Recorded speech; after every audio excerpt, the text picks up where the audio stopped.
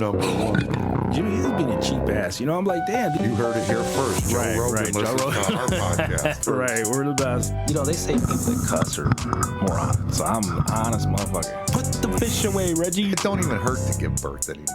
Not for me. Nothing to it. Okay, let's do it. Come on. I'm ready. I'm ready. I want to do it. I wear a thong.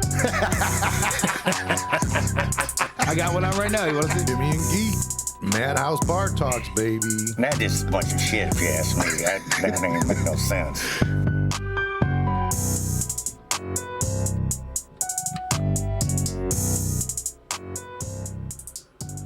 Good morning, December 21st. 21st. That means, or is it the 22nd? That's the 22nd. Yeah. Yeah, jeez. Christmas is just a few days away. Bah humbug. Bah humbug? Oh, yeah. Why are you going to bah humbug it? It's just a made-up holiday. What? It is. Oh, come on now. Oh, it ain't? What do you mean? All right. I don't understand you on this one. Okay. I can't. I mean, technically, isn't all holidays made up? Yeah. Somebody made it up, right? Yeah. I'm trying to say good morning back to John Newman there, but it's not working. Every time I do it, it's tagging something else. So I'm just like, the hell with it. I give up. Well, you just said it, and he's listening, so that's... Yeah, right. But he said it. I was trying to do it while the music was playing. You know what I mean? That was the goal, was to do it while the music was playing. So Christmas is almost here.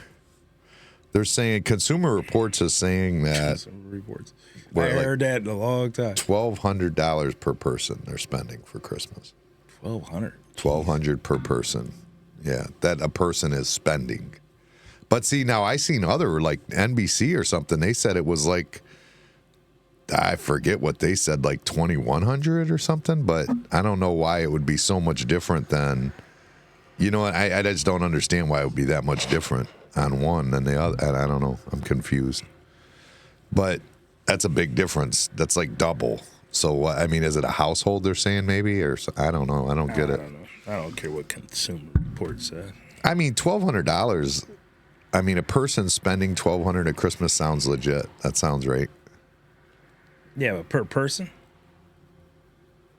Yeah, that like each person is spending $1,200. I thought you meant like they're spending $1,200 on each person as well. No. They're each person out there is spending on average $2,100. That's what they're saying, or that's what NBC is saying. But the Consumer Report says $1,200. Okay. So, I mean, $1,200 sounds legit to me. $2,100, that sounds a little high. Because, like, if you took my house, me and Amanda both, and you said $1,200 or $900 or something, maybe, you know what I mean? Mm-hmm. That would make sense. But if you said $2,100, you mean we're spending $5,000 on Christmas? I don't think so. I'm not. I hope not. You probably are. I'm not involved in it as much as I could be, so there's a chance, but I hope I'm not. I hope that's not the case. I don't know. I'm praying that's not the case. So we were supposed to have, what's his name on here today? Antonio Baez was supposed to come on today. Now, he may still come in. He ended up having to work. Yeah, that's understandable. Overnight, and he wasn't getting off till 8. So we tried to give him a little time, hoping that maybe he could show up in time. But he may be on his way here. It's hard to say. I mean, well, if he does, we'll just slide him in. What's the difference, right? Yeah, I don't care either way. I'm just saying.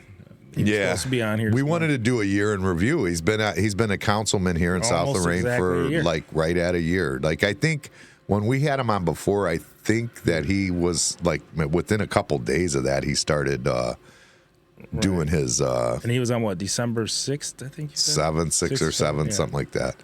And he got like signed in like right after that. Right. So it's exactly a year, let's just say. Yeah, it's a year. We wanted to see how a year went with him as a councilman and in the city, the area around here. Right. I mean, just curious how he worked it out, how it came out. And hopefully it'll work out good. We're hoping he does a good job. That's the prayer, right? Yeah, everybody, you always expect, want people to do good. They just get in. Yeah, we want what's best for the community, so you got to be rooting for them, right? I mean, no matter who it is, you want to root for whoever's in charge of the, trying to fix things around here. So you got to root for the guy, so and he's a regular. So what do you? What are some of the things that you can address in Lorain? What do you mean? Things you see that could be fixed. That's just pops out at you. Well, I think that the biggest thing with Lorain is there's a stigma, I guess is the right word, stigma with Lorain. It's really bad. People, we don't realize it being in Lorain County, but it's worse than you think. Yeah, I ain't talking about that. No, that you got to fix that. That's got to be fixed. So whatever that takes, there's different ways there's. I'm saying physical, like. Yeah, it's going to take physical, something. Whether it's, somehow you got to give a better image of the city of Lorain and the county of Lorain. I'll give you an example. I got that call from Brooke. You know how you get that phone call from Brooke and she'll talk and talk and talk. My brother's wife. I've never experienced that. I don't care though. I love Brooke. Oh, I love Brooke. So she went. Her company. She works at Rydell. Mm-hmm. Their company took them for a company cookout or a company outing or whatever. They all went out, had drinks, and the boss did not want to go to Lorain County. He doesn't like Lorain County. Well, he hasn't been here. He just is like, I don't like Lorain County. He's like, I don't want to go. I don't want to go to Lorain County. So they ended up going to, Olmsted Falls, I think, or something like that. Yeah, it's not much better. Brooke called me. No, it's not. But Brooke called me, and she was pissed off because they had this event. So they take Boo with them, and they go to the event. And Boo's like playing on his game, and Dylan does the same thing, like laying his head on the table and the game's under the thing. And a dude came over and tapped him on the shoulder and said, "Head up when you're in here." And they weren't in the bar; they were at a table. You know what I mean? No, they shouldn't have done it around Brooke. You don't touch. First of all, you shouldn't have touched Boo at all. That's none of your business. Talk to the parent. Don't touch my child ever. First off, that's the first thing that I would say was wrong with it. And then, second, he went back to doing it eventually. And he come back over and said, "All right, you guys got to get out of here. He's not going to be sleeping with his head on the table." Wow. And Angel just looked at his boss and goes, "This shit don't happen in Lorain County. They're fucking racist. That little white girl's over there. Nobody's saying a word to her. That's crazy. But you come over and talk to me. You know what I mean? Because my son's got his head down playing a game. Just like every other kid does now? Yeah, like every other kid does in this world. And Brooke was irate. Brooke is, Brooke had blown up at this point, I don't know. It just seems like it would take a lot to get her to set off. Turbine, I can't hear. You can't hear good enough? No. Is that better? Yeah, that's good. So, but anyways, the point is that the stigma was there for Lorain County. Like, don't go to Lorain County. But who was the person that did it? The guy that was throwing the owner. event? It was the owner of the restaurant. And I don't know the restaurant. Oh, wow. Wish you did so we could put him out there. You want me to put him out there? I can. My brother actually, I've got a text message because he went and did a review on her page. And the review was for the place, so it probably tells me what it is. He said the food was good, everything was. He goes, but then all of a sudden this owner comes out being an asshole. That's no, it doesn't even say what the place is called on here either. We're gonna find that out. Yeah, but I mean, it just. It's the point is the Lorain County, like saying that about Lorain, because there's so many places that you could go. I'm not saying come to Madhouse, but you should. But I mean, if you wanted to do a nice event like that, I mean, the Foundry in downtown Elyria is phenomenal. It's real close to that place. There's they have a nice little event area there. I mean, they could do. There's so many places you could go, and I my brothers and Brooke, they're not ones that call the race card. I mean, that's not them. No. But for him to come and touch his son like that, and then for there to be a little white girl right there doing the same shit, like why would you? That doesn't make any sense. Like, did they just think Brooke's ghetto, or did they? What Brooke said, she wasn't drinking like that, so she wasn't like loud, like, you know what I mean? Yeah. I don't understand it. I don't get. Call her up. Call Brooke right now? No, she's probably sleeping. That's too early for her. Or they go to church too on Sunday morning. They go to church all. But at any rate, I think that somebody needs to fix. I think that that's what it is. The image of Lorain. Now, how do you fix the image of Lorain? Well, you could start by, cleaning up these places like Campana's Old Hills, the old hills there in South Lorraine. That clean that up. So when you drive in, you don't just see this abandoned junkyard, basically, or where the old St. Joe's Hospital was. It's just sitting there. I mean, it looks like shit. These are main thoroughfare. When you're coming right through into the city, that's what you see. You know what I mean? And bring in something nice. Like give some incentives for work, for one, for people to get good jobs, not bullshit jobs. Like a decent job. You know what I mean? They bring in these companies, they try to incentivize. I think this is what I think they should do. I think they should get some incentives for people that are paying working wages, companies that are paying working wages. Give them incentives. You know what I mean? Give incentives to only companies like that, not $12 and $13 an hour companies. You give incentives to $13 and $14 an hour companies, you're still keeping everybody down. I mean, $13 and $14 an hour does not do anything no more. It just doesn't. You're not going to have money to spend. You're barely going to pay your bills. I mean, hell, rent's like $1,200 or something now. You know what I mean? It's definitely expensive to rent a house. So I think the first thing you need to do is get that fixed. And how you do that, one, you got to get better companies in here that'll pay people decent wages. You know what I mean? I mean, people that work at Ford anymore, they just, most of them are moving out of Lorain. Yeah. I mean, they're just not, you know what I mean? And Ford ain't in Lorain no more. It's in Avon. You know what I mean? Yeah, so you'd move to Avon. Yeah, or somewhere. Yeah. I mean, even if you move to Amherst or something, you know what I mean? But you're not going to live in Lorain if you don't have to. I mean... No, the first things you got to do is you got to clean it up around here. Like you said, St. Joe's, that area right there. You got the Old Hills building. You got, what was another one? 28th Street. The whole 28th Street just needs work. The mill needs work. Yeah, and what's going on with the mill? Yeah, but he's not en route. He just messaged me. He is en route. He will be here. So we'll be able to ask him these things. So then you got the Oakwood Park. And then if anybody's got questions they got for Antonio Baez, let them have it. Come on. Message us now, and we'll make sure we get those questions out to him. But I'm saying like Oakwood Park, you had these trees that blew down about 3 years ago. And I don't even know if they're all cleaned up. But then you got all the tree stumps sitting there and shit. It just looks horrible. It just looks bad. Yeah, and Oakwood Park could be very nice. That's a nice thing coming into third, when you're coming through there. You take down them old rotten ass trees and you clean it up. And yeah, why? I'll ask him about that because something happened. They were going to clear all the trees out, right? At one time, yeah. They were going to cut them all down, and then the citizens threw a fit. Well, they need to plant new ones. You know what I'm saying? I don't know how that worked. I'm not sure what caused that whole. I think that was part of they wanted those that's part of why it's Oakwood it's Oakwood Park because of all these huge. I'm saying these old big, ass trees, oaks. The ones that are dying, or they got people that could check them and tell you if they're in a good, they're still a good tree or not. Take them down. The ones that ain't, plant some new trees. You know what I'm saying? Still keep it Oakwood Park. You know what I'm saying? That's the thing of it, but it needs new trees. It's just a seed.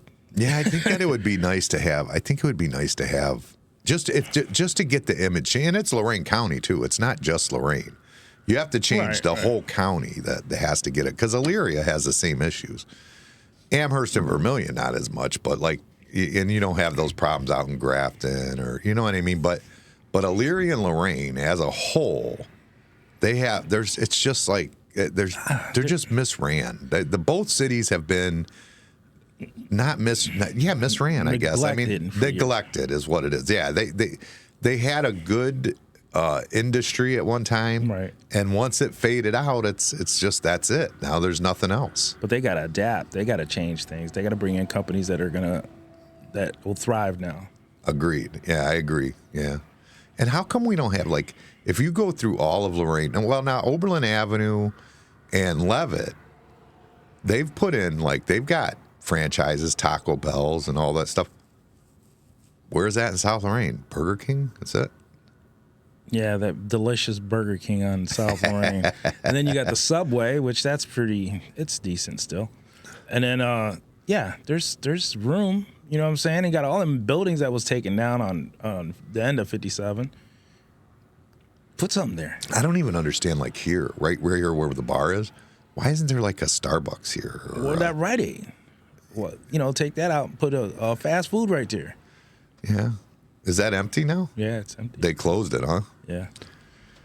Or, I don't know, maybe another store buy it, whatever, something. But it shouldn't be left like how they do everything. That's the problem. When something goes out like that, they just leave it. What about that Walgreens? Is that sitting?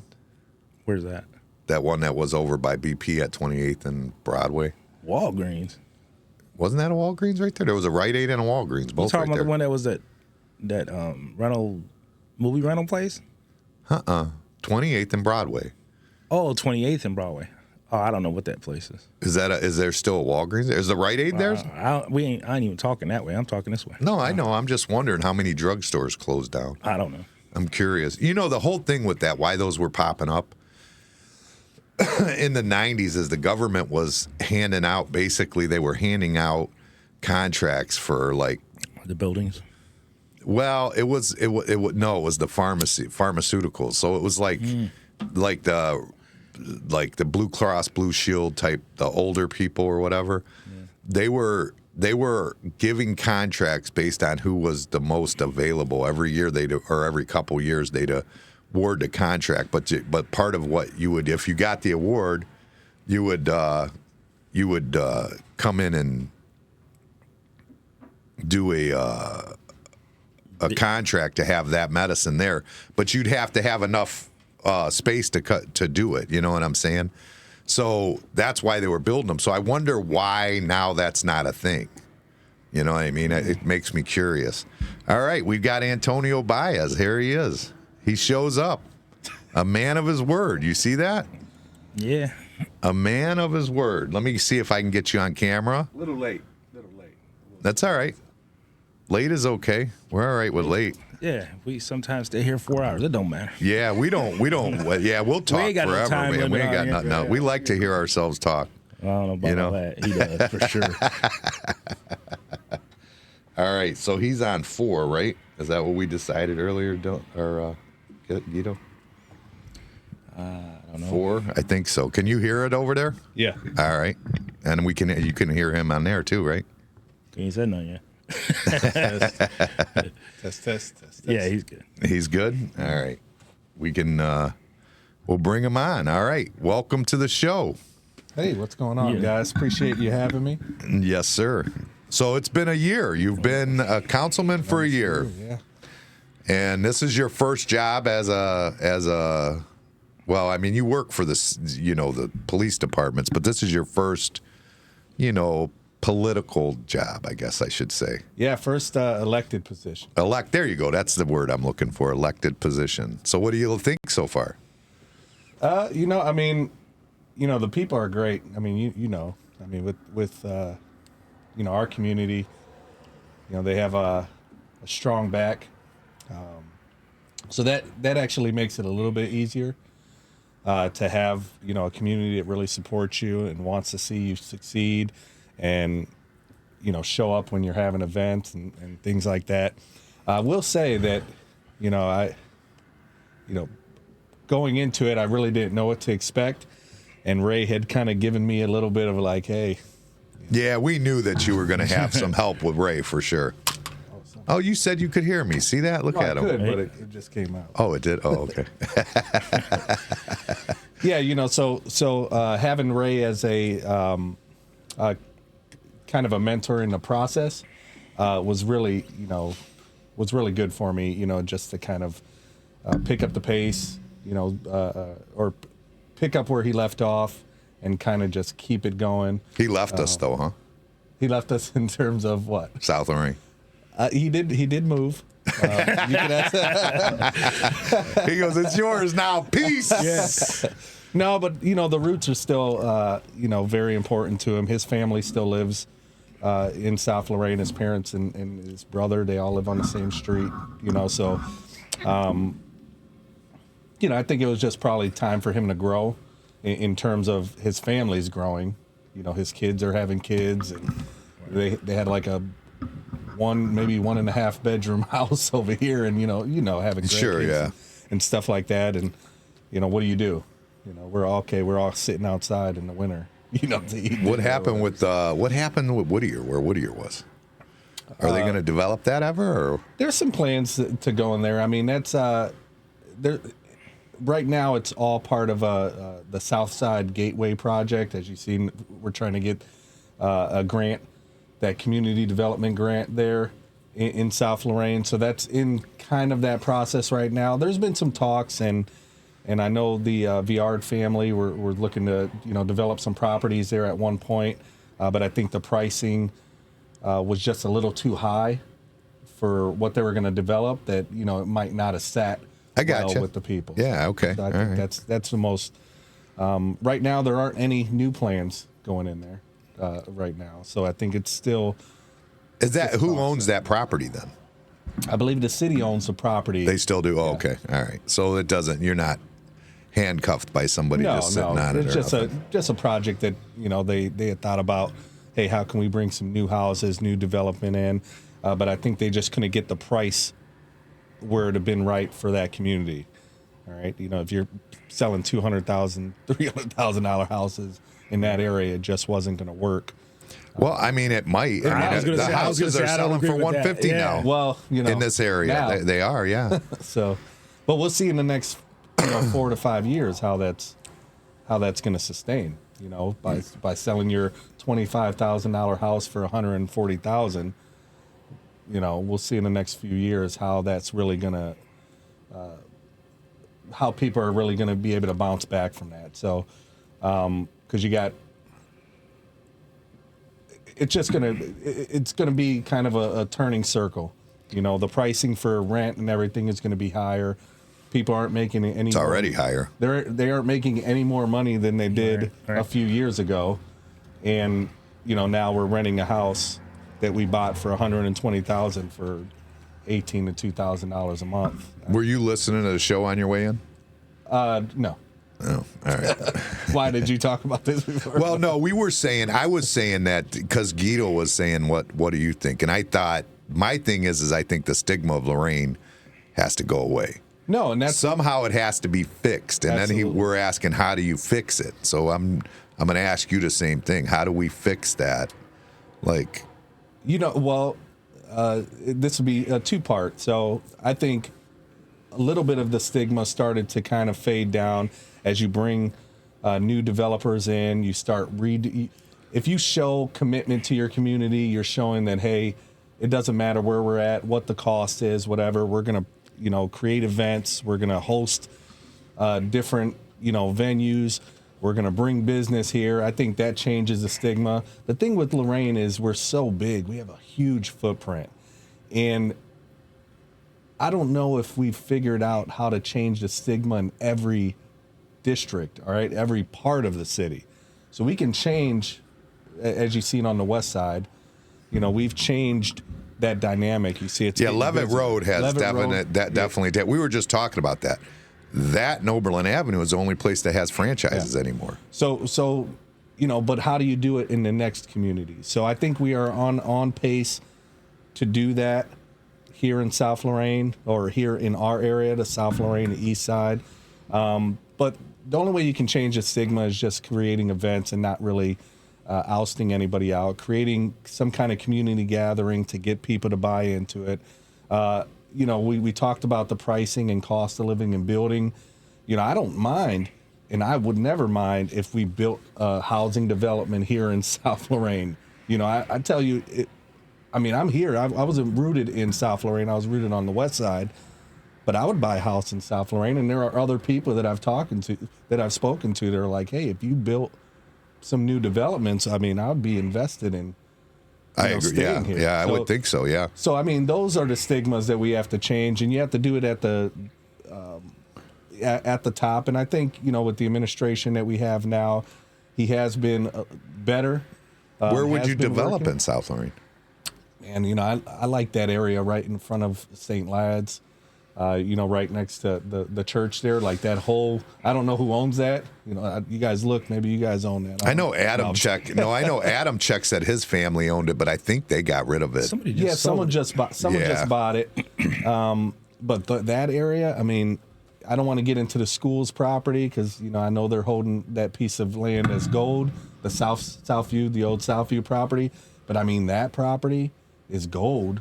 Man, really, you make like a little Crocker Park there, boy. That's what you could do so many things in that area, but that's their property. Or Hills. Who owns Hills now? So that's it's being leased right now. So there was an owner. He owns a some kind of trucking company, and now he's leasing it to a person that owns a restaurant, grocery store kind of franchise thing in Cleveland. And that's going to be a middle, the plan is that will be a middle hub between a few restaurants and areas that he has. So he'll use that as a storage place for all his dry goods and things like that. So that way he doesn't have to. That's got to go. Yeah. That's got to go. You got to get rid of that. Yeah. That's got to go. He could go fucking lease some shitty shit in Cleveland. I mean, when you come down there through South Lorraine, that is the biggest fucking I mean, it's horrible. Yeah. So, the original owner has since parted ways with it. So it's going to start getting cleaned up. This guy has already put a lot of work into cleaning it up. The bones are really good.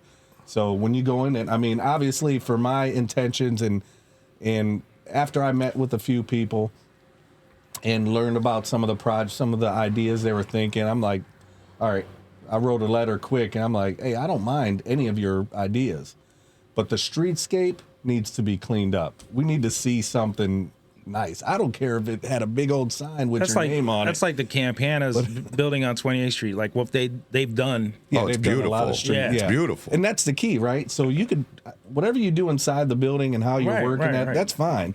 But we need to be able to see it from the outside, as something that's actually moving. All the the vehicles that are all broken down, those have but to you go. know what? Listen, this is the thing. This is the problem. You're talking about they're going to turn that into a storage facility. But it could be mixed use. So So if it's a storage facility, it doesn't have a whole lot of workers. So it's not helping the community. It looks like shit.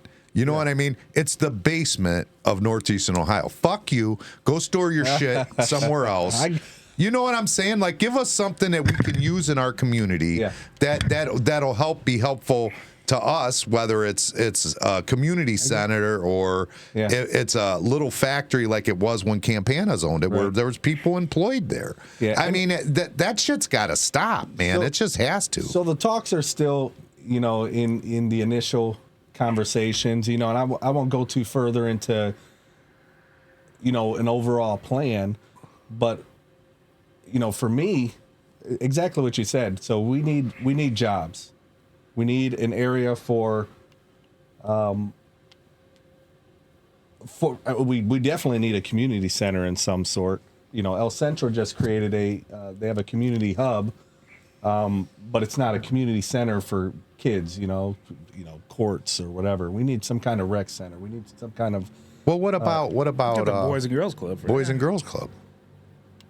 I mean, yeah, Boys and Girls Club it's really nice. I know, but is it?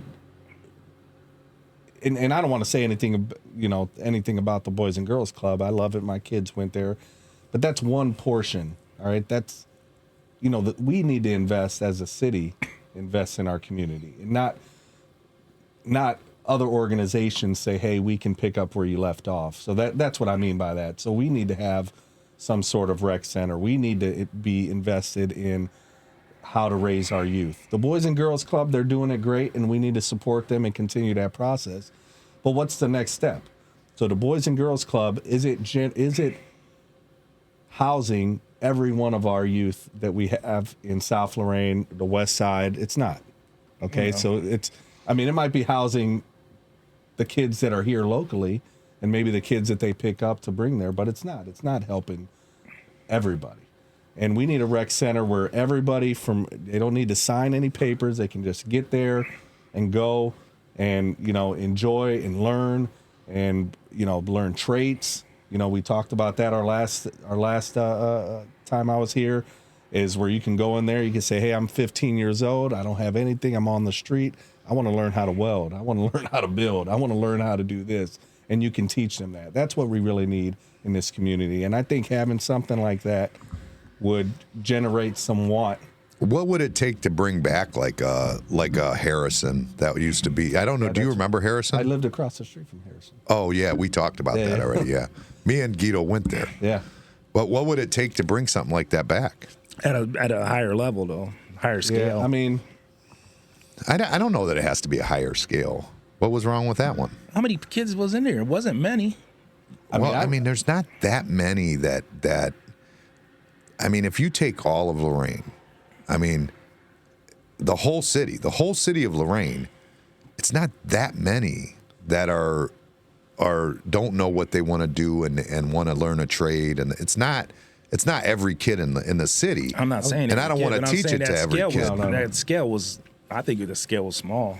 It was too small. I think it was okay. I mean, you got to remember back then we had auto body. You had all those different things that you don't have, welding in the high school. Why don't they do that anymore? The difference is probably the want by the family too. Like to actually sit there and engage with their kids, and that was just an extra. Harrison Academy, and I mean, shoot. Do you believe that? I don't believe that. Believe what?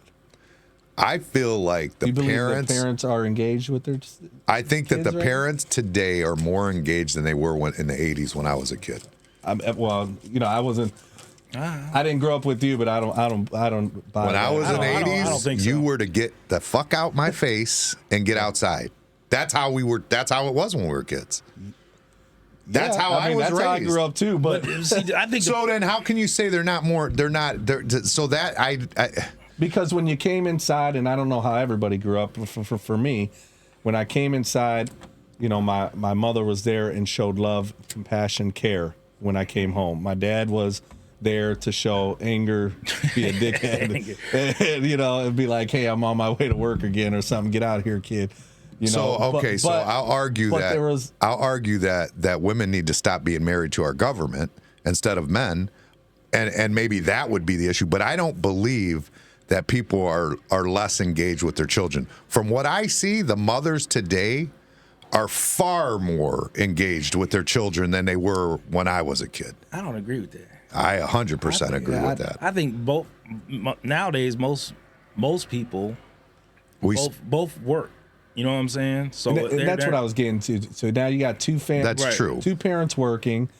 We are really engaged. The kids are really engaged in gaming, and other things that aren't, socially active, right? I mean, maybe it's socially active, and I'm not taking away from the gaming streams and all that. I mean, people are making a shitload of money on the backs of these children that are on the games, and that's fine. And some of these kids are really good at gamers. Their IQ levels are above the world, and they're going to succeed in something. I don't know if it's going to be picking up a hammer or doing any electric or anything like that, but they're going to succeed in something. But so when you were a kid, did your mother sit down and make sure you did your homework? Absolutely. Did your mother sit down and make sure you did your homework? Mine neither. Yeah. So my parents mostly don't. I don't think nowadays, or mostly do nowadays. I think so. But I'm I think pretty it was sure. like it was an understanding, is what I thought. So when I was growing up, and I had a different life, and we talked about that too. But when I was growing up, I had the understanding that I had to do certain things. There was no, I'm sitting down with you. Can you help me, Mom? It was like, you gonna do your damn homework. Because if I tell Dad, he's gonna come over here and bust, beat your ass or whatever. And I think the thing today is parents can't help these kids like that. What do you mean? Like they don't know as much as the kids. They don't have to. I'm not talking about teaching them. I'm not saying that. I'm talking about specifically. Like now, the teachers are so available to the parent. Like they have apps now that where the kids and the mother is getting exactly what he has to have done tonight. And they know, so they check with the kid, make sure. And I think I believe that wholeheartedly. I think that there's a reason we're talking about helicopter parents. Yeah. I mean, that exists. that didn't exist then. So to say that they're not engaged enough, I don't think that's 100% true. No, I really don't believe that. I think they're more loving. I think the parents are more like. That's because laws. Yeah. I think they're more loving, and maybe in when we talk about engage, I think they're more kind of reactive now parents, right, rather than proactive parents. So you spoke about this, and it kind of contradicted just a little bit about the You having problems having with the apps. Yeah, that's not like sitting well. There you go. Now you're clicked in, right? that? Yeah, but I don't know. But we talked about the apps, right? You're like, there's an app now that you can talk to. Right. I mean, that's the point. The parents are like reactive, like, hey, did you go on the app? Right. Rather than say, hey, let me see your homework before you take this trash in tomorrow, and let me check it. I think back then it was more like that. Did you do it? I didn't care if you did it. If maybe they didn't care if you did it right, but it's like, hey, did you check this? You better get it done. My mother didn't even know if I had homework. Yeah. I mean, she did. I mean, did your mother know if you had homework? No, they didn't. But was there trust? Did she trust that? Hey, No, they were Hell just no, too they busy. didn't give, they didn't give a was shit. busy, man. They Yeah, were like the problem is to say that they're not. That's I'm gonna just call bullshit. It just is. It's just bullshit. That's a reason they say there's helicopter parents now. Is that but it's just flat out bullshit that they aren't just involved. Yeah. Now there are a lot of single parents raising their kids. I'll give you that. There's a lot more of that going on. So in my community, and I'm not talking about the community of South Lorraine, but my community, my world. All right, I disagree. I agree that there are beautiful single parents, men and women that are out there handling their kids, making sure that everything's taken care of, that they're involved, that they go to every game, they're doing everything they have to do. I agree that there are parents like that. But in the total encompass of everybody, I believe that kids are raising their self. They're raising their self by the computers. They're raising it, and we can change that, but I believe that they're raising their self by the computers, by the phones, that everything's so easy to them that they don't have an engagement, with you, Dad, they don't. I don't think that's going to change. That dream that us old timers have, that computers and iPads can't raise your kids. We're going to have to get over that. Oh no, we do. Because that is, quite frankly, if I was a kid right now, I'd be on my iPad or on a game. Yeah. I mean, that's what I would do. And every kid would do that. And it's there. There's nothing you can do that could take that away. That's never going to walk away. It's never going to disappear. It's only going to get worse. But I think the challenge is, how to put a pause to that so you can engage with them at least a few hours a day. Oh, yeah. So you can say, hey, we're going to eat dinner together. Here's your plate, go to your room, or whatever. Every day. Right. But like once in a while, that's fine. Cause that's what I used to do. Sit in front of the Nintendo and sit there and eat my cereal or whatever. But how do we engage them and say, hey, all right, put a pause to it. They created that, and I never used it. It's a babysitter. Well, the babysitter. No, they created that box. It was like where you throw your cell phone in. You ever seen those? It's like a little I've box heard about or whatever. it. Yeah. And I thought that was, I don't think they ever made any real big progress on that. But I thought that the concept was good. Yeah, the concept was good, especially if you didn't know how to control your children and they didn't listen to you. But for my son, if I'm like, hey, put your phone up, come on over here, we're going to eat dinner, we're going to chat, we're going to talk for a little bit. I think some of that is engagement. That's how you can raise your kid. You can say, hey, how was your day? Rather than send them a text message upstairs like, hey, dinner's ready. Yeah. How about you go up there and, and I think that has to stay. That has to remain. If we lose that and we just let computers run everything. I'm not saying we should. I'm not saying that. Yeah. But you have to. I'm saying you have to accept that it's there and it's not going away and adjust everything accordingly. I mean, my son probably spends more time than I like on a device, but we do definitely take it from him when we feel like he's needs it. Right. But I'm fortunate enough that he's on a street where there's so many. Like yesterday I came home, there was 6 kids in the house or 5 kids in the house. Like they're just Right. but they're all playing video games, but they're all together. You know what I mean? And that happens at my house. I got a 17-year-old now, and actually, I'm like, man, I'm doing really good, and then he's still sleeping. He has to be at work at 9:00, and I'm like, hey, what time you go to work? He's like, 9. I'm like, you work in Sheffield late, man. He's like, I was gonna sleep till like 8:46 or something. I'm like, so I thought I was doing really good. I'm like, hey, you're doing good. But you know what? There's people that do it that way. There's people, I know people that get up 10 minutes before they have to leave and head out the door. And that's not me. I need an hour. I want my coffee. I want to relax for a minute. I don't like to be rushed. There's rare days where I'm running, but usually I'm up hours before I have to go. If I wake up 20 minutes before I have to leave for work, I'm gonna be late because I'm just gonna relax for a minute still. Yeah. But I really think we're getting away from what we was talking about. We're talking about the development of Lorain, not people and raising kids. Well, he thinks that's critical. I think it's encompasses, because you talked about the stigma. The stigma is younger. Some of our youth are creating some of the issues in the danger areas, right? So that younger kids are getting a hold of guns. Younger kids are getting a hold of weapons. They really don't have a parent that's there to say, hey, you can't do this, you can't do that. Right. And I don't think it's really only the parents' job. I mean, these kids are getting older. They need to. These are things that should have been taught to them a little bit, earlier. So, but changing the stigma is crime, reduction in crime. And how is that building? Here? I mean, I believe personally, and this is part of my job in a different area, is this. I believe they really have a reactive department, and a reactive and proactive department.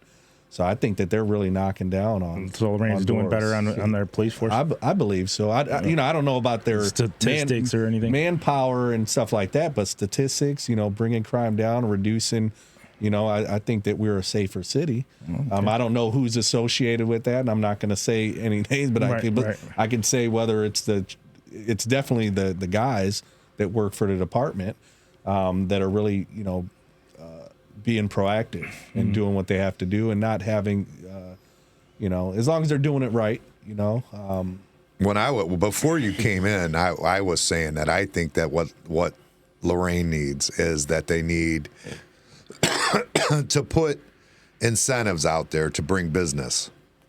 But well, they do. There's got to be, but there's got to be. It's got to be limitations. They can't give incentives to somebody who's bringing in a $12 an hour job. Yeah. You need incentives for somebody who's paying a working wage. Real, true, hardcore incentives for somebody who's bringing a working wage.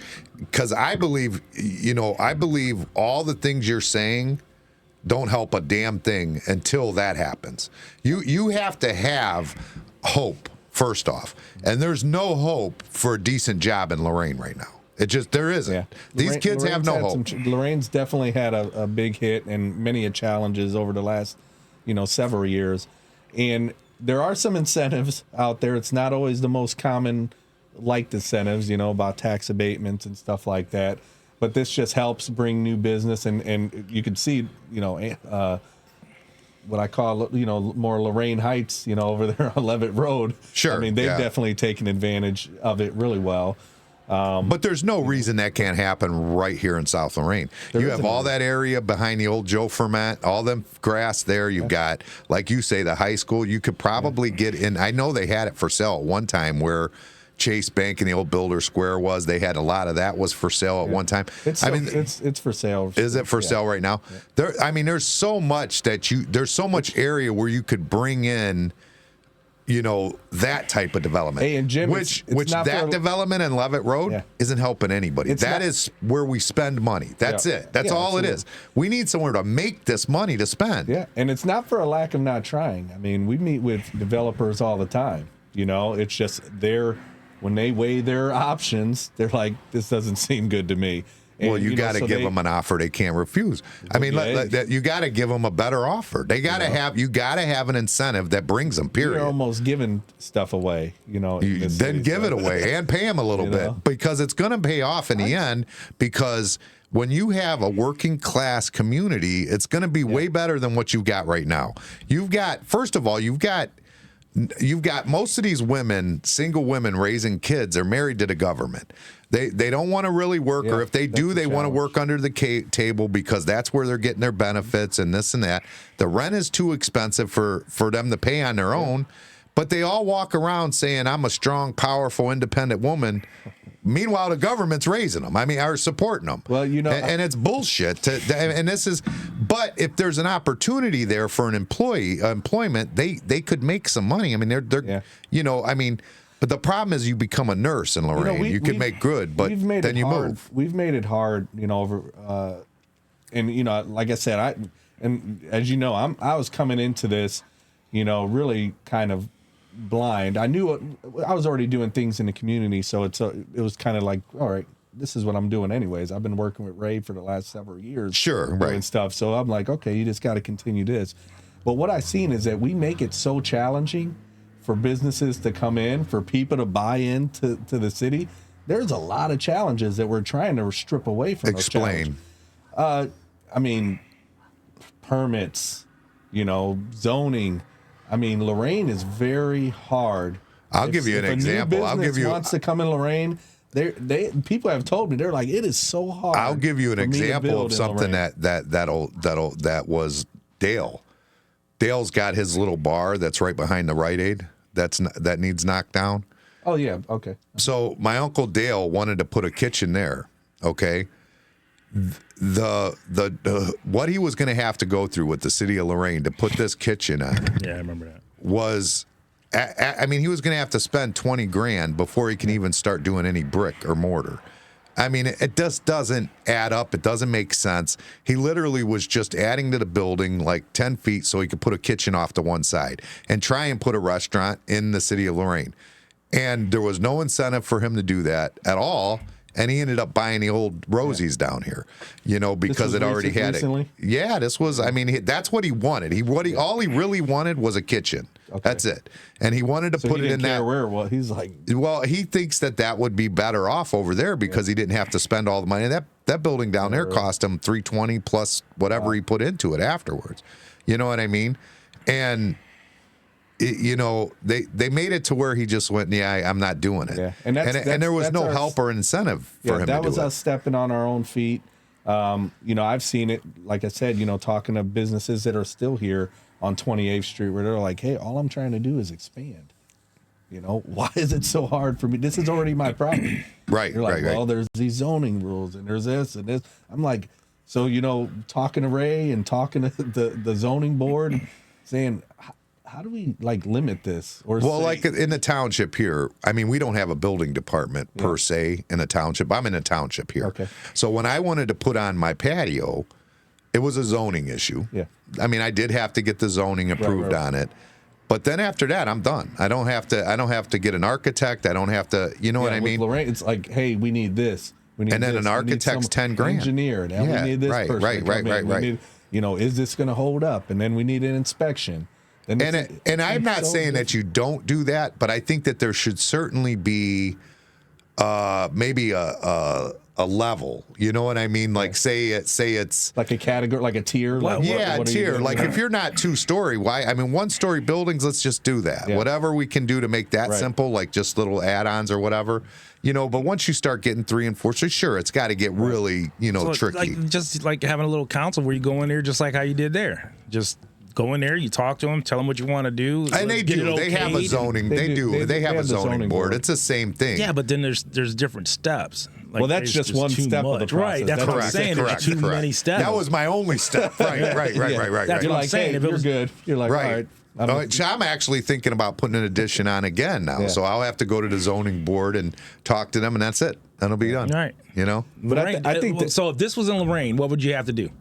Oh, my God. First of all, you'd have to have an architect first off. And that's what, $1,500? And the problem is when you get an architect, an architect has to take out insurance. So whenever he goes, if I put an addition on, it's not, the architect doesn't take the insurance on the addition. He has to take the whole building. So his fees are astronomical because the whole building has to be included now because it's part of that building. You see what I'm saying? Yeah. No, so I get it. It runs it up. I mean, it runs it up astronomical. I And mean, then it you gets gotta way find, up there. Then you got to find one or two that are actually available to do it. Too. Sure, yeah, that's that's 6 months too. You know, yeah, it Yeah, could so be. it's a time thing, and it's just a waste of So time. it's just a long process, and that's what I've heard from businesses. And I think having an able body like Ray, and I didn't know Sanford too much. I grew up with his son, but I didn't know Sanford, who was a previous safety service director. But having someone with Ray's mentality and knowing economic development, knowing about building, being in that position before council for 20 some years, I think that's helping. So it's starting to make the process a little bit more streamlined. He's seeing, he doesn't just do, hey, this is how we've always done it, that he hates that saying. He's like, how do we change this? How do we make it more? Because he sees what it was like for people to try to get business here in South Lorraine. So it's a slow process, but it is starting to help, so like I said, without the lack of trying, there are some things that are happening to try to streamline that process. But again, it takes, a little bit. It's how do you get it right? How's the mill doing over there? How's the mill? The mill? The mill, there's some process, that's going on in the mill that we're working on. It's still kind of, low key. It was purchased, right? Somebody bought it? So the mills, are you talking about the Republic side, or are you talking Both about sides. Well, either one. I don't know. I don't know the difference. So two separate sides. If we're talking about the west side portion of it, so the Republic, that has been owned by a company in Mexico, or an organization that's based out of Mexico for a few years, for several years now. They are responsive now, so they're starting to talk to us about different things, and we have some entities that are looking at redeveloping certain sites of that area. So we're working on that process. It's still kind of what about the other side? non-disclosure. That's still the same. Nothing's really changed on the U.S. side. So Who owns that? USS Steel? the same company owns it. I don't think they've transferred any titles yet. And there's work that's happening behind with the dredge site. But in terms of that site, I wouldn't really talk too much about what I don't know. I know that there are some inner workings and things that are happening to redevelop certain sites, and they're really open. They've been, there's many meetings that are happening now that weren't happening before, which is good news. Right, us, sure, because, yeah, I mean, you go absolutely. for 8-10 years with no one responding, and then you got to do a search warrant in certain areas. Like, finally we got to start holding these people accountable. And you look where it started. It started when Ray took over. So, it's like, all right, what can we do? Because So what have you achieved? Whoa. So 1 year in, what have you achieved? 1 year in, I've achieved a lot of knowledge. So that doesn't help your. it doesn't help sound the good. No. So that's a big question. So in terms of what I've achieved is I've been able to understand and meet with a lot of partners. There are people that it takes a long process, so it's not something that you could say, hey, here's a business, come and build this right now. But what I've achieved is we've created a more of an efficient response to maintenance issues, which we're talking about road, because people talk about roads and stuff like that all the time. We get some bad roads. You came to the wrong place. Uh-oh. But we talk about roads and stuff like that. So, get him. Have you have you looked over there by what is that, Riverside? Riverside is rough. So that, and that's on a. So that's a big. It's hard to kind of go into how. Cat got his tongue now. Look at him. He's Wait, hold on. Let me. No, because so first of all, I'm not a development guy, so I have to be careful on what I say, because That's maintenance. That's not development. What's that? That's maintenance. No. But listen, I'm talking about in terms of throwing out stuff that I want to make sure what I say is going to be accurate, right? So when they look at streets overall. They put them on a tier, right? So, look at I don't have the shovel. I don't have the, it's not me. Okay. So they say, hey, these are priorities. And this is how it's explained to me. So these are priorities, and this is how funding works. So when it comes to streets, there's a certain set of funding that can go to that type of project, right? Depending on who voted or what? Depending on who voted. Or who pays more taxes in that area. That's funny. No, go ahead. I'm listening because I got comments. Go ahead. So Riverside is absolutely terrible. Have you personally seen it? What do you mean? I live in this area. I'm on that street all the time. Riverside. Yeah. Okay, go ahead. I mean, What do you drive? What do I drive? Yeah. I have a Four-wheel drive? Ford Fusion. Oh, yeah. An older Ford Fusion, like a 2008. Lifted. It's got to be lifted. No, stop. a 2014 Chevy Impala, and then I got a lifted truck too. See? When he goes to Riverside, that lifted Yeah, truck take his is what truck. he's taking. So, look, to go into people's driveway, they really bottom out their whole car to get in their own driveway. That is horrible. And that's not something that was just And I think happened within the last 3-4 years. I think that happened. That was something that, because that's been like that for a long time, and it was how the ground moved and how But they built that's my point. That's not It's been. terrible. It's not a 2 or 3 year problem. That's been for a long time. Yeah, So they pay taxes too. absolutely. So that's I live in the area too, man. Okay, so but I'm bottomed out. Plenty I'm of saying, things. Now there goes the what's a extent. large- Well, if you're talking, you're buying a house for 140, 160 in South Lorraine. If you go to look at a house in that neighborhood and you see those roads, you're just not not gonna- buying that house. in You're this not whole going area. to. So that area is a challenge of itself, and these are communication. I could show you emails over and over again where we talk about that property, and to go more into it in terms of their priorities of how the streets department says, hey, we can do this, and from an engineer standpoint, this is what we have to do to close this whole road. It's been a challenge, working with these guys. It's not a good answer because it's not an answer. It's not. So when you go and you say, hey, I can go out there and stand in a pothole or stand on a street and say, hey, it's up to my knee. Yeah. Okay. Like what can we do for this street? And they give you, hey, there's, there's a priority and this is how much it's going to cost. And we don't have the money to do that type of project right now, but it's in the works. It's not a good answer. So there isn't any answer. The cat got my tongue is because I have a good relationship with getting certain things done right now where I don't want to jab and dagger anybody. Well, make us this promise. Make us this promise. You put that in your top 3 right now. I don't know. Make us that promise. You'll put us in that top 3 right now. For the Riverside? Yes. Oh, absolutely. Riverside's been in my top 1 priority for since I got there. But it's not I don't have the money. I don't write the check. Yeah. Okay. I appropriate the money, or not me, but we appropriate the money for these projects, and then they say, hey, this is on the next year's But level. listen, so it looks like next year that this is on the priority. I can show you a list, and it's shared on. I've shared it plenty of times of, where their list is in terms of every street, and it just hasn't got up to that level. But I'll where tell you they what, can say, I don't see them showing me a worse street. You know what I'm saying? Like, that's horrible. I mean, that area over on Chelsea is bad too. Yeah, those are potholes. That's different. These Well, people can't get in their driveway. Yeah, but that's a little bit different than I mean, these are completely streets torn up. Put some asphalt in them. But I'm saying them other ones, you can't get in your driveway. That's horrible. Yeah, it's like the way it's like sunk in or what. It's like sunk bad. in. It's You got so your bad. curb, like you got melted. your curb setting up. Yeah, you got your curb setting up. You got your street going down, and then you got your apron going down. And that's a frequently driven street. Like it's Well, you're talking like that's Riverside. We're not talking Riverside. We're talking the one between Riverside You're and talking about Tacoma.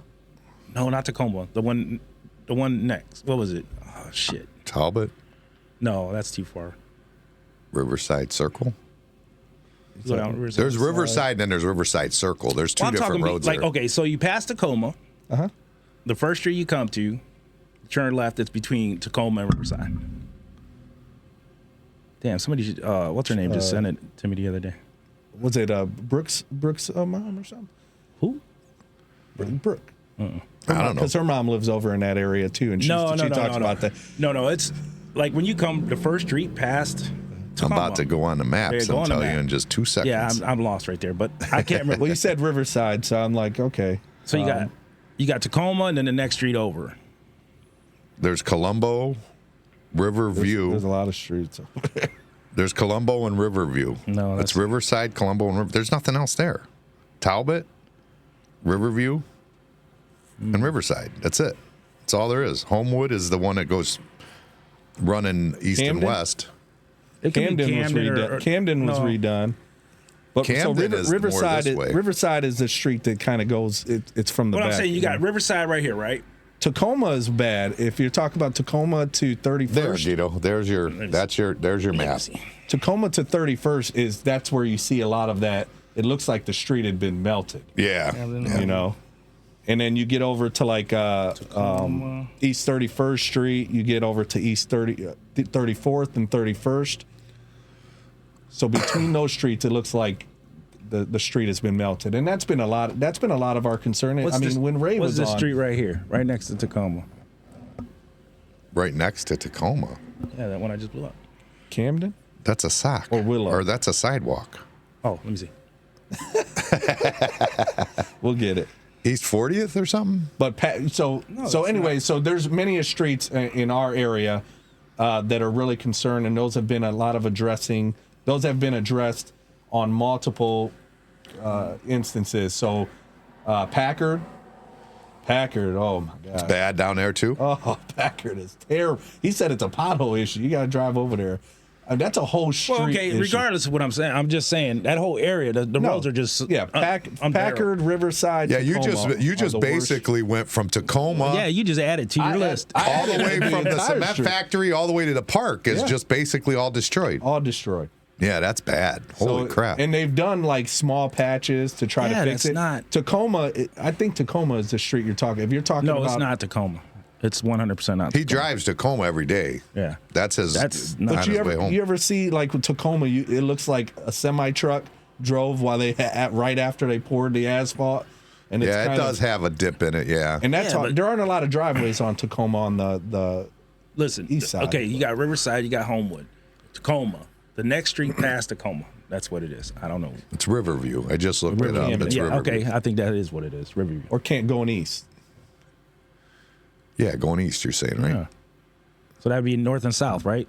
The street itself is north and south. Oh, that's probably Homewood. That's probably Homewood or 40th Street, one of those two. Well, regardless. The next street past Tacoma between Riverside and Goble. And, you got Homewood. Camden and Camden and Howell or whatever. Talbot. Riverview. Riverside. That's it. I just had it up. Either way, we are all in agreement that those streets are rough. So those have been priorities for me. There were priorities in Ray's administration too. I don't know what the answer is besides them tearing up the entire street, rerouting everybody so they can fix that's that how they road. do it. But anytime for any street. Right. So. But what comes in is money. Is how can they afford that project? But I'm saying that that property, them people, you can tell that's not been dealt with for years. Like probably I'd say 20 years. Sure. Say 20 years, right? But then people been paying taxes for 20 years. Yeah, you know what the problem is? What's the percentage now over there that are rentals compared to homeowners? I don't have that number. I bet it's a lot of rentals, right? There's a lot of rentals over on that Chelsea area. I think so. No, not right by Tacoma. That's a working. A lot of people I know rent back there. A lot of people that come in here, they're renting. It doesn't matter. They're not buying the house taxes are being paid. They've been paying them for over 20 years. I don't disagree. So what I'm saying, people pay taxes. They deserve better streets. They deserve better people should not have to ramp their fucking driveway to get in it. I just think it's horrible. Absolutely. Hey, 1 year in. These have been a lot of the emails and a lot of the concerns that I've faced or that I've been stressing as well. Like I mentioned before, they give you a priority list, and I don't know how to move us up on that priority. Right. Besides continue, no, that's what I'm saying. Right here. Besides continuous, arguing and bitching about it, and this has been a long. Trust me, we're on the phones. The beauty of it is that the people in South Lorraine they're patient. They're the only ones that you have to answer to. So you could piss That's everybody else off. No, that's the truth. I mean, honestly, Yeah. and that's where it needs to be. I think. And what so that's why you see a lot of these videos with me standing out there Right. talking about the streets. You see a lot of the emails and a lot of the correspondence to them. I question everything that happens. I got mobile microphones and stuff. We can go do some shit now if you want. Yeah, we can put it right there on the street. But you know? that's that road is just aggravates the shit out of me. I'm like, Yeah, these he people- talks about it all the time. That's why when you said that, I'm like, oh, get him, Geek, get him. Yeah, it's bad, man. I'm like, damn. No, but that's it. So I don't even live over there. I don't even like. It's not my business, but. No, but it is I was your cutting a business. It's friend's- all of our business. I was cutting a friend's grass on the corner. Hers is the same way on Homewood. So when I leave her house to go down the street to turn the corner just to come back and do a loop to go back to my house, I'm looking at these driveways like, holy shit, this is crazy. And they got asphalt poured in these slopes so that these people can get in their driveway. And it's like, you just pour a bucket of asphalt.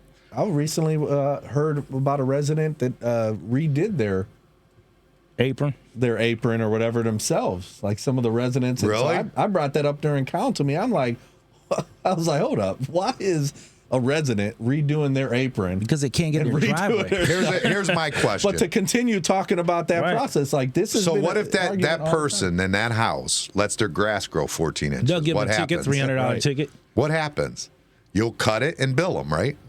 Yeah, I mean that could be a process that they. So then they this- would. So then they city, need yeah. to just fix it their aprons and bill you. And bill I you. mean, not you, but the city. I No, mean, but there's been arguments about that. I mean, not if they arguments, can but bill there's me, been. if they can bill me, I can bill you. Yeah, Hey, they're the trust me, city I and- say the same thing, man. When I had, I did the gas line to my house, or they came there like, hey, you got a gas line. So they tore up my whole, from the street all the way in. I'm like, all right, who's doing this over here? So why don't- That's on you. I was like, bullshit. What if the homeowners just all got together and just put all their tax money in escrow and be like, I ain't paying you shit until this thing gets fixed. It's Yeah. there, they paid it, but you ain't getting it until that shit I gets mean, fixed. that's a possibility. They are allowed to do that. Yeah. I mean, they are absolutely allowed to do that, and they should. Yeah, quite I mean, if frankly. you don't see anything happening, and if you don't see that work doing, I mean, you got to do what's best for your. and for that's your the house, problem. of See, course. what people will do is they're so tired of dealing with that, they'll just move out of Lorain. I let them sidetrack us. What did you do this year? So, so my goal this year was specifically community development, community relations, continuing some of the processes that we had already had from the previous years to keep people engaged.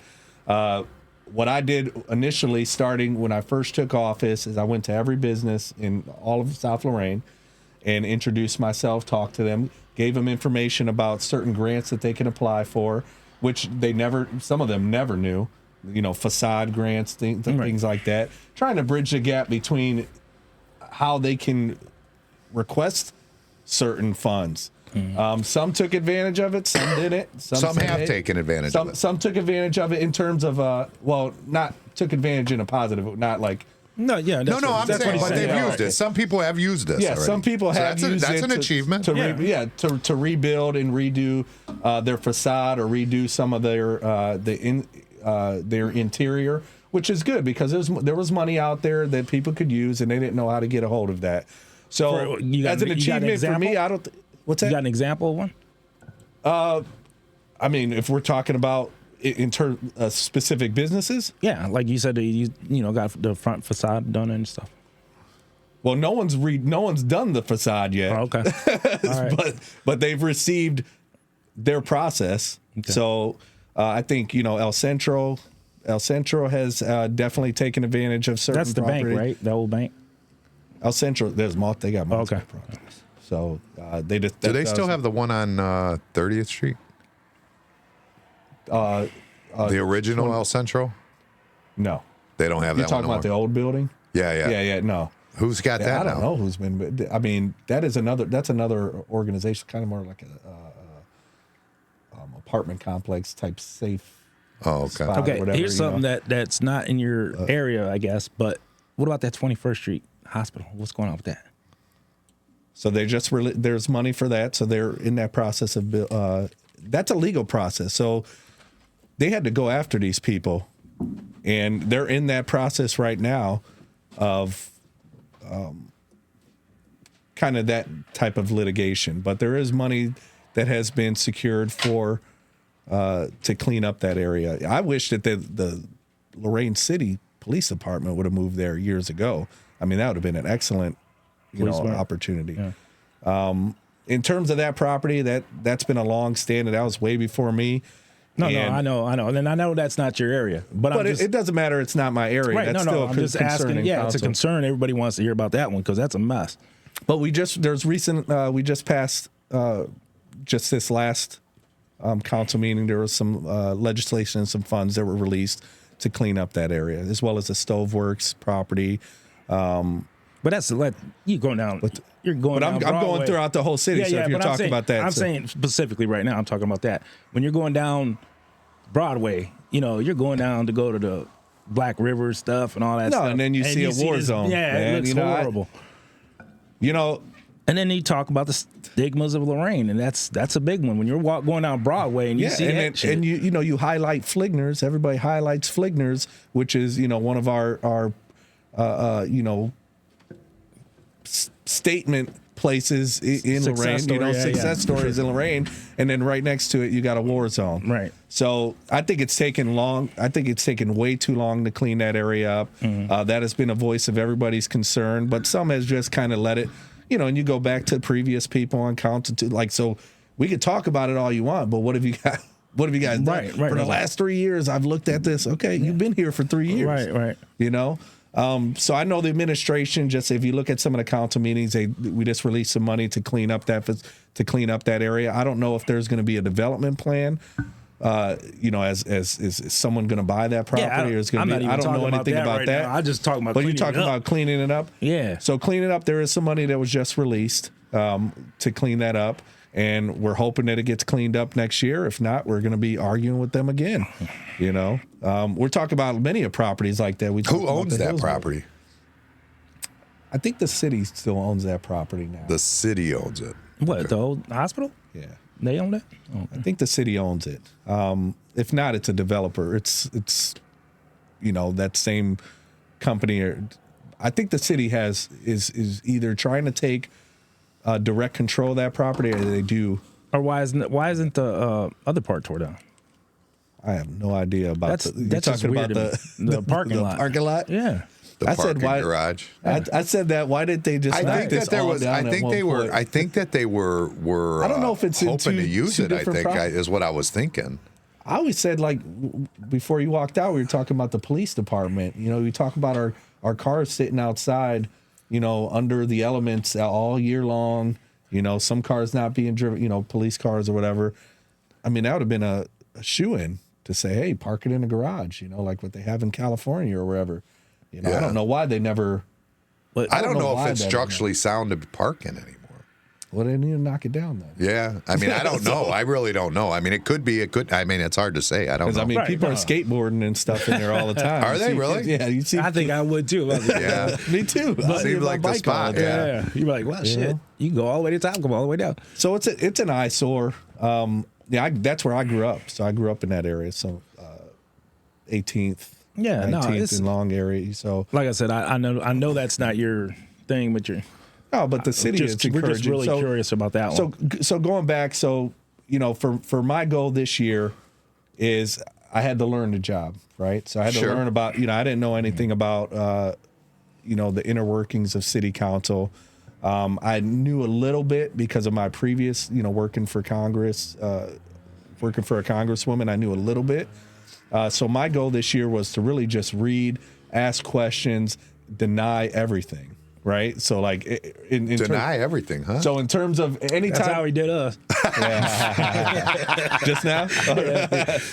So in terms of anytime someone's like, hey, this is what we have to do, I'm like, no, I want to know why. Why are we?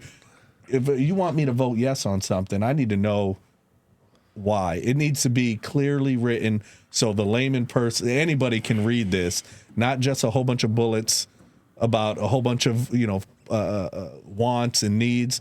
So my goal was to really, and when I said deny, it was really more question. Yeah, I know. So question, deny everything, right? So Deny, defend, and dispose. Depose. Deny, defend, and dispose. Depose. Yeah, you have. Depose, yeah. Yeah, they wrote it on that bullet. Hey, Was it? Into the United Healthcare guy. Oh yeah. Oh gosh. jeez. I was just watching that a couple of days ago. But so my goal was to really learn how the inner workings of government worked, and it took a little bit longer, for the first couple months. So with everything, That's what they're saying. That's what Trump said, right? Trump learning. said that his first term that he got rolled, kind of. That's what he said, basically. Like I was supposed to know. Yeah, he didn't know. Yeah, he didn't know. He'll be honest. I mean, and but he that's was the president. But he's saying right now, I really didn't know, and he's saying this time it's going to be different. Because that first one I learned. Well, now you've got a year in to learn. And I think based on the responses, I think I've learned a lot more within my first so many months than other people that have been on council for a long time have. You want to call out any names? No. Everybody everybody on council, everybody who serves and I believe that wants to be a public servant in general, regardless if they're looking for an election right now, if they're running for an office, there's some genuine, and maybe not everybody, but I genuinely feel that everybody has their intention is to do what's right and to do. Originally, yes. Originally, I believe that's true. It's not just do what's right only for themselves, but for the people, to try to come in here and fix things that have been broken. And that's what I came in for. I didn't plan on running for office. It kind of fell in the cards, inadvertently. And, I was like, hey, I'm already doing these things in the community. I'm already, doing events. I'm already having, conversations with people in the community. This is just something else so I really thought that's what all it was going to be. Like, come in, bring everybody together, bridge a gap. And then it was like, no, here is, our correspondence for this council meeting. And it's 700 pages or something. I'm like, wow, I got 3 days to read this. I'm sure you probably ran in there thinking you can make some changes automatically, and you got all these roadblocks in front of you. So when you say dodging a bullet a lot is because, there are some things where I was like, man, easy, that has to be an easy fix. And you're like, streets. What is the one thing that shocked you the most now that you are in an elected position? What's the one thing that you're like, really? Probably all the red tape to get one little thing. I would say, he was. Don't speak for him. Don't speak for him. I was helping you out. No. Well, because there's several. So you say one thing, but I think it adds. It adds all together. So, red tape is kind of the third thing. The first thing was that a lot of people vote yes for something they probably didn't even read. And that's not a good thing, and I'm not saying any names because I think that it's not all the time, but you can tell when you're sitting on council. Is it a party lines thing? Well, I don't know. I'm not really affiliated specifically with how the party. Well, I'm not saying Democrat or Republican. I guess I'm saying a click thing is what I'm saying more than anything. Well, is it a click thing? I would say that there are. In every government, there are certain people that kind of vote yes to things that you vote yes to, or vote no to things that you vote no to. Yeah, so peer pressure. So I would agree. Well, and it's the lack of probably not knowing. I hear a lot of, I went to this place and I've been checking there, and I'm like, did you really drive by that street? Did you really go see this? I'm like, I don't think so, because I've never seen you in my community. So I think that was shocking that everybody just votes yes to everything, and it might be because it's a more partisan city. So when you say party line stuff, that could be a reason. But that was number one shocking. Most of the city is all sitting on Democrat tickets, anyways, right? Yeah, the entire city. Yeah. And then the second thing was that's encompassed all that. So red tape, voting yes on something that you haven't read. Red tape was very hard to kind of dig your teeth into because, you know, I would talk to Ray before I even took office. When I was in that process, we met maybe 6 or 7 times, and he just went over different projects that have been working in the city and where he was with them and where they are. And some were like 4 years, you know, and I'm like, man. Yeah, that's not acceptable. I'm yeah, like, it's got to great, get, you know, and I'm like, okay, so why?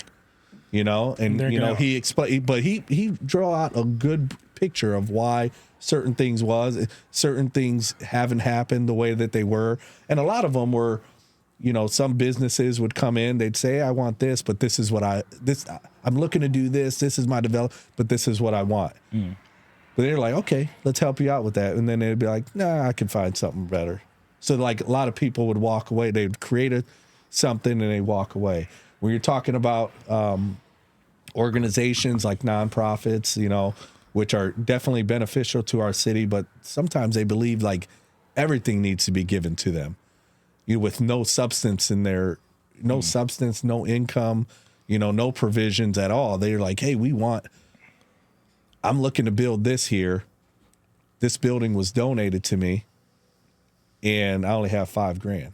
I'm like, well, shit, $5,000 ain't going to get some shoes or something. Well, the problem with if you allow that to go on, then you've got somebody that's going to fail. I mean, they don't have the money to substantially to do it, and so you don't need to do it. So that was another challenge. So that's all encompasses in that one thing is the red tape they created their own red tape, a lot of them, because you knew coming into this that you didn't have the means, the capital to do a project. And yes, the city might be able to help with some, but I mean, we can't build your entire vision. You know what I'm saying? So I think that was hard to understand too, because I wanted some of these organizations that had taught to do well. And yes, the city might be. So, okay, all right. So red tape is number 3. What's number 2? Number 2 is, just the speed of things. Like my priority is in my priority and my speed is not the same as everybody else. Like I'm a person that if there's an issue or there's a problem or whatever, I want to get it solved like right away. Like, okay, you talk about somebody's streetscape or okay, if I have, you know, I've donated my entire council money to organizations, to projects. I haven't used What do you get paid for council? It's like $800 or something a month. Okay. We were curious. We were asking. I said, it's not much because I know they all have to work. Yeah, you ain't. No, it's not. And I think I think like council president gets a little bit more or something, but you know, they didn't vote for any pay increase or anything. As you see some other cities, they got like extra money, I think like $8 or whatever. Good for them. But you know, so going back to that, so there have been issues with some of the constituents where they're like, hey, I'm trying to get this done. The city's not giving me. So I have helped. I've said, man, I'll just pay for this thing. It can't be this hard. You know, like you need your tree down. Okay, I'll call a tree guy and he'll knock your tree down. You need this picked up. I'll call somebody and have them do this. So that second portion was just people don't work as fast as you do. And I found that, and that's hard for me because I'm always going. I'm always like moving. I'm always trying to find ways, you know, whatever organization I've been on, securing money, I've done grants, and I've said, hey, you know, and we've gotten the money right away. So I like when things move quickly, and it doesn't seem like everybody has the same intention or priority as I do, and that's probably the most challenging. Can you put a committee together that helps with that? Is there a way to do that? We have a committee. We have a city council. No. I'm talking about in South Lorraine, a committee that helps write grants for businesses, helps that like a committee of volunteers that sit on a committee of some sort, a development committee that helps all the individual businesses that they can go to. They say, you know, I've got an idea. They can come to them. Right. They can help them write it so that it comes out the most professional. And that can work. And there's organizations like, you know, I throw a lot of respect to El Centro because they have even though it originally started as, one specific goal, for the Hispanic and Latino community. They do have a program where you can go in there and learn how to write grants, help your businesses and stuff like that. So they're a volunteer. But I do agree that maybe a committee would work. What I found with a lot of committees, and I've been on tons of committees where in some I've had to step away from because it seems like they're stepping over each other or they're not working efficiently. And I don't know what the root cause of that is. I think that people, like we talked about council, they want to go in there. They're like, hey, this is a good plan. But then as soon as they get a little controversy or a little bit of like, oh, I don't think that's going to work, then they're out. And then you're like, damn, where'd Jim go? Where'd Antonio go? And it's like, well, because you guys aren't doing what you set out to do. Like, if you're going to do this, then do it from a kind heart. It's not about your specific goal and your organization. It's about everybody reaping the benefits from that type of committee. So I do agree. That's something maybe we can work on, coming into next year to see if individuals. We do have like the Southside Block Watch where they meet often and we talk and everybody shares ideas. But then it went from this to like there's only 2 people showing up or 3 people showing up every once in a while, and it's not even really.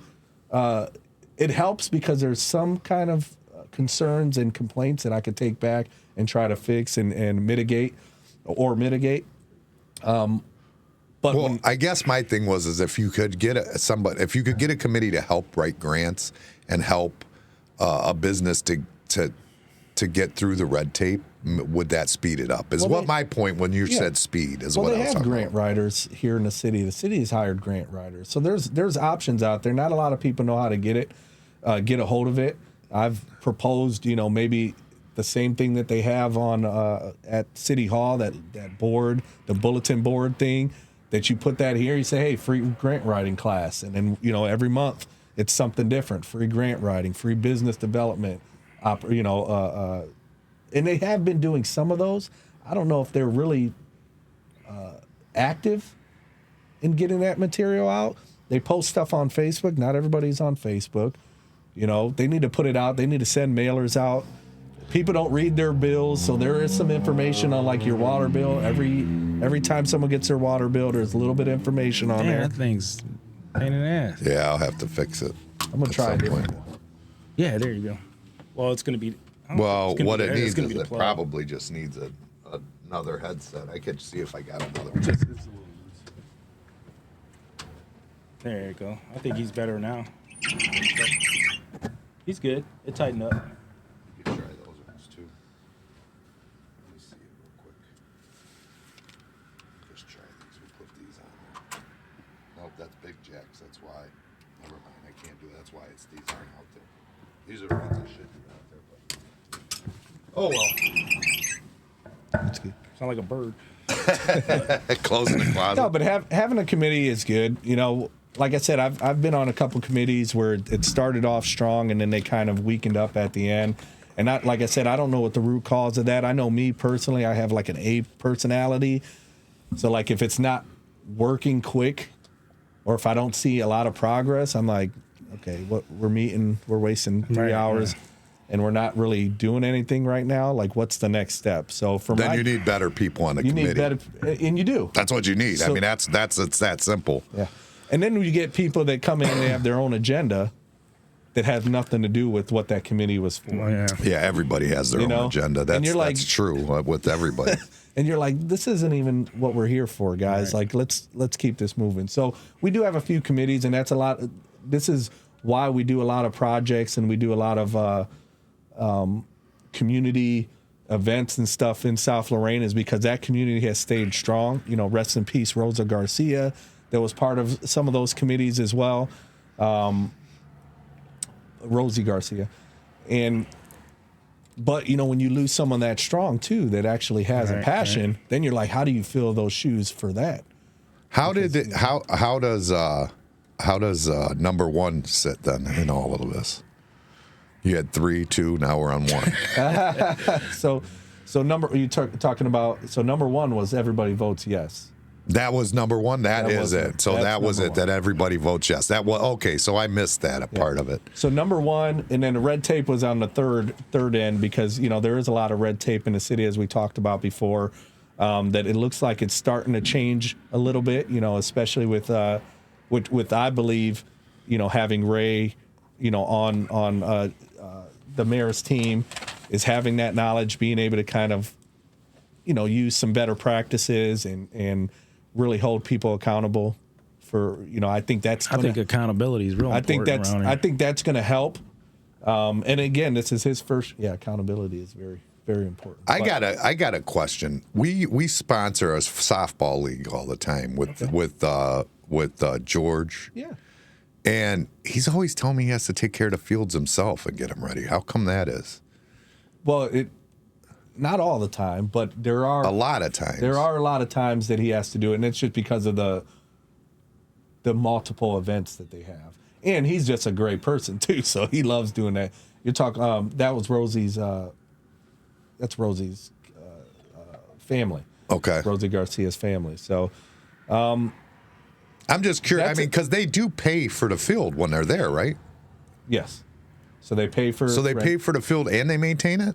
Not all the time. They do most. They do a lot of work. He does a lot, dude. He's a lot of times he's doing it. But if you, with that too, if you contact me, or you were to contact Ray, we'll get that done. And they had a little change up in the Parks and Recs department where they hired Mindy, they hired Eric Laheta, that have been a little bit more responsive.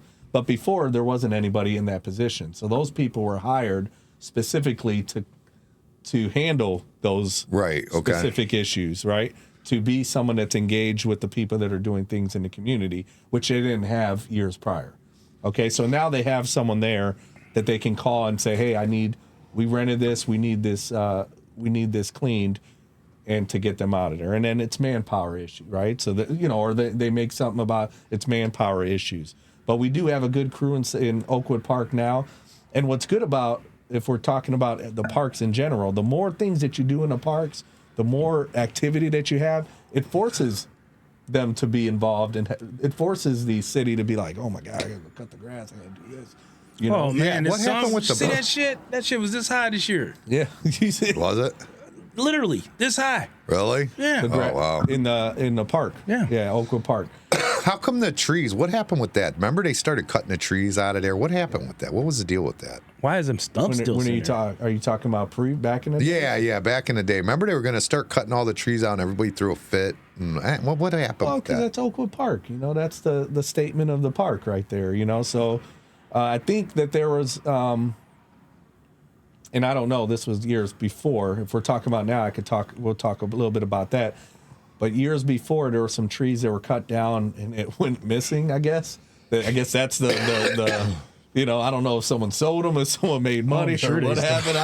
I have no idea about that. That question you could, and I'm still kind of. No, if I remember right, who killed Hoffa type thing. I don't know anything about these trees. If I remember right, I thought that there was a big plan to redo the whole park. There was, and they were going to tear down all the trees and cut them down and replant new trees. But however they do it, and for some reason everybody threw a fit wanting the trees not knocked down, and so that's why that original plan kind of went out.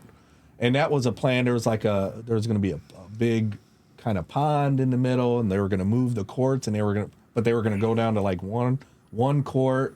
They were going to go down to like one or two fields instead of all the fields they were, and people threw a fit about that. And that was during Ray's council time. It might even been before Ray. And maybe I think it was before Ray. But either way, if people are going to bitch about it, so what? Just do it. And then once it's done, they'll be like, oh yeah, that is much nicer. You just can't just go by. Well, if you look at how it was going to be done, I was like, man, it's a pretty dope. I thought so too. When I seen it, dope, I remember looking at it going, oh, that'll be cool, Yeah, and it was going to redo some, for the Hispanic Veterans Memorial, for that committee, they used some of those plans, some of the outline to do to sit that memorial in the parking lot. Yeah, is similar to how the plan was originally going to be drawn, but just in that little corridor right there. But anyways, that plan went sour in some way, whether it was funding, and it definitely was from community. They were ticked. Definitely community feedback, but also I think funding was a big issue for it. That went away. So I don't know if they had started cutting trees down during that time. And yeah, they did for you sure. know, Yeah, they had already started. Yeah. Then people are like, "Hey, where'd those trees go?" Yeah, but then you have to tear them down. They didn't even grind the stumps down. You know what I'm saying? That's horrible. The stumps are still there? There's stumps all over that Well, place. if we're talking about, so now fast forward to this last storm that we had. So the last storm was, unprecedented. It was unpredicted, or maybe it was predicted, but it not, whatever. It knocked down a lot of trees, and what it also did was open up the, the eyes to other trees that were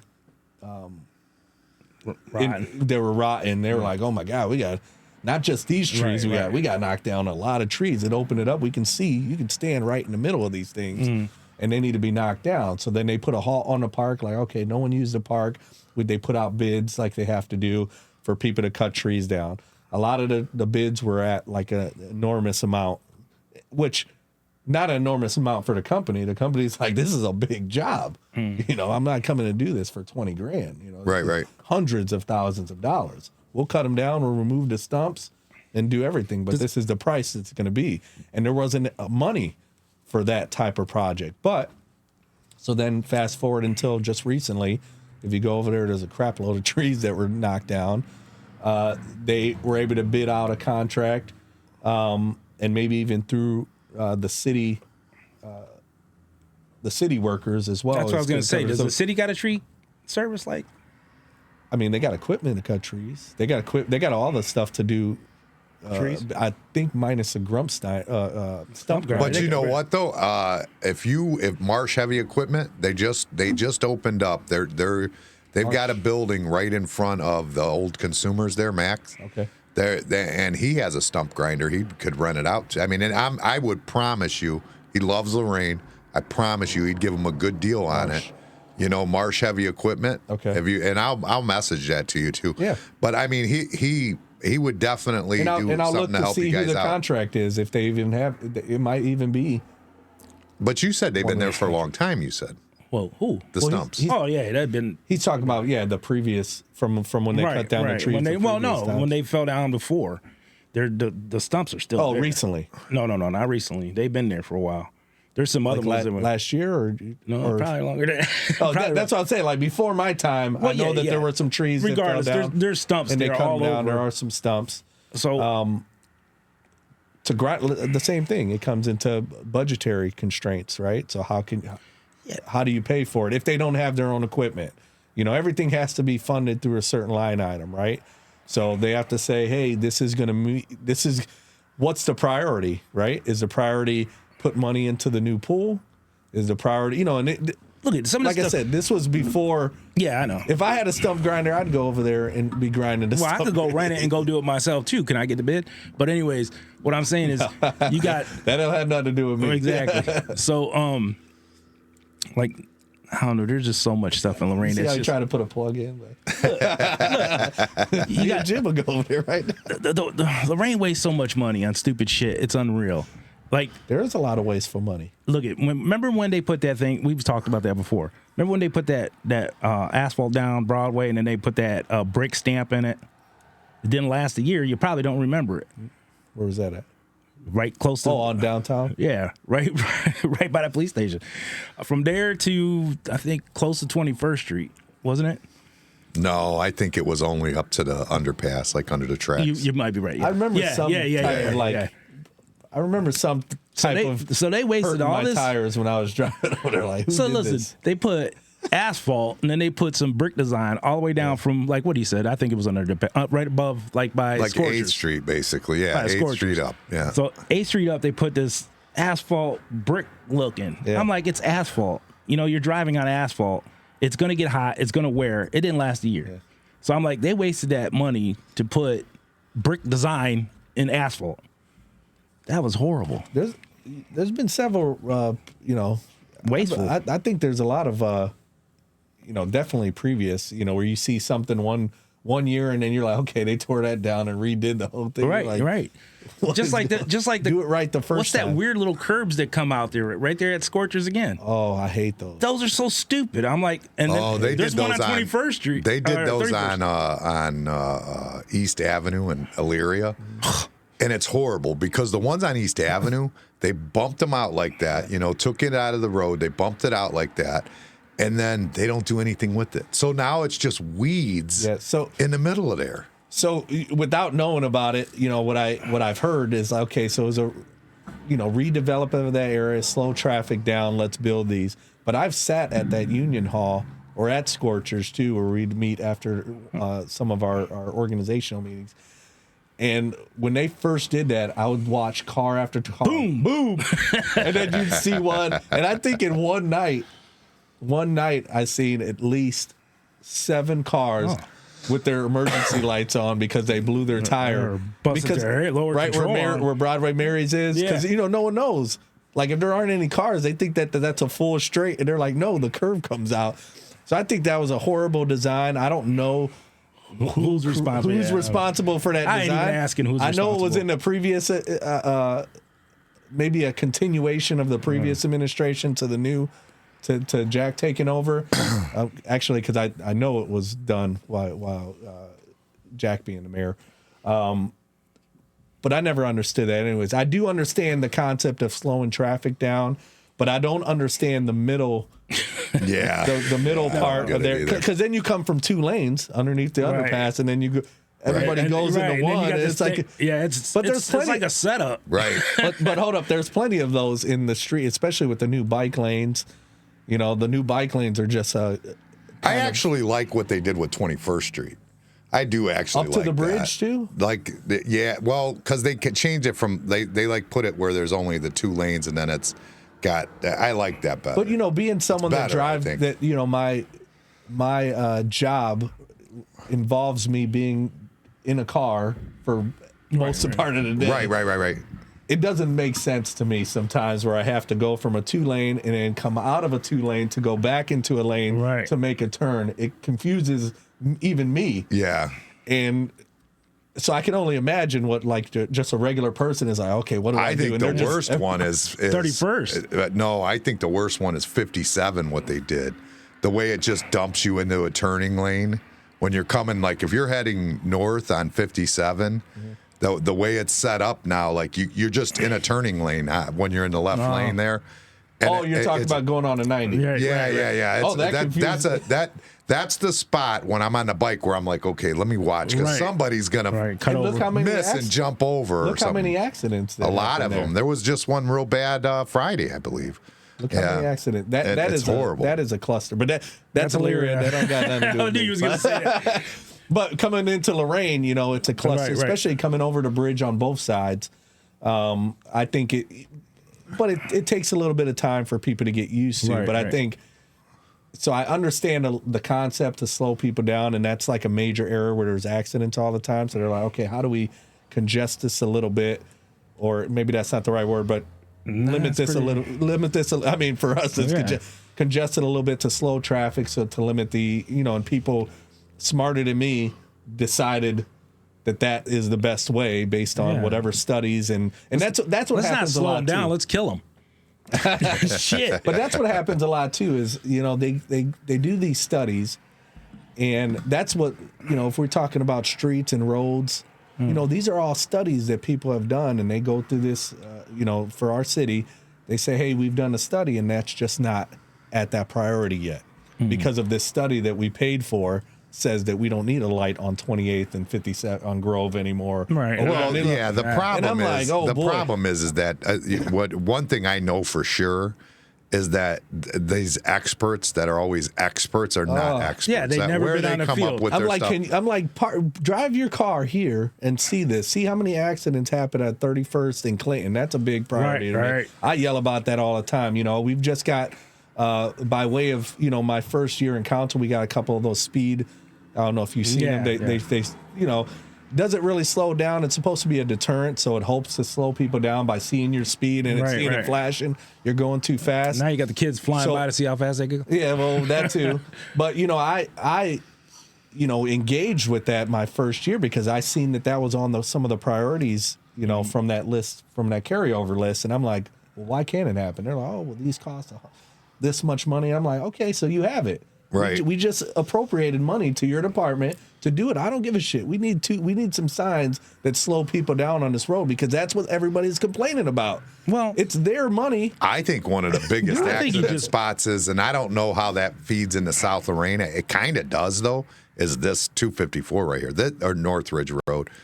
To me, it's too fast. 45 is too fast out there. No, 45 is too fast, and 50 or 45 is way too fast on Grove Avenue, especially when you're not coming into anything. Before it was, but it don't have the curb cuts.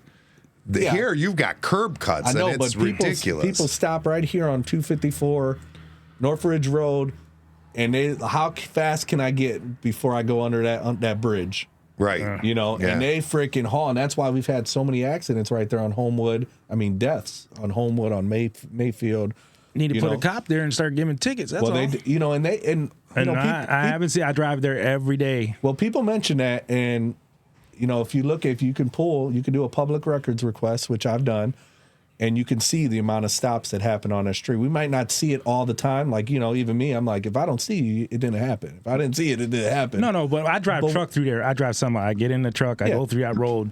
But they do 20 pull times a day. They do pull traffic a lot back here in. Hey, what's up? They do pull traffic a lot in South Lorraine now. They have. It's very actively engaged in that area, but. Look at the calls they're going to in Lorain, though, too. Shots fired. They're going to multiple different calls.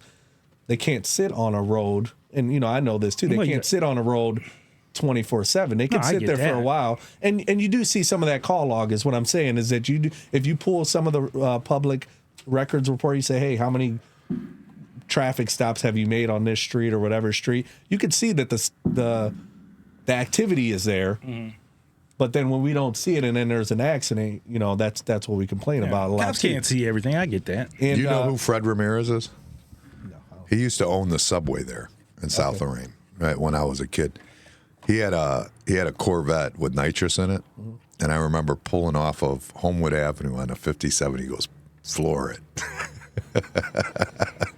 And I come out of there flooring it. Put nitrous in a Corvette. Oh, he hit that. The old Corvettes are slow, man. Yeah, they were. Everybody thinks they're fast. We're talking old school. No. It looks like it's fast when you look at it. No, I think like my Corvette that I have at home, I think factory is like 150 horsepower.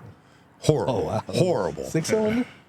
No, it's a V8. That's a 350. Yeah, that's the L82 or whatever. But you're thinking it's today's technology. You get a Focus that'll beat that. Right. Yeah, it's just technology. But back then, that was fast. Right. But he hit that nitrous. We were going sideways from like basically all the way to the bridge, essentially. Yeah. I was scared. I let go of the wheel. I mean, that's the place you do your runway. That's your strip. You was talking to me about me speeding that one time, and you're talking about this. I was a dumb kid, and I was listening to Fred.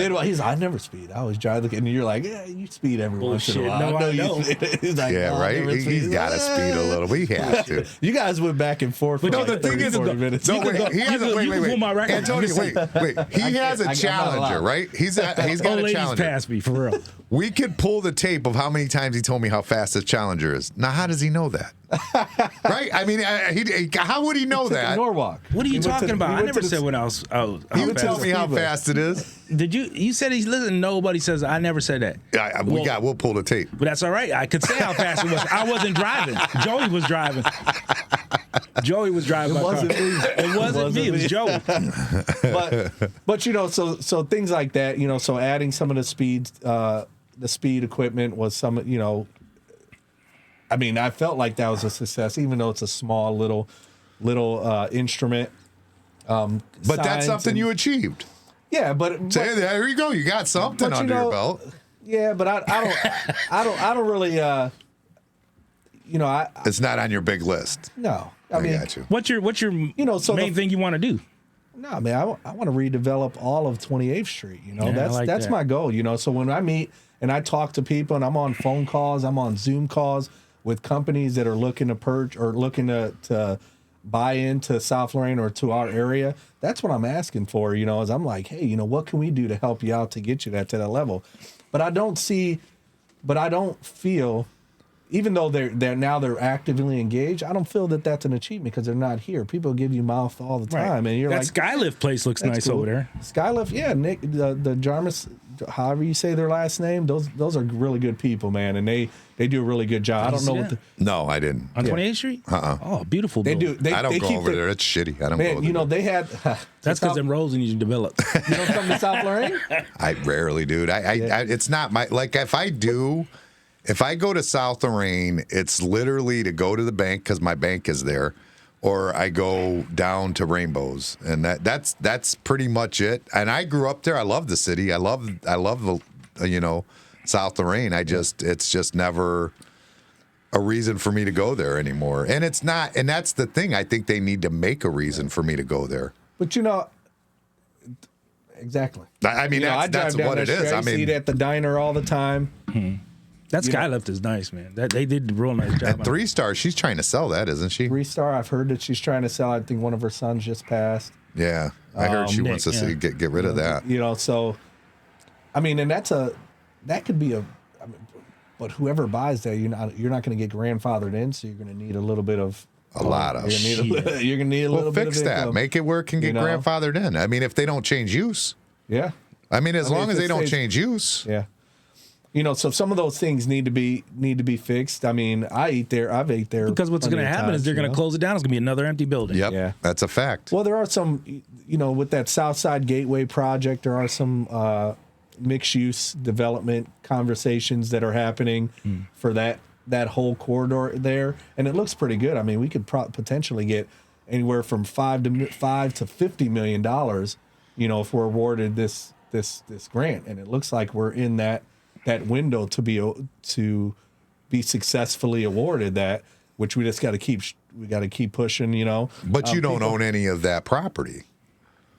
No, but they have to. So LMHA and the city has to acquire some of that property by whether it's purchase agreements, whether it's donations or whatever, and then that becomes part of that. That's in their plan that they have to have a certain amount of properties. Personally, I'd like to see 28th Street just become a side street. That's my opinion. I'd like to see a road go straight through the mill, get another main corridor cutting off to the west, and one to the east side with a bridge. Road, go straight I think it would be way better. Oh man, I've been in talks about a bridge. I think that to me that would be. To me, I'd rather see 28th as a side street. That's my opinion of it. You know, with the condition the way it is right now, it makes no sense to be a 4-lane road that nothing's on. There's nothing on it, and most of those buildings would take so much to recover them. It's not even worth it. I don't think. Yeah. And we've established more proactive citations for some of these businesses that just let their places just come to crap. You know, some of the car lots that are there that aren't. You know, they're not even car lots. I'm like, you can't sell. You're selling a car, and all the tires are flat, and all the windows are broken. You know, you can't say that. So we've established a more proactive team. So now they're really citing and going after these people, which I think. And then, hey, if you don't want to pay it, that's cool. We'll just put it on your tax. You know, I'll still tell you that it's got to be the stigma's got to get fixed. And I'll tell you another company I know that has a property in Lorain and wanted to bring their office there. They have a huge company in New Mexico. Mm-hmm. They wanted to bring an office in there, and they wanted to bring sales reps to come in and work out of the office.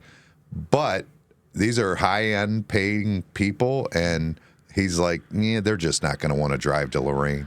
They're not going to want to drive in Lorain. And that's it. You know, and that's why we do some of these. I have these high quality employees. Yeah. I'm just not putting them in Lorain. And that until you change that stigma, like I mean, I don't know how you do that. It can be done though. I mean, it's been done in other cities. You have to redevelop. You have to change the process of how people can buy. No, you got to blow it up. You got to do something huge. Huge. Something's got to be big. Something's got to really change it. Big. Well, you can't. So you just answer your question. How do you change the stigma? Is that, but you know, preemptively, like before that, you have to start No. You got to get that first. You got to get that big thing first. You can't focus on these programs. Like you say, we need a community. There's a community center in Lorain. It's there. The Boys and Girls Club are doing their thing. Yeah, they're not taking care of everybody. But the problem is they go to the community center and then there's no job for them. So when they get done with the community center, if the community center does exactly what it's supposed to do, okay, and that kid comes out as a successful, intelligent, hardworking person that could have success, guess what? He's moving the hell out of South Lorraine. He's working somewhere else. I promise you. Once he's doing good, there's nothing for him in Lorain no more. And that's why you engage with the. So you got to get something there first. It has to happen first. We're working on it. That has to happen more than anything else in a community, more than even Ray Carrion. I hated that he was always worried about putting paint on everything, and I hated that. Like, you got to do something better than make it look good, because that's not going to fix it. Yeah, but in the meantime. No, there's no meantime. Work on one thing. No, you are working on that. We are working on that. But in the meantime, you have to still keep that community engagement. Because if you don't create that community engagement, you don't create that redevelopment like, hey, these are different things that we can add, then the people are going to move out anyways. You can focus on one thing, but if that's your whole focus, then you lose sight of everything else. No. Those other things fall in line. Like I said, you're talking about fixing a community of kids at a community center that isn't going to, they have no hope. And if they did, they're moving the hell out. But that's just one thing. And not saying that, hey, this is a priority, we have to get a community center. That's not what I said. No, I get that, but I'm just saying that's the mentality of most people in this city. Is that's the type of things. Like, I remember that's what they wanted to do with the old St. Joe's Hospital, was they wanted a big community center there. You know what a good community center is? Middleburg Rec. That's a beautiful one. You know another one? Yeah, another one? Avon. Guess what they have?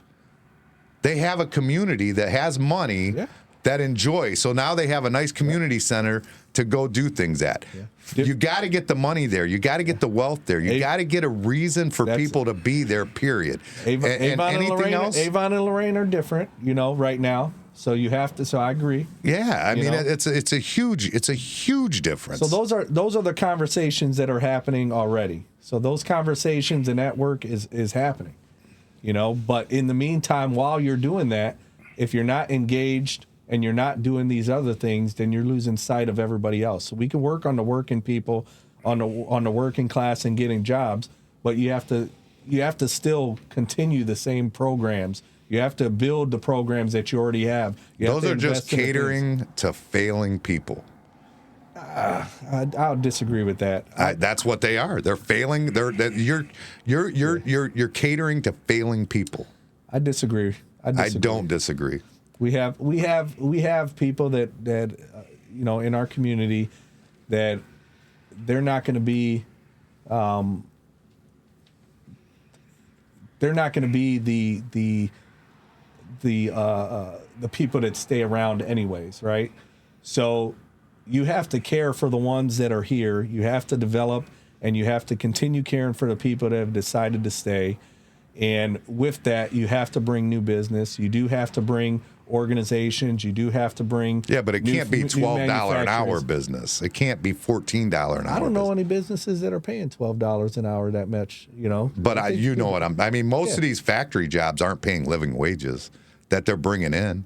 Most of them are barely making. I mean, they're not. They're really not. In comparison to where they live, people that live in Lorain or that live in Lorain that are working in Lorain, some of them are able to make ends meet, and then the ones that aren't. But once you start going to another, just say tax bracket, you're moving out of Lorain.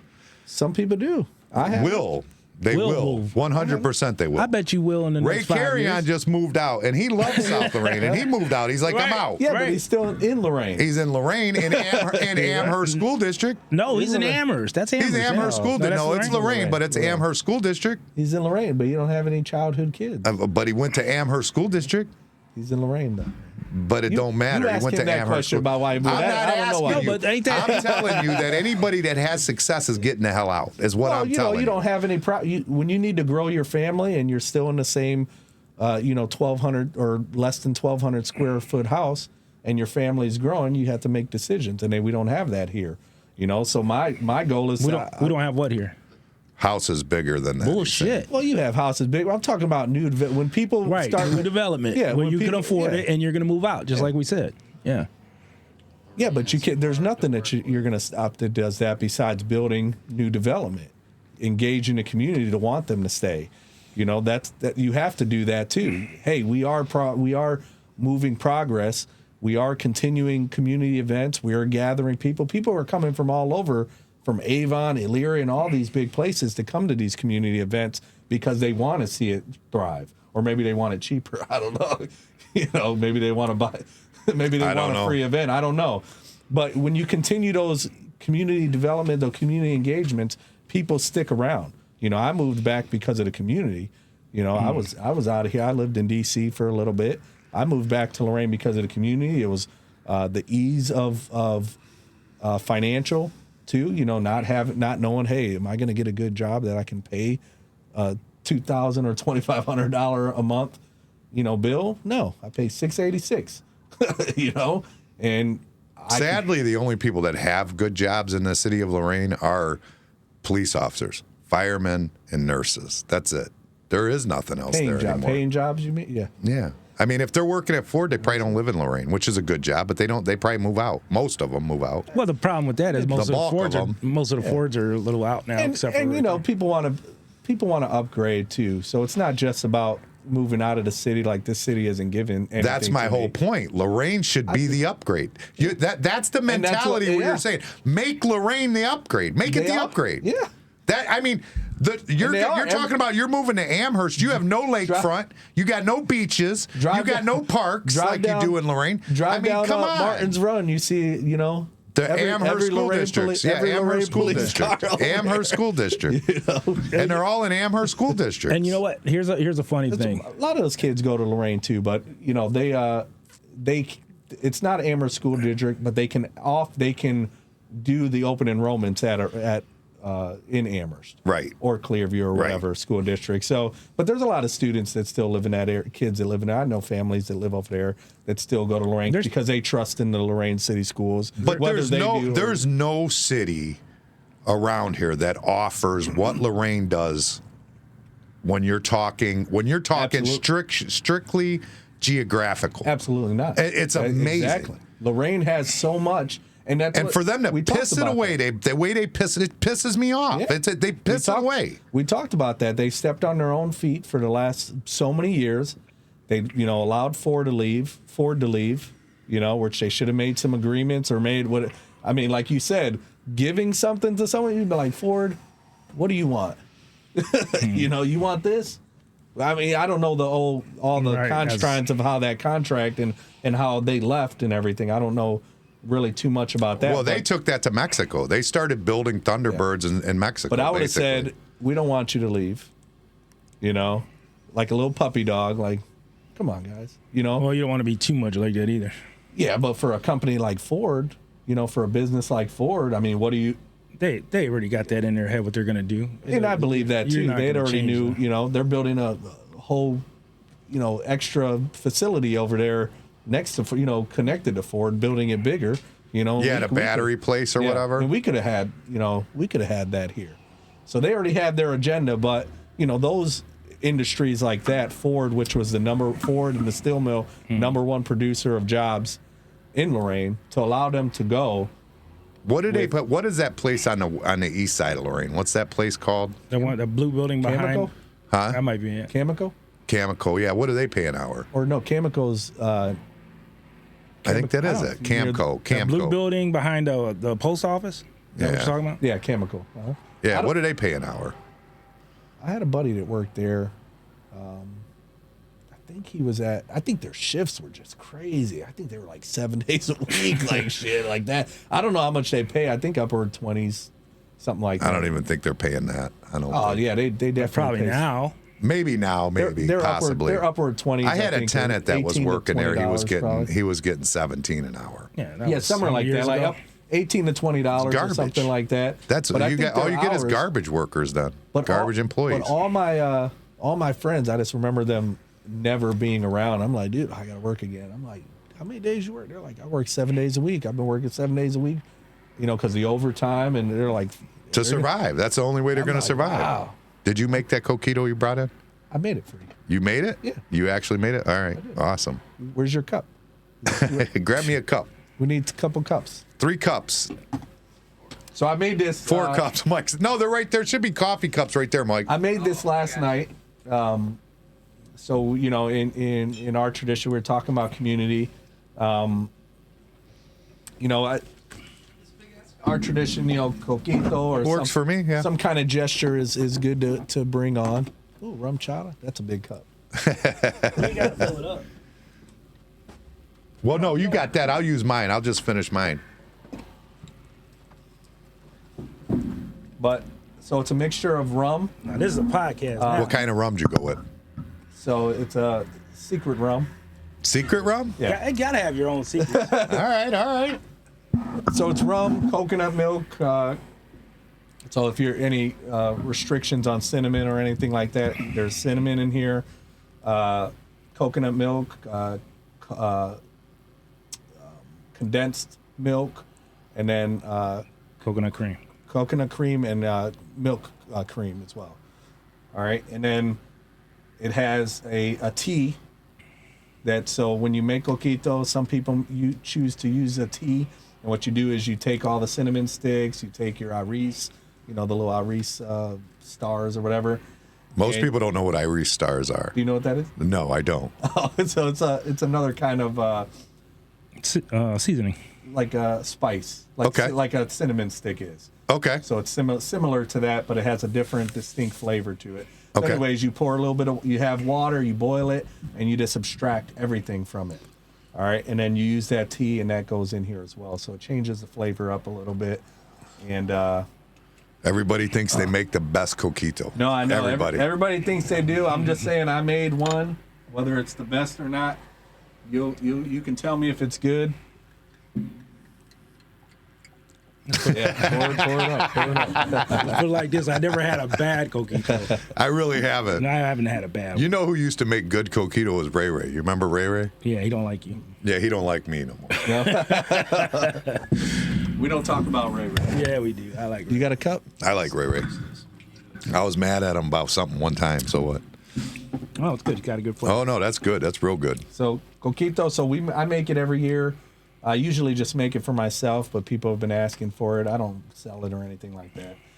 But we make a big batch. I got this big. You ever seen those large vodka bottles? Yeah. Those glass ones. So I'm making a huge one for New Year's. Okay. That I'm gonna bring. Like, hey, I brought the coquito. But these these sneak up on you. So depending on how you like the flavor, you could use it in coffee if you want. I made a chocolate one. Be a nice coffee cream.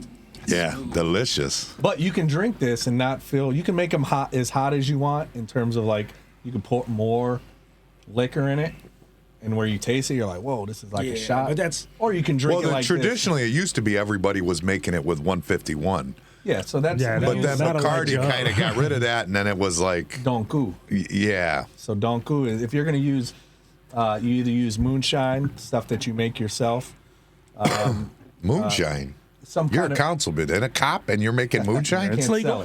sell it. Can't sell it. Can't sell it. But you either make some kind of moonshine, and it can be a derivative of a whole bunch of different alcohols, and you just let sit or whatever. Not like making with the potatoes and like or whatever. You're not like sitting there with a steel or anything. Hey, so but you're making your own. So kind if of weed's potato, but if weed's legal now, like if you're a cop, you smoke weed and it's cool. no, You can't smoke. It's not legal. I mean, it's not. It's still. I know I can't smoke. yeah. I don't smoke anyways, but I'm saying I'm a truck driver. I can't smoke. Yeah. So no,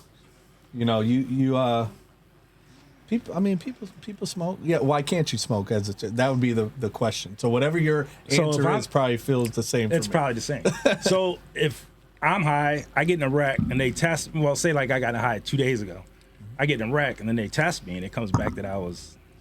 Yeah. It wouldn't Right, be right, good. right. So Yeah. So for us, it's not. Weed, or any type of drugs are, strictly, forbidden. And for me specifically, as a younger kid, tried and did that thing. And, when I had my kid at a certain age, I was like, I'm done. I don't want my, I'm just curious. Do I agree with people doing it? I don't care. Right. What I don't do. Do whatever you want to do that, especially if it's for medical reasons, because there are some medical. I think it's killing my business. I've been having that conversation with a lot of people around here lately. What do you mean? I think that the newer people I think that's their thing. They like to smoke weed and order DoorDash. They don't go out. You know what I mean? I think that's what happens. We were they talking don't about go the out. kids getting fatter. Now the young adults are going to be sitting around getting fatter. They do. They sit and play video games. Yeah, and it's their socialization. It's just become it's like smoking a cigarette now. So everywhere you go, people are just, smoking weed, and that's fine. They do whatever they want. But it's like, I don't like the smell of it myself. I hate the freaking smell of it. I hate, when you're just at, a regular event or you're at dinner and someone sits behind you and you're like, especially if it's strong, the skunk smell, you're like, oh, my God. Yeah, it's in their pocket. It doesn't bother me at all. It doesn't bother me even a little bit. But I smell it everywhere I go. Everywhere. But people do the gummies and things like that, which is, and there's some medicinal, purposes. People got the medicine card. It's still illegal to smoke. It's like drinking and driving. It's still illegal to have a burnt odor of marijuana, like to be smoking in the car while you're driving. It still has that in but what do you do? So you pull somebody over and you smell that. What do you do?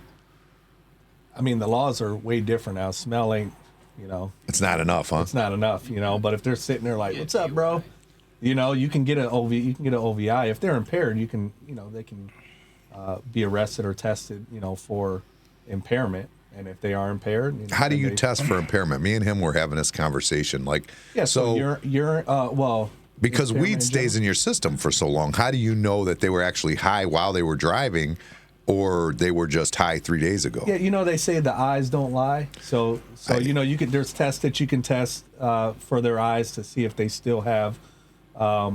So that's how you show up with court. In court, you have to say you witnessed it. Yeah, you observed it. That sucks. And then obviously it's open to too much bullshit. And that that's okay. So you got reasonable suspicion, probable cause. So then you have them. Maybe they do a sample for you. So they take a piss test. You send it out to a lab.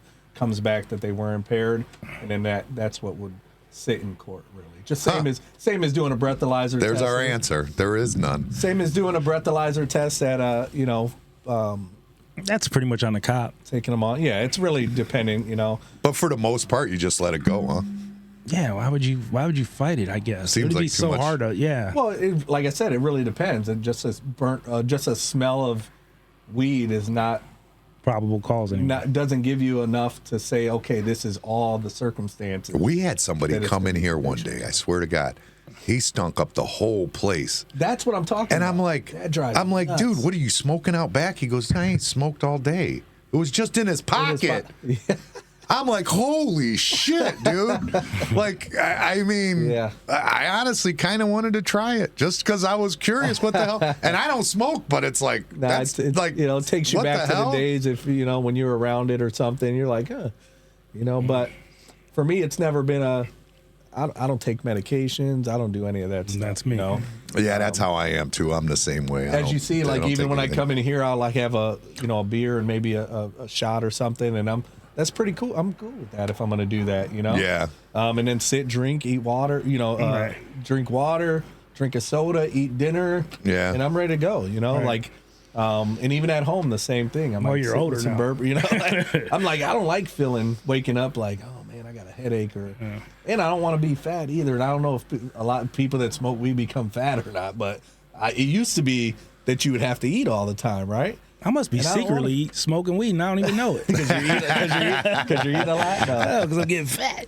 No, I don't. My family has a big, weight problem or whatever. So, or they've had a weight problem in the past. I'm like, I just don't. Dude, did you just throw your family out there? That you just say the Baez's are all fat asses? They're bigger. They're bigger than me. Up a little bit. They're bigger than me. He didn't even deny it. He's like, yeah, y'all fat. They're bigger than me. I can't afford Christmas dinner. We're coming to your house.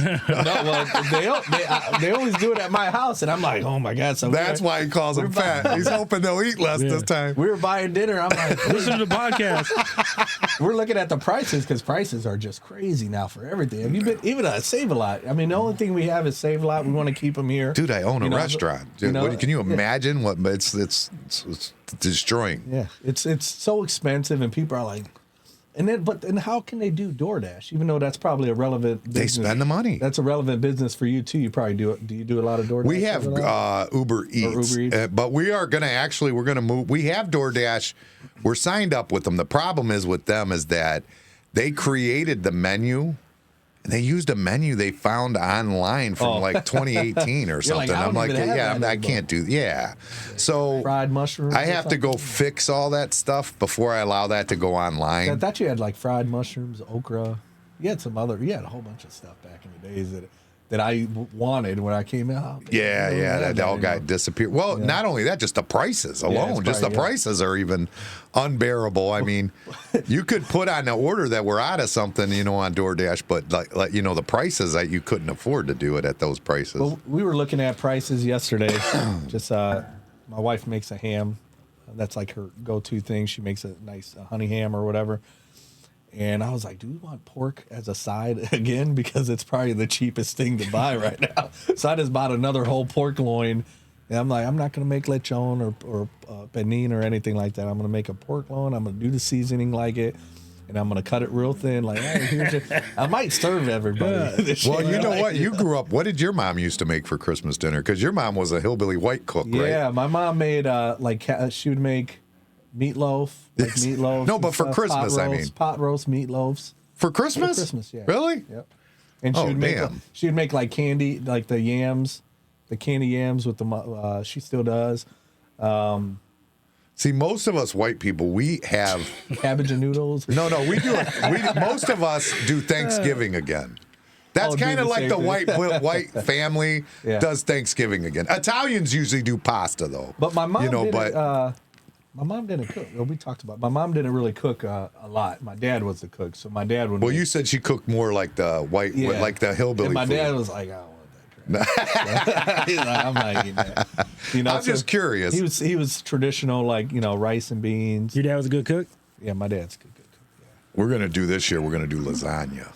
This year. Well, we were thinking about doing like a lasagna, but like a pastele lasagna. You eat pasteles? I do.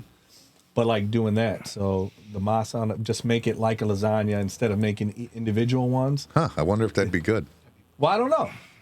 I mean, it's the same. Sounds right. It tastes the same, so it's just not in the.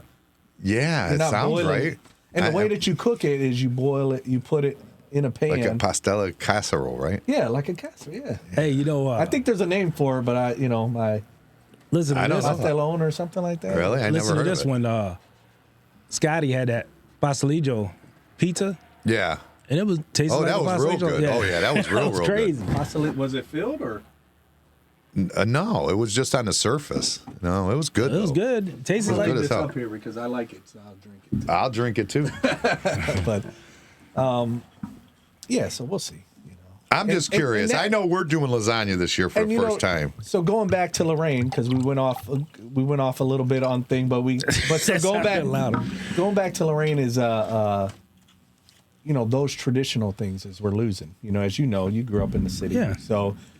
So keeping those type of, when I'm talking about community events and doing things like that, keeping some of the traditions and keeping that, it keeps the vibe, the vibe alive. So, Puerto Rican festivals, doing the Easter egg hunts, whatever, and keeping it some kind of international Christmas we just did, where people still remember that. Like, the reason we had a parranda, which was like the band playing, the Luido and all that stuff like that, it was because some of the people online on Facebook were like, man, we're losing that. And they kept saying it, and they were sending me a message, like, hey, when can we bring it back? The band's back. And I'm like, all right, so when we looked for a band, we were like, we want specifically that band because that's what the community was asking for. Sure. We have a large, the largest Hispanic population, obviously, in South Lorraine anyways.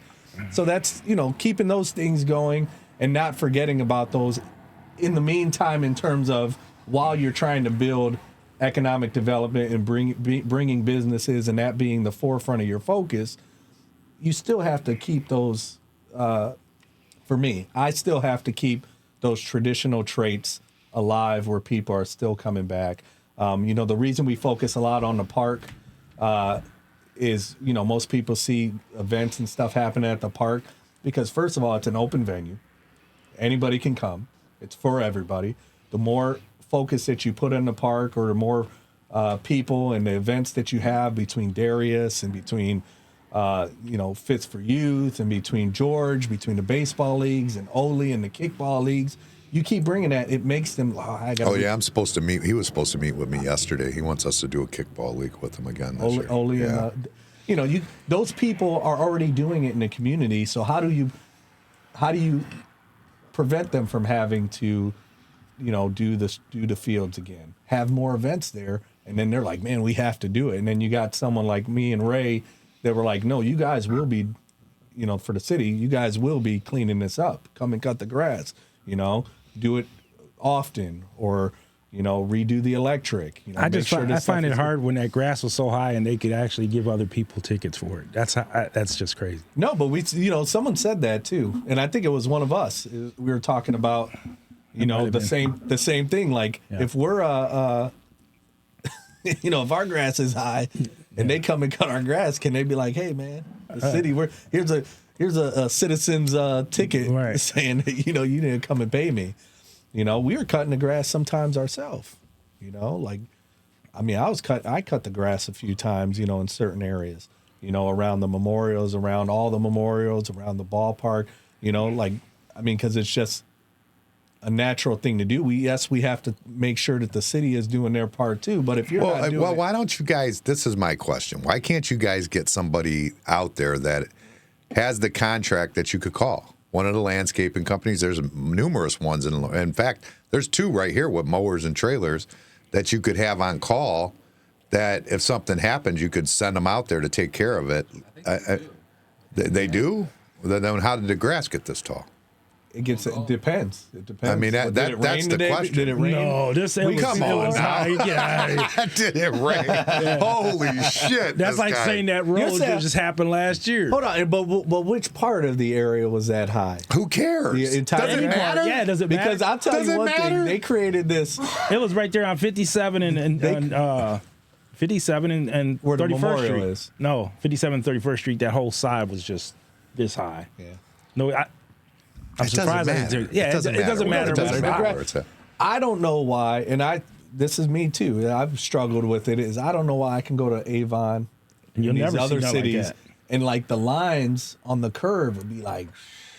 I could tell you why. I don't know why. Because they got business and money, and the reason, even when we were kids, we felt a little hopeless in Lorain growing up in the 80s. I'm just saying. But we thought we could probably at least get a job at the mill or Ford. Right. I mean, at the least, if we couldn't succeed, at least we could do that. Then, in the 80s? It wasn't like I personally felt hopeless. Like, not hopeless. I just personally didn't feel. Me and Troy hit on this week. I personally never thought I'd live past 32. We thought that was 34. Old man. 34. That's as a kid. That's how I thought. 18. So I never, as a kid, I thought 32, 34. I'd never even see that. You know what I mean?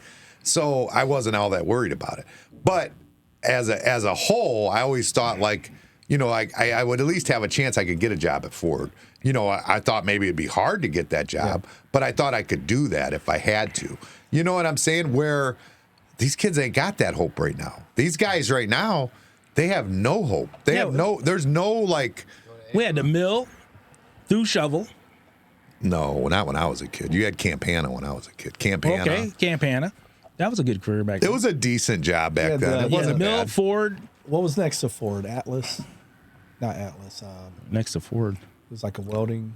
What was it called? Oh, not next. Well, then you also had on Elyria Avenue, not Elyria Avenue, on Pearl Avenue too, by the Wonder Bread. That was a good job. Where the trucks parked, they parked their trucks in the back. Oh, damn.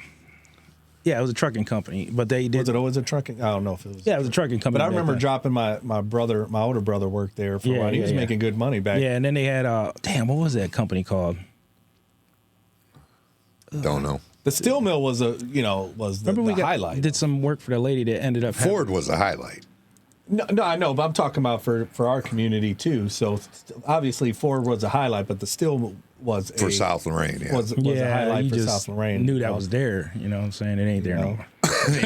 Yeah. And that's the thing. Until you fix that, dude, it's just not gonna. It's literally not gonna. And now they're you can holding put them to all the the fire. community centers. You can do whatever you want, but until you bring, and you know what, right now is a key element because you've got Trump who is in office and he's demanding that these people bring jobs back. He just had this whole thing with this Japanese guy that he's, bringing, what was it, 200 billion, I think. Well, it was 100 billion. He tried to talk him into 200 billion to invest in this. There's all these different. We've got a workforce for you. Yeah.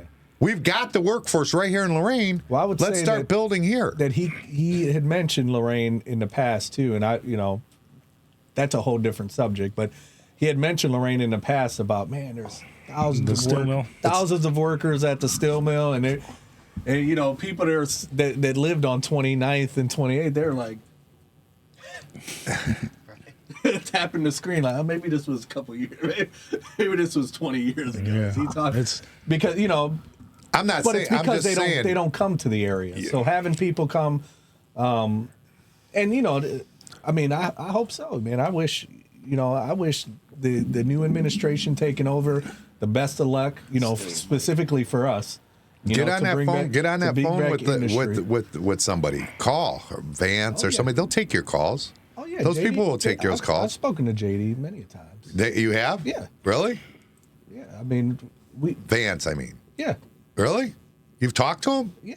No kidding. Yeah, he's just now being the vice president. I get that. I get that. I worked for Congress in previous times. Oh, I didn't know that. I guess how did I not know that?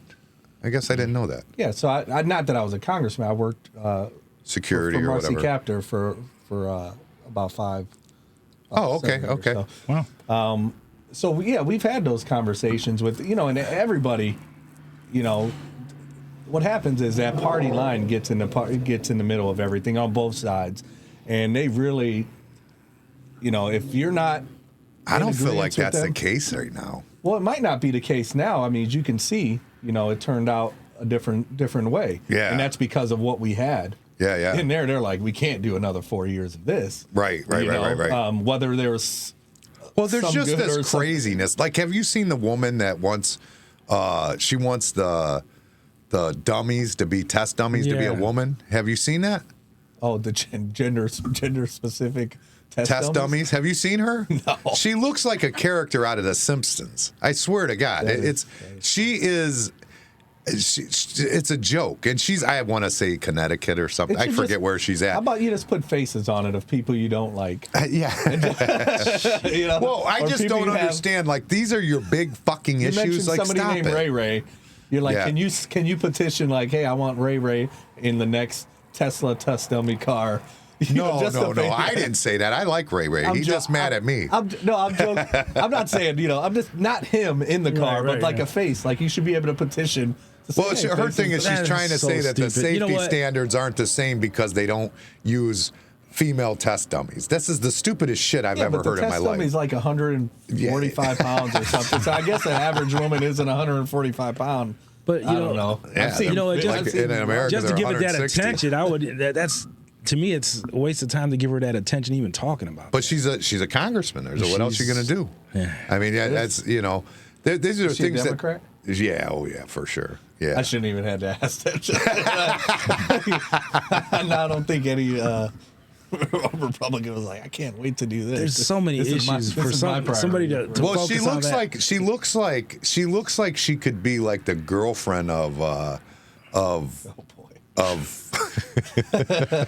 what's the show with the Minions? What's his name? Gru. I don't watch Gru. cartoons. She looks like she could be like the girlfriend of Gru or something. Despicable Me guy? Yeah, she looks ridiculous. She looks. Look, in fact, Well, but you're let's just getting show her to personal. her. Come on. No, if you've seen her, it's not just personal, dude. This is like, this shit is crazy. Like, Well, so you mentioned that too, and that's another challenge, where sometimes you go around in a circle, even in council, and you talk about things that like really aren't important. That Right. you don't. people talk about stuff that that isn't really important to the general population, right? Like that, like who sent her an email with the petition of her whole constituency saying this is not gender neutral. Here she is right here. Here she goes right here. No one did that. Here she goes right here.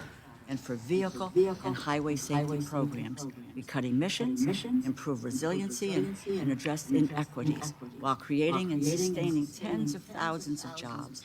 We Looks like a cartoon character. And generated economic Yeah, she's on there opportunities now. for working and middle-class families. And we made strong investments in our districts for community projects. It's We bad, included an dude. overwhelming Kind of look like from Scooby Doo. What was the brain girl? Oh, now you're jumping in with him. Scooby Dooby Doo. What was the brain? The girl with the brain, Daphne? No, Daphne? She's worse than that, dude. She looks more like I don't even know what the hell she looks. But this More is like if Daphne and Scooby Doo had a kid. and I'm not trying to degrade her looks, but she does look comical. But you but what's the definitely did. point? What's the point in this shit? Like these are the people that they're wasting their time. making laws, passing laws, and they're talking about stuff that's irrelevant. Correct. I mean, maybe her initial statement sounded good, but then when she was like, "And my priority is that we will have the first female crash," you're like, "Hold up, what happened?" Making a statement. Like so retarded. I'd be one of them guys. I just walk over there, put a wig on it. There you go. Stupid. no, you just draw like the eyeliner, Right. like put a little eyeliner or something. My first If they statement, wear my eyeliner, first I don't thought know. was, can she be the first female test dummy? That was my first thought. Yeah. Well, But I mean, that's just me being an asshole, I That's guess. tough. But even in council, sometimes you get wrapped around, someone's agenda. It's like, hey, I got an email from someone that this, and then they bring it up, and you're looking at the minutes, and you're like, okay, nothing. This has nothing to do. See, that's how I feel when with you tell what me we're about talking about. all the different events and stuff. And so that's how I feel about Yeah. South Lorraine. Like No, but to me, but we're on the you're same wasting agreement. your damn time with Well, we're it. on the same agreement. Is You go to a that- city like Medina. Yeah. They have a nice, beautiful fireworks display, and they have all these different events and stuff going on because people have jobs and they have careers, they have money there. Yeah, I mean, they have. You get that money here, all that stuff will happen. But I think in fact, the factories may actually put on the events. But I think we're talking about the same thing because, I don't want you to believe, and I don't think you believe that the main priority is just to do community stuff or not. It's not what's happening. It can't be so far from reality. Is there are works to try to bring businesses and bring factories and stuff back in here. It just takes it's taking time. Not it just takes time. It's taking a lot takes more. your effort and time. Yeah. So this is my argument, and I know it does. But when you take your time and segment it, a portion too much of it towards something wrong instead of something that's actually going to fix it, that's the problem because it does take time. Yeah, but take that time and use it for something that's actually going to help. Yeah, but that's the argument is this is your perception of what is wrong, of taking all the time to what is wrong, where an event takes 2 or 3 days, to plan, and then you have your entire first year or 6 months that you're working on bringing a business here, but you got to go through all the red tape of, okay, getting things signed, legal talking, how can they do it, what kind of investments can we do as the city? Those talks are happening. That time is not gone without. That And time while that's is going also, on, talk some more to some other businesses or find out what they need or want out there. and that is happening. But what people see is they don't see the inner workings of how everything is happening indoors, and not all the time. Sometimes they do, because sometimes it's published like, hey, this is people that we talked to, these are people that we went out to speak with, and these are people visiting the property, talking about how they can invest. We've got, you could do a public records request and see how many people have reached out about doing something in the areas like the steel mill or the stove works or any of that property. But so those conversations are happening, not just conversations, there's progress that is happening. And when I say it takes time, like it takes too much time, not like that. It's just taking time and it's not moving quick. And that's my challenge. What about reaching out to companies that haven't even considered here, though? All the time. You do that all the time? All the time. Okay. We're doing that all the time. You know, and for me specifically, I'm reaching out to multiple companies like, hey, and the first year was me learning my job. Like, what can I offer? You know, what can I offer as advice to these companies that the city can help with? Right. You know, so that was building a block of saying, hey, I'm like, you know, talking to Ray, talking to administration, talk to the building, housing, and planning. Like, what are the incentives? If there are any incentives to talk to these, because I can say, hey, I got a building right here that's been closed for a while. You want to move here? And they're like, okay, thanks. You know, and so that's what I did is we went and we said, hey, what kind of incentives, what are things that we can offer? And then I can go back to them and say, hey, you know, this is the plan. This is how our city dynamics is. This is why we believe it would work for your company. And we're really, then after that's done, then it starts their process to see, can we financially do it? Does it make sense for us to move here? You know, or to move our business or to move a location here? And those are the conversations that it seems, you know, within just my little bit of time has been more apparent than others. It's like, okay, well, yeah, we've looked at that property several years ago, and this is where our stats are. And then they give us their survey of how they believe. They're like, yeah, it's just not there. And we're like, okay, well, how do we get it there? You know, like, how about you trust us, you know, and meet in the middle? And they're still like, yeah, well. No, you need a salesman. That's what you need. So you got to be a salesman. Exactly. That's what you got to do. You got to sell it to them. And that's, that's the learning process is there too, is, you know, being able to sell to those businesses and those corporations that, hey, this is why you should do it. And now you mentioned it before. We have probably undoubtedly and unquestionably the best location for geographically for that's a fact.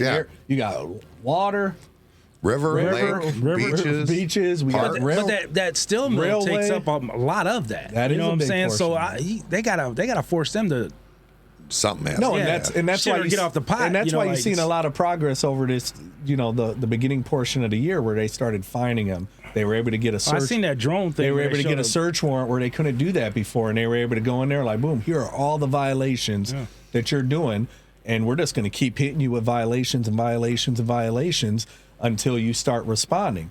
You know, and then you get EPA involved. Like, these are the EPA violations. And I'm sure there's a ton of them. Can you get the federal government involved? Yeah, the EPA. No, I mean, can you get the federal government involved in getting some development out there, forcing hand out there? I mean, they'd send all that money everywhere else. It looks like Representative Latta has been very engaged with the city now, which wasn't the case in previous time.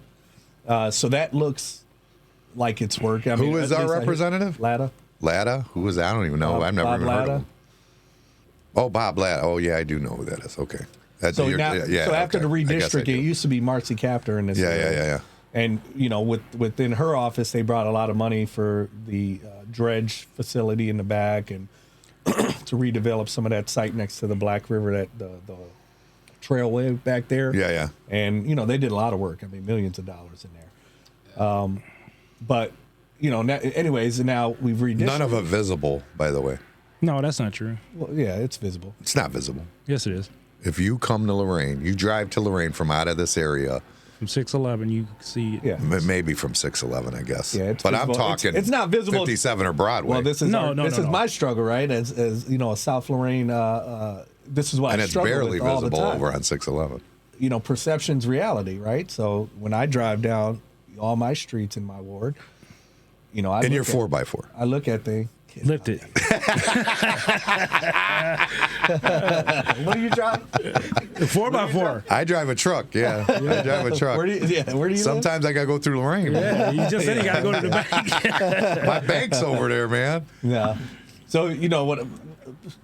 You realize when you have a house, you got to have a truck, man, because you know you can't move nothing. I have a truck for one reason. I have a truck. Boat? My wife has an SUV. No, my boat gets it stays there at the marina. I have it for one reason only. I don't shovel my driveway. I don't mess with my driveway. I just go. I let it pack down. I figure God put it there. He can pick it up. Like I'm never doing my driveway. Where does your wife park? She got She's 4-wheel got a drive Ford. too. She got Jeep. Oh, so you gotta just drive Yeah. over. We just roll out. Yeah. We really ain't had. I no mean, we snow. had no bad snow yet, but years.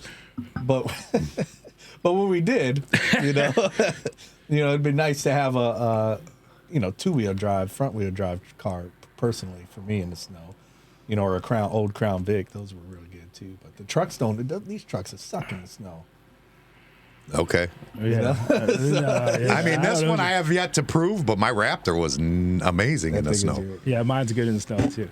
But anyways, what I was saying is that you struggle with when you drive down and you look at the streetscape of South Lorraine, and you have these businesses, which I mentioned earlier. Now we're putting weight on these businesses, citing them and finding. I heard that. I was like, "Where's that at?"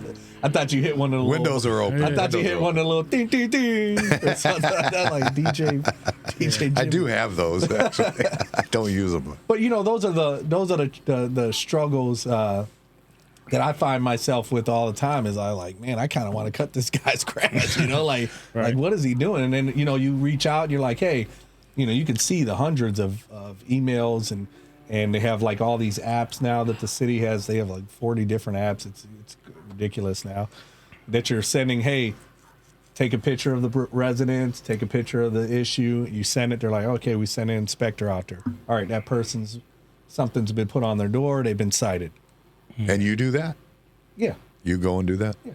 Quit wasting your time doing that and spend that time calling another business that wants to come to South Lorraine. Clean that damn mill out I mean, of there. leave them You got citizens perfect land alone. Leave them alone But it's and not, call another. I'm not talking about. Well, I'm talking about these businesses too. Though that are on that street. They're falling apart. You're like, who owns this Yeah, property? but you know So what? you're There's a looking at lot the of them that are doing stuff too. Like I said, like There that sky lift. You got Hashlet. You bought that old. Yeah, but you see what he does. He has somebody that comes. It's cutting he only has like a little piece of grass, but someone's cutting that thing every day. Yeah. all the time. What are you talking about? At Skylift. That thing looks beautiful, man. People are cleaning that all the time. Yeah, but it's the ones that they're holding on to these properties, hoping for like some miracle investment, just starts or going something back like that. And you're holding on to this property. It's on the it's on the demo board. Like this property is going to be demolished.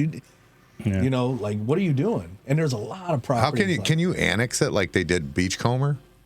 Can't you just annex them from them? What does that take to do? By taking by eminent domain or whatever. I don't know. They took it from Ben. Ben had that Beachcombers on the lake. They took it from him. No, but at a certain process they can. So they're like, okay, it's our property, but then it's our property and our problem. Now. Right now, you got to cut the grass. And you got to now we maintain got to knock it down. Now we got to do this, and that's another costing money too. But then you get these businesses that were like, hey, I'm going to buy it, or they get it donated to them for a couple grand, a couple grand, like 10 grand, 15 grand, and they're like, oh, I got a vision of this, and be like, hey, but by the way, can the city? Yeah, but you'd be better. We got to get like he brought up the franchises. That's a big thing. That like when it comes to restaurants and stuff, you need more of that there. You need Starbucks. You need a lot of McDonald's. You know what I mean? You need those type of things. We have 2 options for restaurants that are in the process right now on Grove Avenue that are working. They're working to develop those. They've redeveloped the inside already, but the outside is something they haven't done yet. So, we're hoping to get a couple of those restaurants here coming up in the new year. They're not franchise restaurants per se. But that's what you need. But we need, yeah. That's what you need. I want a Taco Bell. No, yeah, I mean, I don't know about Taco Bell, Well, but I mean, the reason I want Taco Bell because I went to the east side where that old Dollar General was. Me and my wife were driving yesterday, and I'm like, it's a nice Taco Bell. Right? It's very nice. Yeah, we poured the concrete over there. Did you? I'm like, man, I want. Didn't they have a shooting there already though? Didn't they? That doesn't matter. I'm pretty sure they did. We don't talk about that. We talk about the good stuff. We talk about, in every city, there's going to be some Crime, challenge. yeah. Sheffield Village had a shooting at McDonald's. Right, right. Yeah, wasn't that like the boyfriend or something? Yeah. So stuff happens like yeah. that, and we got, there's criminals out there that just want to. They're miserable and they want to bring it upon other people.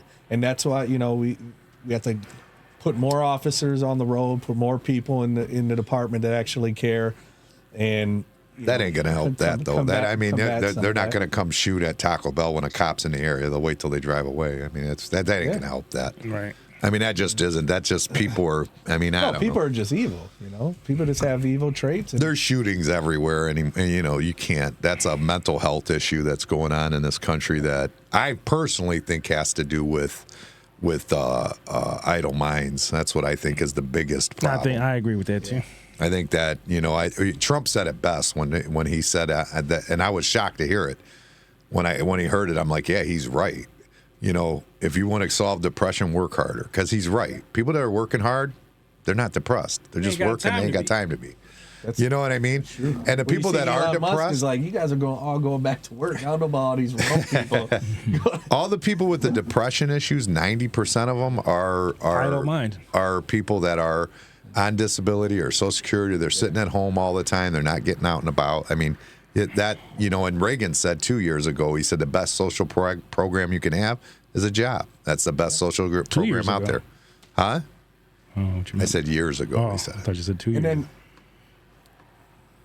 I mean, you know, all the social, you know, giving away money and stuff like that became just, I mean, people just took advantage of that. Oh yeah. And you know, no one needed to work. Pandemic, I'd rather not work. I can yeah. just do DoorDash. And I don't knock any of these people that are driving cars, DoorDash and stuff. Just have a license Right.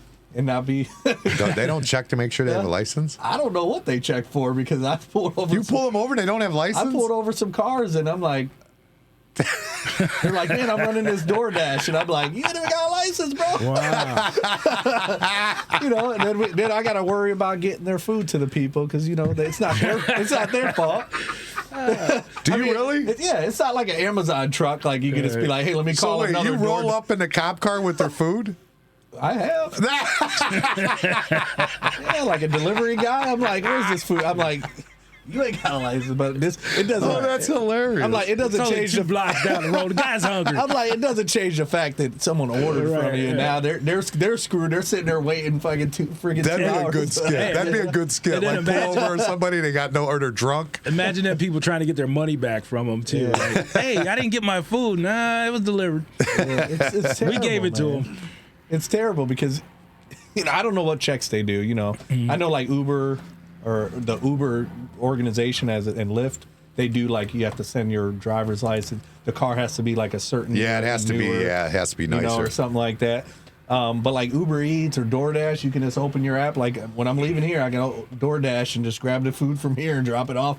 Really? Drop it off to someone, you know, like, and that's crazy, you know. So like you're like, hey, I'm delivering. Damn, you DoorDash. gotta have a lot of trust in just people you don't know to bring your food. Well, I with don't the, know. no, because But with they what we seal do, we that. have a seal sticker on it that you can't just take off. It'll rip if you take it off. Now, Try do to you take get it off. from the company? Or They do you- send it to us. okay. Yeah, they send us a spool of stickers that you seal it, put the bag in and seal it. Then it's sealed and it should. What if someone orders the stickers on Amazon? You could. I mean, you could.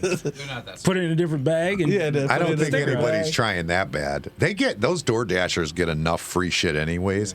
Because Bobby's girlfriend was doing that for a while. But doesn't it And there were charge a so many fee? people that would cancel it after they picked it up and they would just get it, take it home and eat it. Doesn't it charges another fee though, right? What do you mean? yeah, it's, Like instead of me going to Right. BK, I can just drive there, grab my burger. I got to spend Right. $28 for someone to drop it Right, off to me right. or something. I don't Oh, yeah, they understand. say it's more. Yeah, for I sure. don't understand how crazy. people talk about how broke they are, but they're ordering DoorDash and Every shit. day. Yeah, that's crazy. Every day, there's people in Because in the they're community that- sitting at home smoking weed and they don't want to go out. That's what it is. Oh, damn, you solved the problem. or they work, or they worked and they just don't. They're too lazy to. Nah, they're sitting at home playing video games, smoking weed. I've never ordered nothing like that ever. I have. I have. And it's never But been you good. tested it though, right? You was just testing it when you. No, when they well, started? I ordered from myself just to see how My wife it does worked. Walmart. She don't want it, and I argue with her all the time about that too. Because I'm like, cost. we could have just went to Walmart and spent like $58 in a fee to have this, but she's like, oh, you know, her logic. Oh, it's I giving believe someone- that eventually it's giving someone Walmart, business. you're not even going to walk into Walmart's Yeah, I anymore. think they're gonna it's close the going to be doors. where they're going to just like end up being a Home Amazon Depot, style all hub where these they'll places. just come and I bring it believe to that. you. I believe that. Home Depot, Lowe's, all those places, man. You walk in, and I mean that's contributing to a lot of the issues with people not working because you don't need to have a real facility and a real hard-working job anymore. You can do it easier. You can be on, you can do a course online and be an online person now. And you get a check every if you paycheck, can get that job. I mean, I don't know. People that they're walking away from that because they've been too much. I know, like, my brother-in-law works for Amazon, AWS, which is like their data service and stuff. Like, he's a recruiter, and he was work from home, and they want him to come back in. And actually, they gave him a limited amount of time, and he's planning on he'll just disappear before that happens. He'll find another job. But that was Elon. I mean, I heard it on, when Elon was talking, on people just aren't as productive. He's that like, way. He's going to mandate everybody to come back to work. He's going to give them a little time to work your. He did that to Twitter. Is what he did. Yeah. He did that to Twitter, and half of them quit right away. They're going to quit. Yeah, half of them quit right away. So, and that's what he's hoping to do For the with federal too. government, I mean, look at all these people that are just working. Well, they're saying too, like, I guess we're paying for a lot of the buildings that they used to work in. We're just paying them.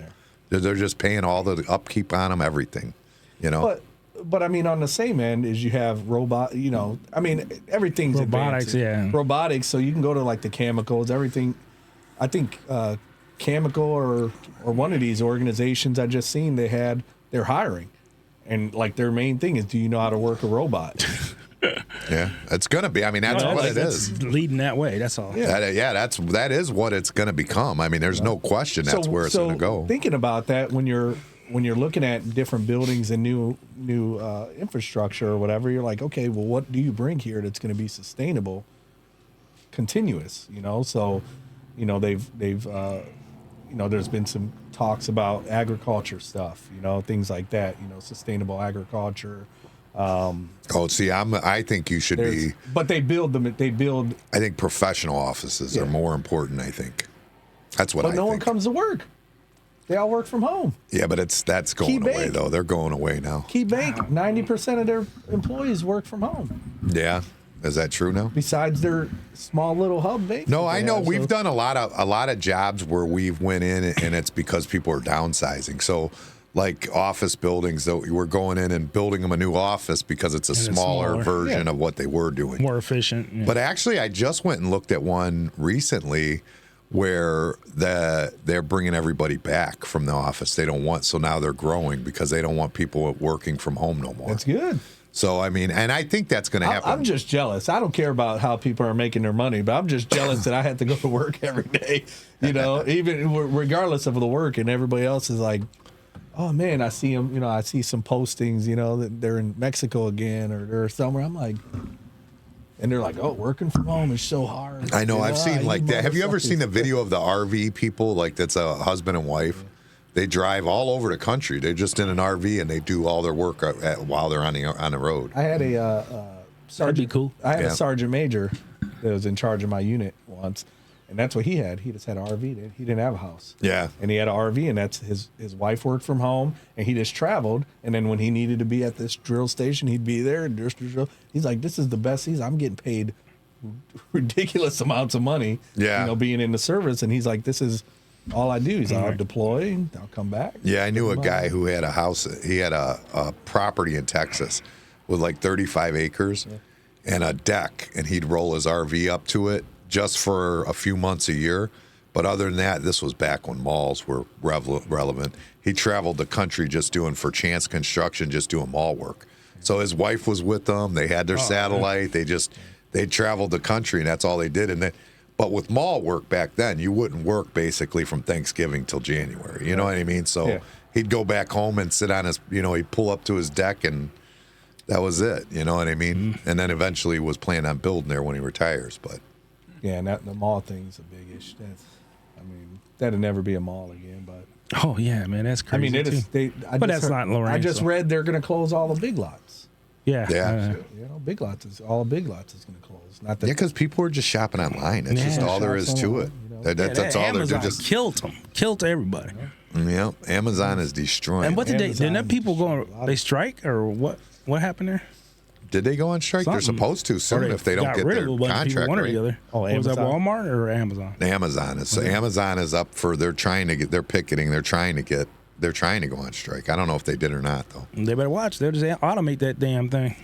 They get to see all those. Maybe that was a test of all those drones they seen on the ground. Like, let's see if they can work. You know? Right. They're just like, all right, let's lift them off, do it. And then Well, the problem with Amazon is later. that most of their workers aren't even working for Amazon. They're all like subcontractors. Yeah. So they're not even privy to getting the kind of money Benefits. that Amazon would even offer or benefits or anything.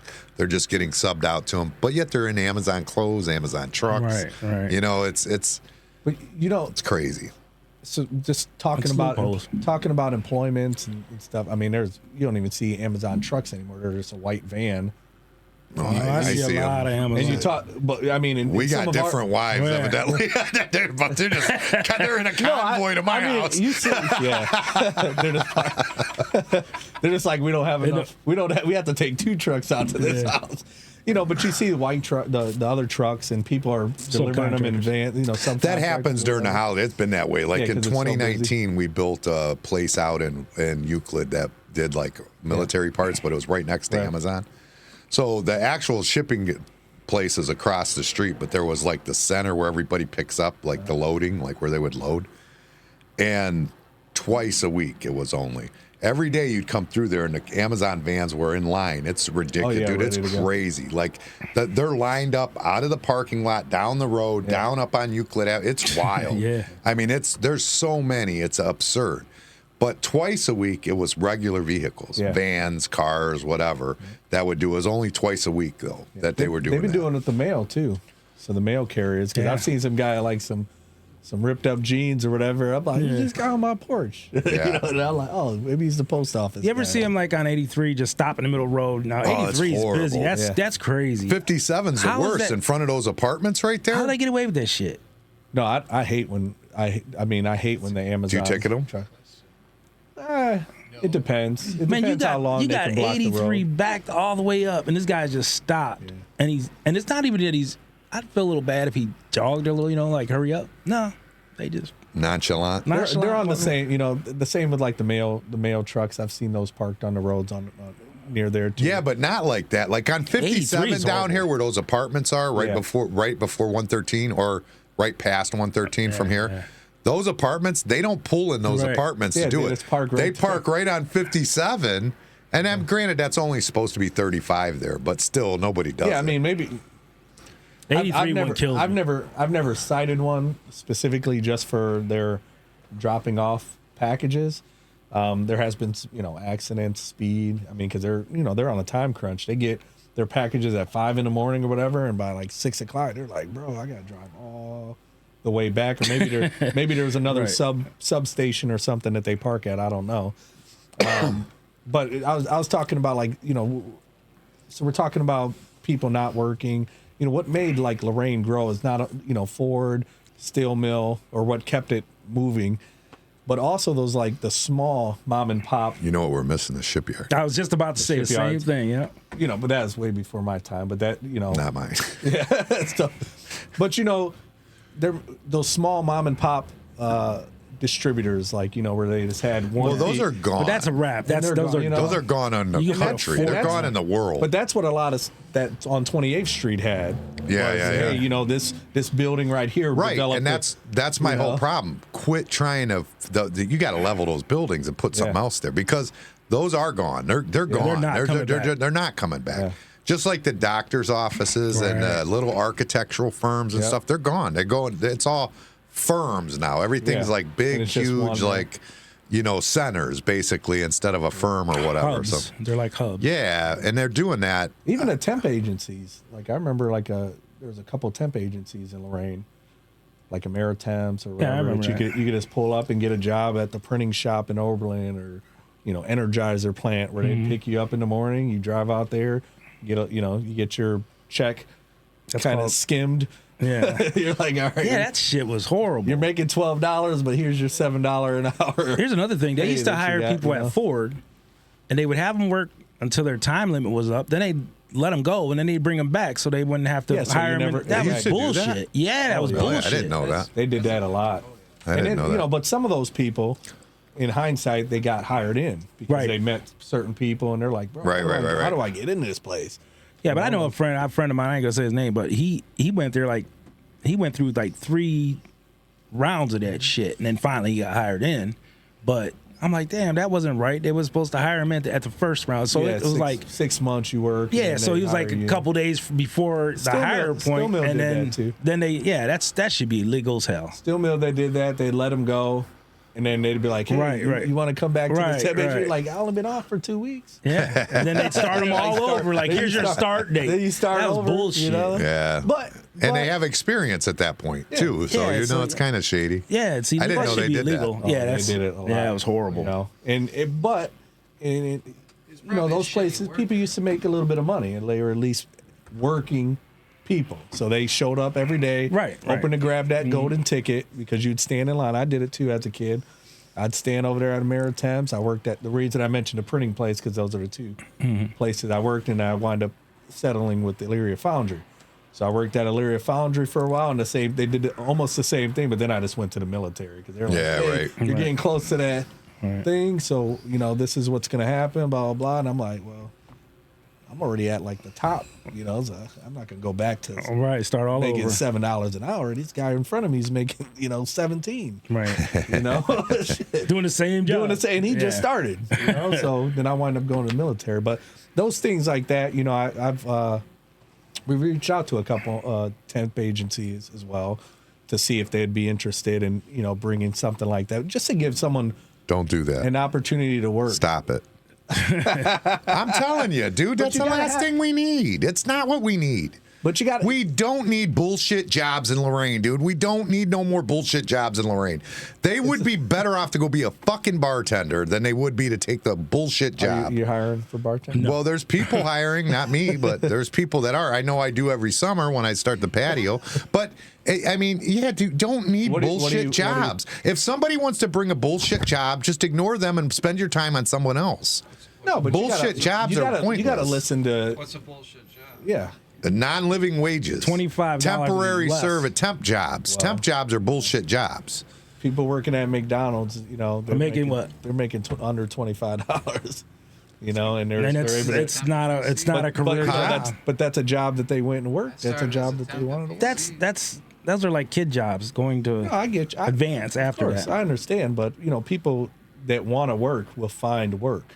And if you don't give them There you go. But so quit wasting your time with the dumb shit. But if you don't give them options to find work or transportation, transportation's a big issue for and I'm talking about, if we're talking about South Lorraine, transportation, our hub, our food desert that we have. We don't have food. We have a grocery store. We definitely love Key Foods. We want, they need to stay, and anybody else that does similar to them. But we have a food desert. We don't have means of transportation to get to jobs. When we do surveys, we're like, who has a car in South Lorraine? You might see a lot of cars, but how many people can get to work if they were offered a job? So those are things that we looked at too. What are all these cars we see? I don't see a house without a car in front of it. Shit, I go down Guido's. They don't even got driveway, but they got three cars each. There are people in the yard and everything. There are people that don't drive. They might own a car, but they can't drive. That's the Amazon. That's the Uber Eats, over. The Uber Eats car. Whatever, dude. You know what? When I was a young man, I lost my license because I was at Vic's, and I let a buddy of mine take the car home because he got caught underage. I was underage too, but he took it home because I was talking to some girl. So I'm like, here's the keys. He went and totaled my car, and I didn't have insurance or any of that. I was like 19 years old. And they took my license from me. And you walked.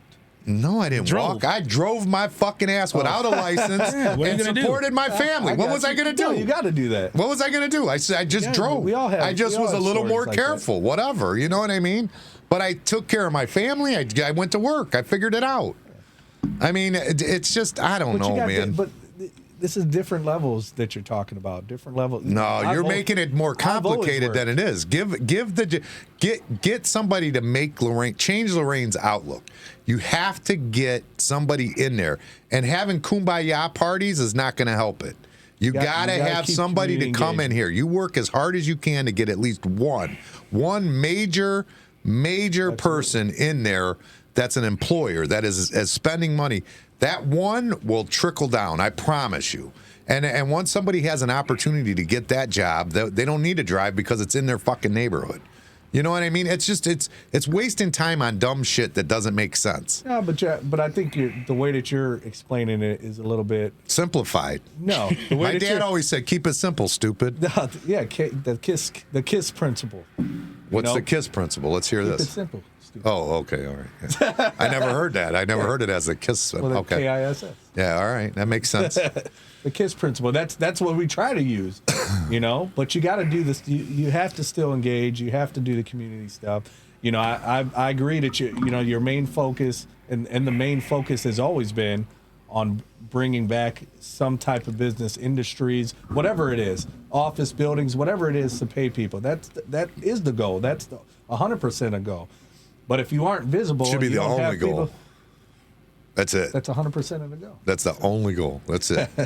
Everything else is bullshit.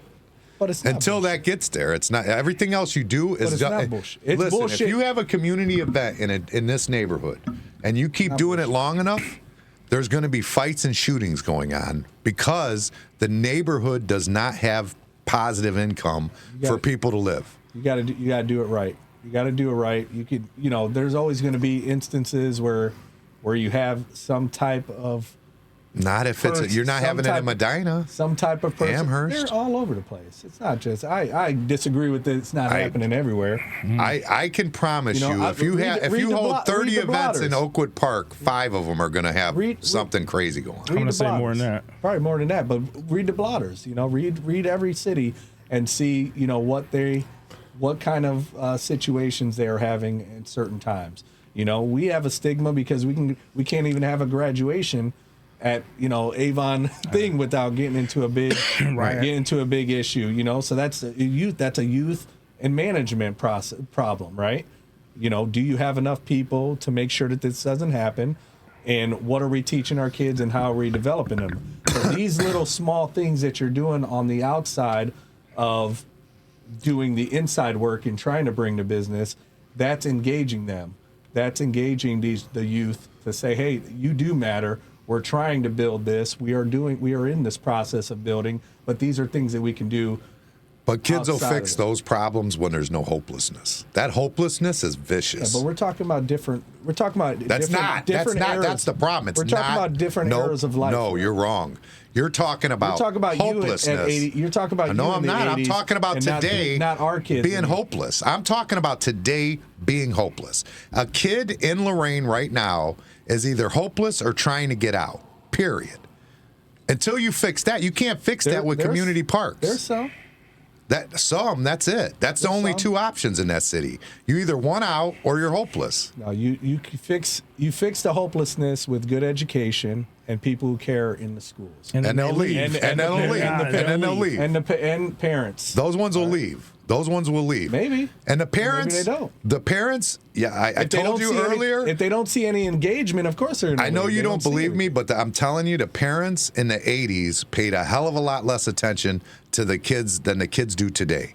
Even the worst of parents are spending more time watching what their kids are doing than my mother did. My mother didn't care about what was going on at school. She looked at the report card. It was either right or you got your ass bit. That's it. That's not what I'm seeing, and I deal with the kids all the time. So, You're not seeing that? I'm How seeing can you that say kids, that? I'm seeing that kids don't have parent influence. That's what I'm seeing. That's what I'm seeing. Is kids don't have a parent influence right now. That they are living on their own. The hopelessness is because they don't have anybody that's there to support them. But we did between the same thing teachers. when we were kids. Yeah, but in the different- 70s, 60s, Yeah, kids but just did it. We're talking about a different. Parent was there. We're There's talking no about a different dynamic of life, and not that everybody grew up the way you did, or everybody didn't grow up the way you did. I mean, that's what you dealt with, and that's cool. That's your opinion. That's your observation of how you grew up, and that's perfect.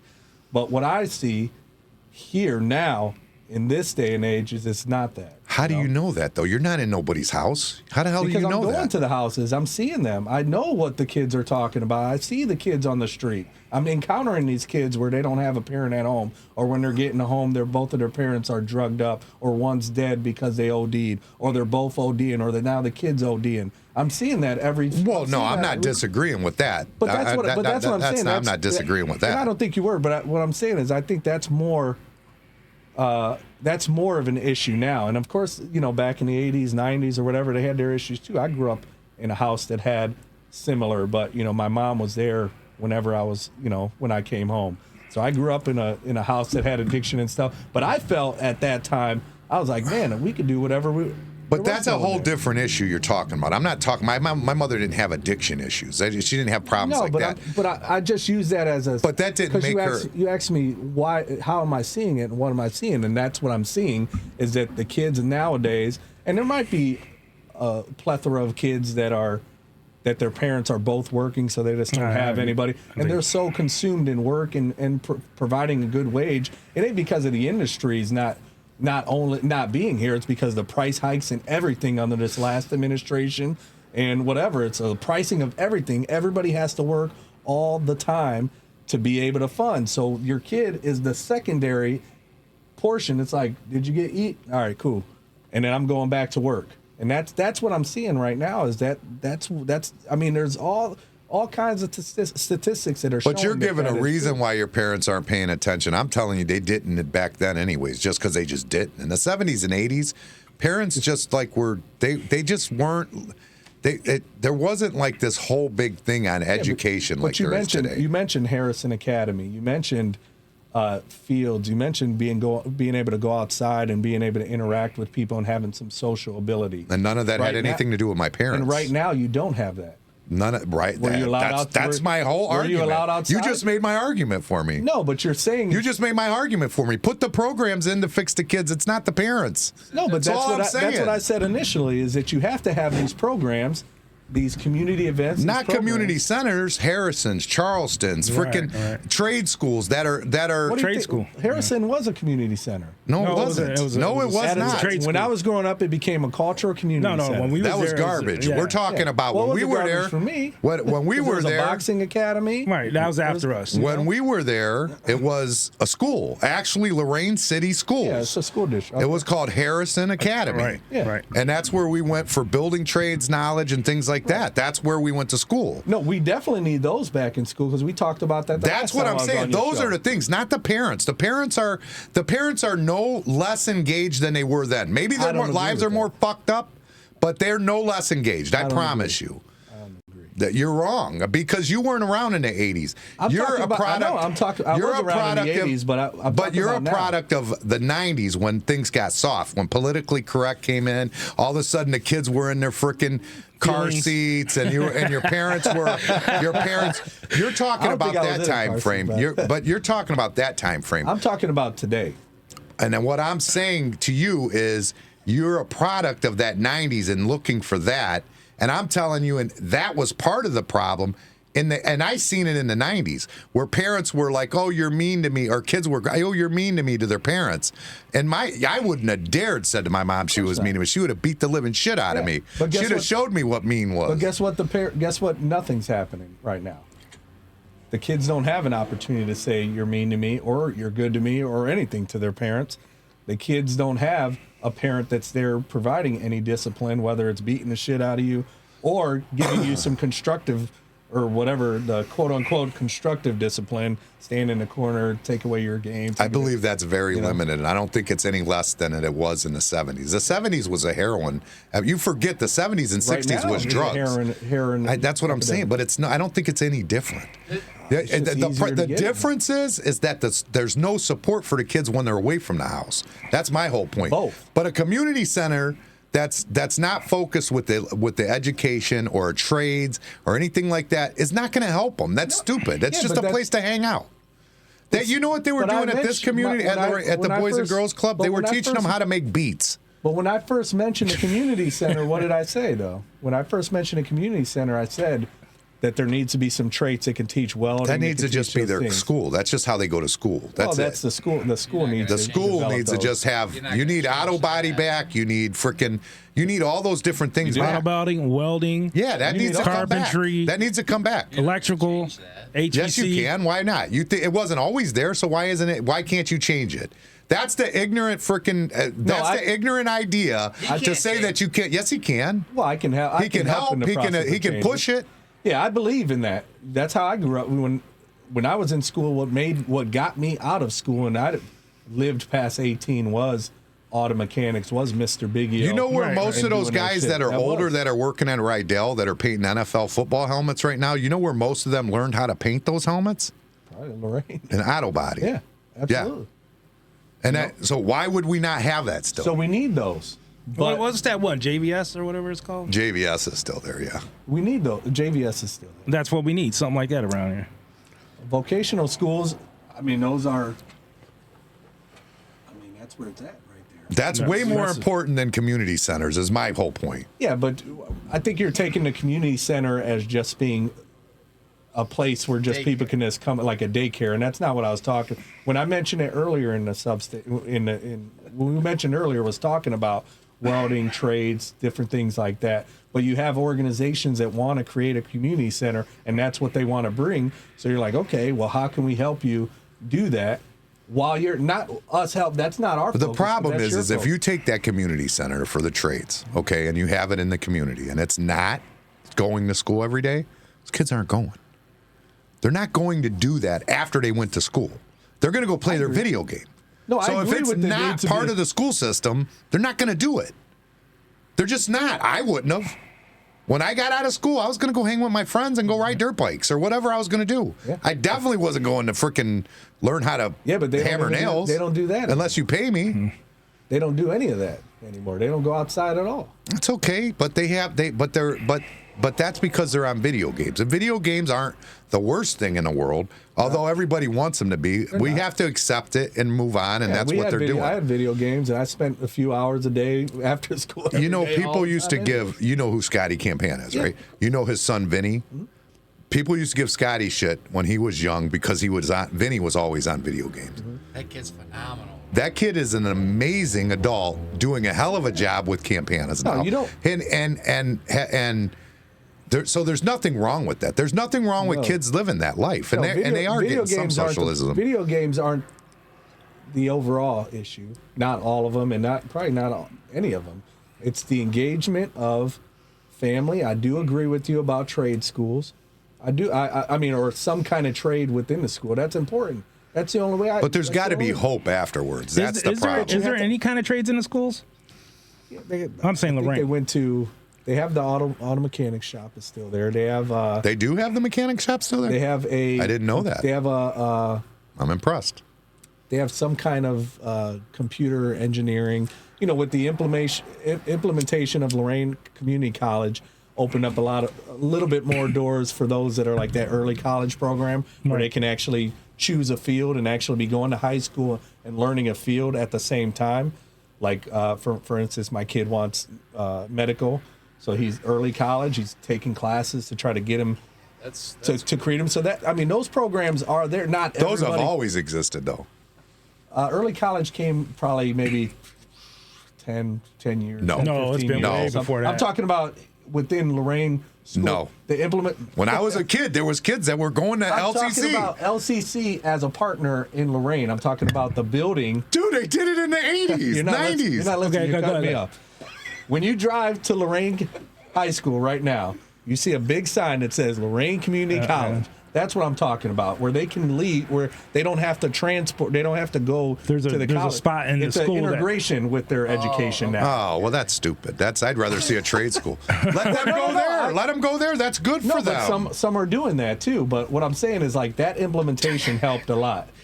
That implementation of having them leave their class from their learning their regular general studies and then saying, "Hey, I'm going to walk over to the next wing and go into a program that I want, that's going to help me develop." I think that was a good step in the right But they direction. were in the 80s. There literally was, the Yes, smarter yeah, kids. yeah, The smarter college. kids We were didn't hang taking around with them. classes. I mean, I worked with one at Campbell's, but that's about it. Campbell's. Yeah, I worked with the one there. But I Remember mean, that place? I that remember was going there every Sunday. Yeah. that was I thought that was before your time. Yeah, I mean, I grew up in the '90s, so how old are you? 40. 40. So he's the same age as my brother and sister. So I grew up in the '90s, but I remember, Campbell's, Ponderosa. I mean, all those My places. sister specifically. You You might have went to school with my sister, actually. Admiral King. No, South Lorraine. She would have been South Lorraine. I grew up- That's right. You were West Sider. I forgot. Yeah, I forgot West you. Sider. Huh? What's that? I said West Side. But anyway, so trade. I mean, all those. I mean, that's what got me out. Was being able to have something else. Where one of my first jobs was working at Mullinax Ford when it was around. The Auto Nation or whatever, and doing that type of work while I was in high school. And I was like, man, this is cool. Maybe I'll be this. Maybe I'll do this. And then it just didn't. Then I started thinking about money, and I'm like, well, Leary Foundry is hiring this. Plus, I can work here at Dogs and Suds. So I was working at Dogs and Suds, Leary Foundry, and Red Robin. Did you have to wear a low cut over at Dog and Suds? Low pants. You were cooking, I'm sure, right? Yeah. Eileen is a sexist motherfucker. If he's a man, he was cooking. Yeah, I was definitely cooking. She put the girls in skirts out front and the cooks out in the back. Heating up. Yeah, something. Something. I don't know about cooking, but I was definitely heating the food up. You take the bag, pour it in here. It gets hot, then you serve it. No, I mean, I'm not saying, I guess my whole thing is I'm trying to beat a dead horse because I want everybody to stop focusing on putting bullshit programs to communities that need real help. They don't need an event to go to.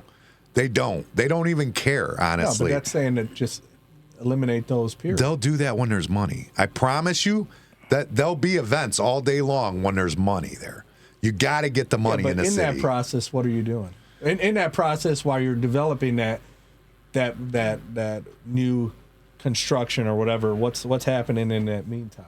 I don't care. Spend no time worrying about that. Spend all your time worrying about. That's not what the community's asking for. So it might be our own personal beliefs, and the community's asking for money. I share a lot of the same views that you do, and that's why it gets into a going back and forth. Sure, right. Because I agree with you, but in that meantime, while you're doing stuff in that no, I'm not saying like I see what Darius did, and to me when I look, I go, it's stupid. But yeah, obviously it's done something, and it's good. I guess that lull period you have to do. For me, I feel like if you're not engaging and not doing that, it's just an addition. So so to clear up, it's an addition to the process that's happening. It's already. like me at home, okay, in my personal life. If I got money problems, I don't want to. Why would I focus on anything else except those money problems? You understand what I'm saying? No, absolutely. If it's struggling, yeah, my wife might be worried about Christmas, but I'm struggling right now, and I got to make sure the money's there for the Christmas. Yeah. I'm focused on that. I do not look at anything else. I don't give a shit about anything else. Yeah, but when your kid jumps your kid jumps in your lap, whether you're having hard times or not, and this is an analogy, your kid jumps in your lap and you're having hard times and saying, "Hey, Dad, I love you. Come play with me." Are you spending that time saying "I love you" and playing and doing something and engaging? No, I say I love you. I got shit to do. I'm not gonna lie, dude. That's the truth. I try to throw an analogy. You know what? I'll give you an example. I got a buddy who's got a lot of money. He's worth millions. I don't know how many. But his son Joey, is now starting to take over the company. Okay, for him, they have a large drywall business, metal stud drywall business. Joey feels a certain way that his dad wasn't there that much when he was a kid. Didn't go to his dirt bike tracks and things like that. But Joey has, I don't know, what is it, $400,000 house now? At least. $500,000 house. Fucking money in the bank. He's got a beautiful, career. Yeah. He's got a whole company to take over. He's got everything he needs in life. Mm-hmm. You know what I mean? So he'll get over it. Well, you know what I mean? Yeah. I hear what you're saying in that because I mean, being a military guy and knowing the suck of life and just saying get mad, get the hell over it, and move on. I get that portion. I get having a rough life. I don't go back to say, oh my God, I had a rough life. It made me who I am today. I understand. Kids need real problems. They need a dad that's not. You think Joey would be anything if his dad was spending all his time with him? Just say Joe made that money anyways. Say that money just came to him and he was always with Joey. Do you believe Joey would be the same person today? No, he wouldn't. He'd been coddled. He would have been he wouldn't have had problems and he wouldn't have been able to handle problems today. Now he can because he's had real problems in He his would have life. been coddled if his dad just said, "I loved you," and I made one of your. You could dirt say bike I love you, but that doesn't mean you got to If stop your dad working just and made paying one bills. of your dirt bike thing. I mean, I didn't say he didn't make any of them. I'm just No. saying, I'm just saying he bitches that he didn't make it to enough of them. Yeah, I mean, because that's what kids want at a certain point, and maybe they might not need it at that time, but some kids just want, and later on down the road he's going to be standing. If I don't know if his dad passed or anything, but No. Or maybe it's up for the dad to say, "Hey, man, I regretted not being there, but hey, you want to be who you were if I didn't give you the hard love, No, So his dad says, I wish you were the oldest instead of the youngest so I could have worked with you more. That's good. Yeah. No, I mean, different dynamics of life, and not saying that I'm that person. You can ask my kids right now. Do I always, Because this is my opinion. You know? This is my opinion. I'm better off to show Dylan how to be a man than I am to go throw the ball with him That's our today. responsibility. I agree. You have to show him what being a man is first. That's my first responsibility. It's his mom's job to be soft. He needs a soft. I'm not saying that's his mom's job. My job isn't that. I love him. I want to do for him. And if I got time, yes, absolutely, I'm going to do that with him if I'm not exhausted. But at the same time, I got to show him how to be a man. Yeah. And if I don't show him how to be a man, who's going to show him? Yeah. But some kids don't Are you even. there for them? That's all that matters. Sure, yeah, that's what. Yeah, you got to be there. But some kids don't have any of that. I get right that. now. I understand that. But The we're kids that talking. I'm I'm working taking with. the family analogy Yeah. to the city. Right. I'm saying I would focus on this first, and then everything else can fall into place. You see what I'm saying? Maybe it's not the prettiest and sexiest right now, but once you get that right, it will work. It will all work in the end. 100% agree. That's But how I feel. But during that law time, that small time, I believe, for me, because it's things that are already happening. These things are already happening that have been happening for years. You have to contribute to those, But what if It's not what if showing that up to the job that I debates or could the make campaign stuff. It's What doing the real stuff. What if the job that I could make $300,000 off of, instead of bidding that, I'm over here throwing a baseball? That's what I'm trying to tell you. No, but when those processes happen, you're at the table though. So I get you. I get what you're saying. That's what I'm saying. So and that's in the personal life. But I'm saying if you apply it to the city, if you're focused on this and missing this, that's a big deal. That's a big deal. But it is. But I think what you're maybe saying is that during those 3 days of planning for a community day, there were some opportunities missed. Maybe. I'm not saying there isn't. I'm just saying if you Or focus doing your it energy on it. I mean, you're talking 3 days. I mean, that's one event. You're saying 3 days. I mean, that's how many events do you plan in this last Yeah, year? it's like, we did like 4. Okay, so there's right there. You're It's like, 3 there's weeks. 2 weeks. There's 3 weeks. right there. There's 3 weeks. You could have been hardcore focused on. I mean, let's be honest. Yeah, but there isn't. But there's no data to show that it wasn't being done during that time. Is what I'm saying. That you weren't still focused. That I wasn't still focused. Not saying that you're asking me. You're asking in general. Everybody should be focusing on. Well, I'm saying that since like 90, there's enough data to show that it hasn't happened since 1990. You see what I'm saying? That's 35 years, dude. I mean, that's Then what hasn't happened? nothing in that fucking city. Nothing. Nothing has happened in that fucking city in 35 years at least. I mean, people are still here, so there must have been something. There must Yeah, have been some type of barely. business. Barely people are still here. I mean, They're not homeowners.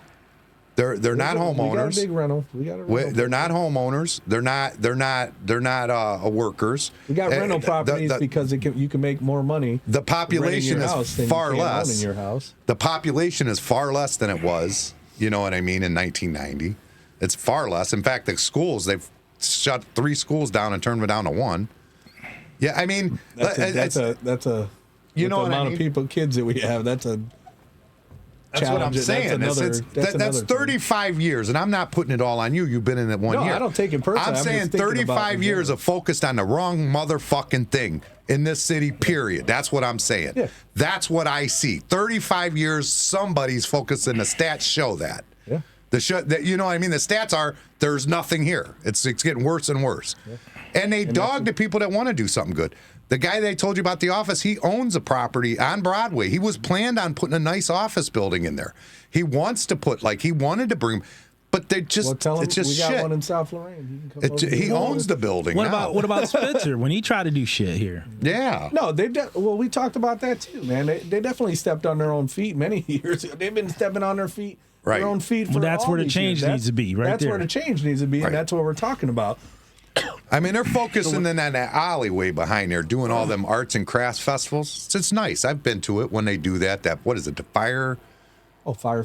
Firefish. That's nice back there. I've been there when they do it. I get it. It's nice. It seems nice back there. But Black River. why don't they spend the same kind of effort and money into? But those are organizations, that's so. Yeah, okay. So Firefish, give us all your money. Start donating the money back so we can build a building or something. I don't know. But those are organizations. That's not. They might be city helped processes, but they're not city. They're or city-backed processes, they're but also people that are deeply involved in Lorain politics that are running the Firefish Festival and all these other festivals. They're very deep rooted in them. There's some nuances for sure. Of So people. I mean, Yeah. I'm just saying. I'm not meaning to be on you. I know you're only a year in, but all I'm asking you is to worry more about that every morning when you wake up. How can I get somebody here that's going to employ these people enough that these kids feel like there's a job whenever they do become an adult and want to stay in Lorain? And that's what I wake up with every single day. And that's the main focus and the main goal has always been. So Yeah. I mean, I wouldn't have moved back here to Lorain if I didn't believe in the city. I don't need to be here in the city. I mean, if we're being honest, was it a little bit just because it was a lot cheaper to live here? Oh, sure. My family was here. Other than that, I mean, but you're like, it's going to be a lot cheaper to live here, right? No, I didn't even know. You didn't even think about it? I was 20 years old, man. I didn't know. now in hindsight, thinking of that now, I'm like, well, it's pretty not expensive for me because I bought my house at a good time, and it's been the same pay forever. So I'm like, okay, why would I go somewhere else? But back then, it wasn't. When I came back in 2008, it was no different. You just wanted to come home. The steel mill, I could have still went to the steel mill. Steel mill was still actively running. When? There might not have been in 2008. There might not have been any. Was it? Yeah, it's been. Is it really? It's been whatever they call it. It's like 10 employees or something? 11, 12 years. No. Sick. No, all my family worked there. They worked on they worked at Republic. They worked at U.S. Steel. So I could have went over there. I don't remember being open that late. It might have been though. I don't remember. It was small. I mean, I don't know about 10 employees, but I think it had. Oh, you know what it was, 1,500. but wasn't it like Robinson Pipe in there and stuff? It wasn't no mill workers hardly. It was mill workers. It was like sub companies, wasn't it? Most of it No, that fire was still burning up there. It was. in 2008. Yeah, but wasn't it being ran by like Robinson Pipe? I don't know who ran it, but it was still running there. Because I There was a lot think of people Danny there. worked there, and he was like minimal money because it was a subcontract. No, he worked probably for Robinson Pipe. That was just In the middle. They just went in there. That's an outside contract. That's an That would outside just come contract in- for another thing. That's but- like MTW or something like that. Same. Yeah, there was two different ones. There wasn't a lot of actual mill workers. Yeah, they had pipes come. It was running back then when I came back. But I think it was running And it and was being like checked 20 by it was like 25 Robinson Pipe in them, And I think it was like they were just $23 they're an hour, the ones $25. that clean the pipe. They'll go down and drain the holes and all them vacuum pumps and all that stuff. It was like $25 an hour or something like that. And I don't know how it worked, but I tried to get in there, and they're like, "Oh, you got to know somebody who knows somebody." And I'm like, "Man, I'm trying. Who do you know? How do I get in?" They're like, "Oh, well." Then the temp agency was hiring them in there. They're paying them like $18 to $25 an hour in 2008. And I'm like, "That's cool too. I'll go work for them." But instead, I went to the foundry, worked there one day, came out with all the black soot, and I was like, Ain't for me. I was like, I'm done, man. Well, you know, my grandfather had worked there. He retired. Right. He was medical. My uncle had worked there. He'd lost his legs from the train, you know. And so I was like, man, this ain't chipping and grinding. Yeah. I'm like, look at this friggin' 70-ton thing or whatever over my head. We're almost 4 hours in. Holy shit! Are we 4 hours? Not 3 you. and a half. We are. 3.5. We are, yeah. 3.5 hours in, yeah. But, you know, agreement, you know, priority has to be bringing, you know, businesses. And there are works in that. And that is a straight focus and a full focus. Yeah, but we've been hearing that shit for so many years. I know, I So have. have I. So you got to tell us something different. Like, I tried, dude. I moved to South Lorraine when I was a young man. My first house I bought in South Lorraine. I tried, and it's just like, I can't stay here. I can't. I had to go. I mean, and I think that's most people. Let me chime in for 30 seconds. Okay. Well, let me steal your microphone. Man, Lorain is so hard to work with. Like, it's almost like they don't want business. That's what we were saying earlier. Yeah. They you have businesses that want to be here, and they're such turds. Like, they make it so hard to be here. You know, like they force people out. Yeah. You know, you change that. That was our opening statement, actually. Yeah. Oh, okay. Well, That was our opening statement. That was my bad. I missed the opening. Yeah. I missed the opening. But yeah, man, they screw with businesses.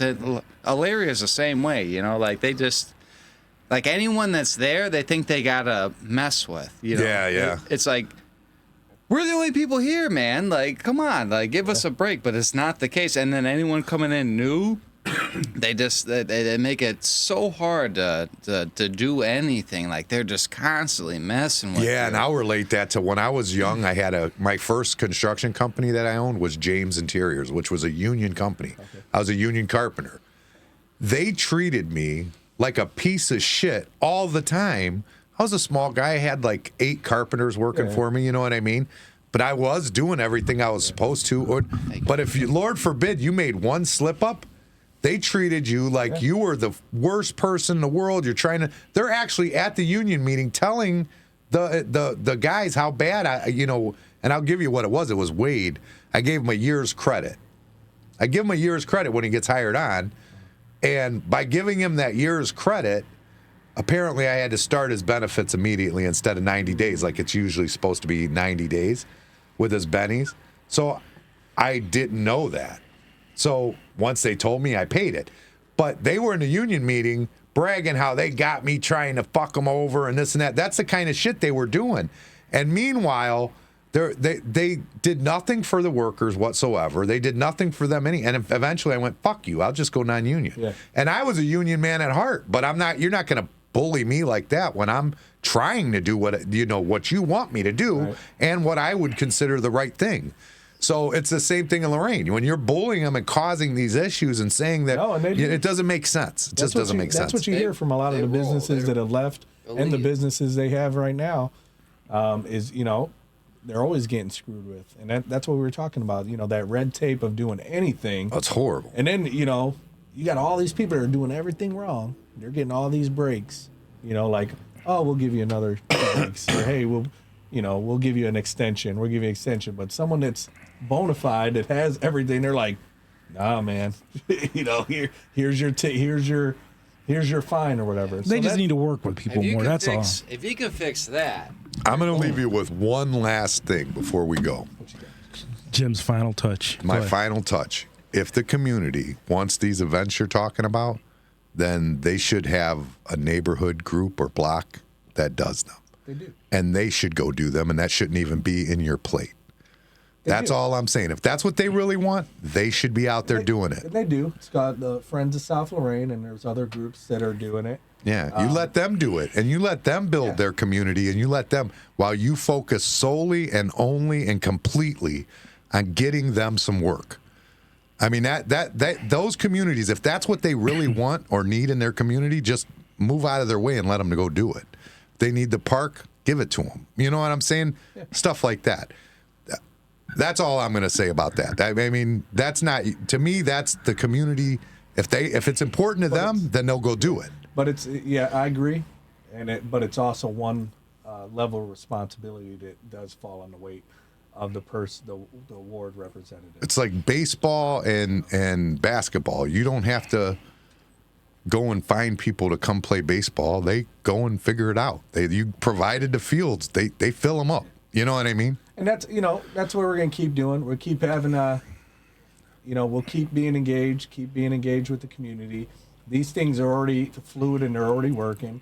By way of Friends of South Lorraine and other organizations, not just Friends of South Lorraine, but other organizations that are doing things throughout the community. to help. Shout out to the Grind League. Grind League. Hey, did I not mention Darius earlier? Yes. The Grind League, Fits for Youth, all those programs that they do all the time, is to give back, is to do community functions. And let them do what they do. But that was already a process of my responsibility prior. So to let it go and to not have, some input or some organization with that is never going to happen right now. But I agree to your point. The focus has always been about rebuilding infrastructure. It hasn't always been. It hasn't. For me. I know. But I'm just saying it hasn't always been. I think within the last 4 years too. I don't know. You know what? I love Ray Carry-On, but I heard too much about sweeping and painting. And I mean, we got to do more than sweep and paint. It's just got to be more than sweep and paint. Those are little things. Those are little things that you do within the community on that lull time where you're like, hey, there's something that needs to be done. And it's not that it was founded or the foundation was Ray or is me in terms of like we are creating this. This stuff was already in the process, and we're like, we have to support these. To keep I get it. So you might see us a lot, but it's really these are already things that are happening, and we're just helping them get their feet. Like, okay, you're running, you're walking. How can we get you running, and how do we get this done? And sometimes by using a platform, it helps promote that. Those community organizations. Absolutely. So it's never been about, oh my God, I can't wait to completely do the park is my only focus or anything like that, or anybody's focus. Maybe it has been, I don't know. But those are just little things that are already in the process of being made or done, and using a platform where you can get things done quicker or have those little things that are really like the nuances, the little easy stuff like, hey, I want to use this, but like, okay, what's the problem? Well, they're giving me hard. Don't worry, I got that. We'll get that taken care of, and I'll be out there to help and support you so it can continue going, like the Grind Leagues, Fits for Youth, the baseball, kickball. You have to be present for those things. You don't have to devote your whole time. Like, I'm not running the league. Sure, right. No, right. But you have to be present for those, and not for a picture or a photo shoot. You have to be present, like I'm participating in the discussions with this to help make this thing grow and to continue. But the photo shoots are nice, right? I don't really like photos, man. You see, people take pictures of me. I'm always like, unless it's with my family, I don't really care. I hate that stuff, man.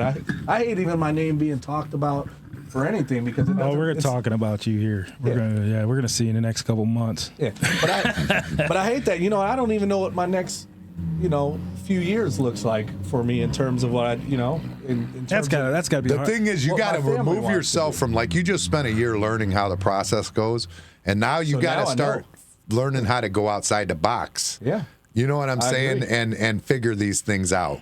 The biggest problem, though, I don't care what anybody says, is careers. Because if you can help these kids and get them started, they're leaving once they get going. Yeah.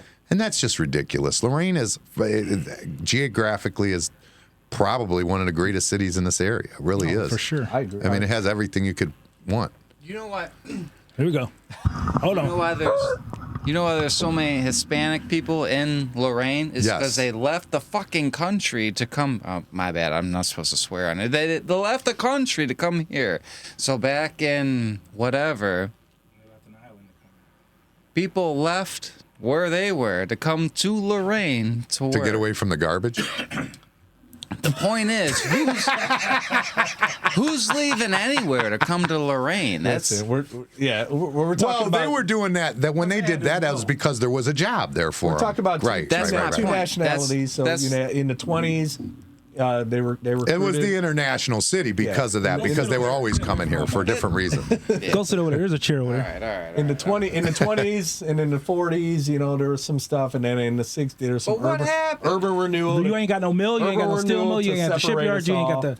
To separate you ain't got none of that. Those communities, and that kind of created a backlash. That's the 30 years you're talking about. You created urban renewal, and everybody's like, "Man, you're like shutting us out from the community you brought us to." Right. And not, some were inadvertently brought, but some that you told us that we could come and make a better life, and then you just said, "No, you can't do this no more." So then people started. Well, those leaving. People are retired that came for that. They're done, and I mean they made good livings, and they. Their kids, if they were good kids, they moved on and went somewhere else. My point is, who's leaving their country to come to Lorain? 2 times it happened. You know, like it's twofold. So the Haitians are heading towards. Where's the Haitians at? They're in South Lorraine. Do we have Haitians in South? No. Oh, no. The Haitians are coming to Ohio, but they're. Everybody. But that's a bullshit Springfield. That's bullshit job they're working down there. That's not even. I think like it was like 18 an hour they're going there to work for. That's crazy. I don't understand that. 18 an hour and you got Haitians coming into work. That's wild. I mean, 18 an hour. Kids should be running to that $18 an hour. You're out of. You see, you're part of the problem. Fix that right away. No, I'm just saying. Fix that right away. Okay, zero money. Fix that right away. $18 an hour. Like, how does Fix that match that up? right away. $0, $18. 18 an hour ain't shit. Fix that right away. What about $0? $0 is better because the government will pay for everything for you. Well, yeah, that's somebody. I mean, make up your mind, dude. If you're gonna go work every day, you don't want it to be a fucking struggle. 18 an hour is a struggle. You got to pay for gas. You got to have a vehicle. For a young kid, right out of high school, wants to make $18 an hour. It has nothing but lives with his parents. Is that not Change wrong? your mind. Change your mind. That's a wrong opinion to have. Of course, I'd want to make $50 an hour if you give me that job. But if I don't make no money. When I was a kid, I was never hoping to get 18 an hour, okay? That wasn't my dream to make 18 an hour. That was in 1992, I was coming out of high school. I wasn't dreaming of 18 an hour. What were you dreaming of?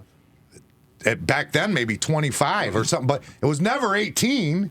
It was, and that was in 1990. This is 2024. I didn't have the look at the military makes less than $18 an hour. Yeah, so that's different. Not really. You know, that's not true. I'm in the military. They house you. Doesn't that count for something? They feed you. What does that count? What does that cost? It's not for free. You pay for that. You know what? It's included in your BAH and BAS. That's all encompassed of the military contract. That's all encompassed in there. Look how much they're getting paid. What I'm not to get off in the military track because I'm telling you the truth. My son's in the military, right? And he's making less than $36,000 a year. He was probably when he first started before he got married. He was probably making $36,000 a year. That's 18 an hour with benefits and everything else paid but that for. Is, like all that stuff is there. Yeah, but you're paying for it. It's you don't see it. You don't see it, but you're paying for it. When you look at your but it's not coming out of the 18. It's not coming out of the 36. Yeah. How? When you look at your end of year statement, and you see everything that they get, it's just this. They're like, here you go, take. Here you go, take. No, that's okay. Well, then fuck you. The government needs to fix that. That's the first thing they need to fix. If that's true, they can go to hell. They need to fix Feed my goddamn soldiers. They need to be paid. And house my soldiers. You know, when I came over here, the only reason I moved here too is I was on my end of year contract and I was getting paid. You know, they pay you out for you take your terminal leave, your terminal vacation. It's any days that you haven't used or whatever. And you know, you're like, okay, I'm only getting paid $1,600 a paycheck. $1,600 a paycheck. You know, like, okay, well, I'm gonna go, you know, where I know Lorain, my family's here. I can, you know, all right, I don't have to pay for daycare. Drop my kid off at my parents' house or something like that. You know, doing that.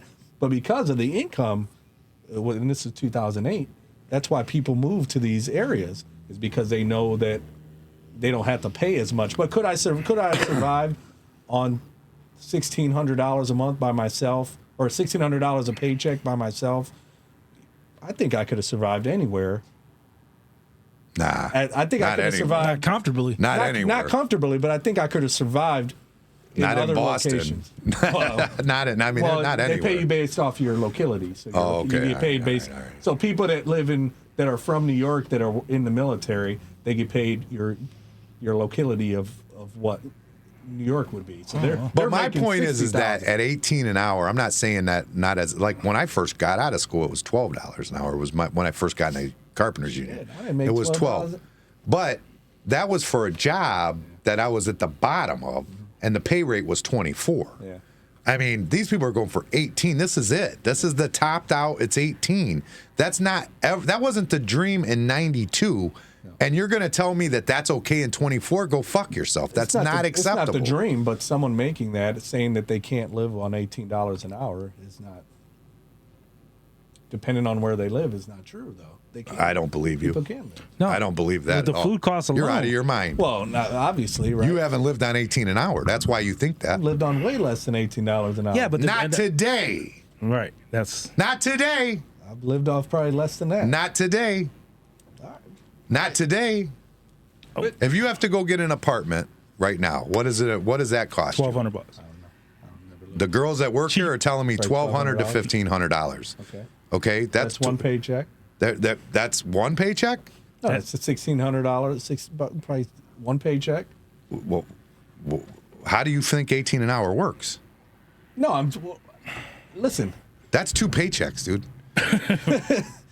But that's what you. 18 an hour is like going to take you home about $650 a week. Yeah, but you're saying we're talking about getting people to work.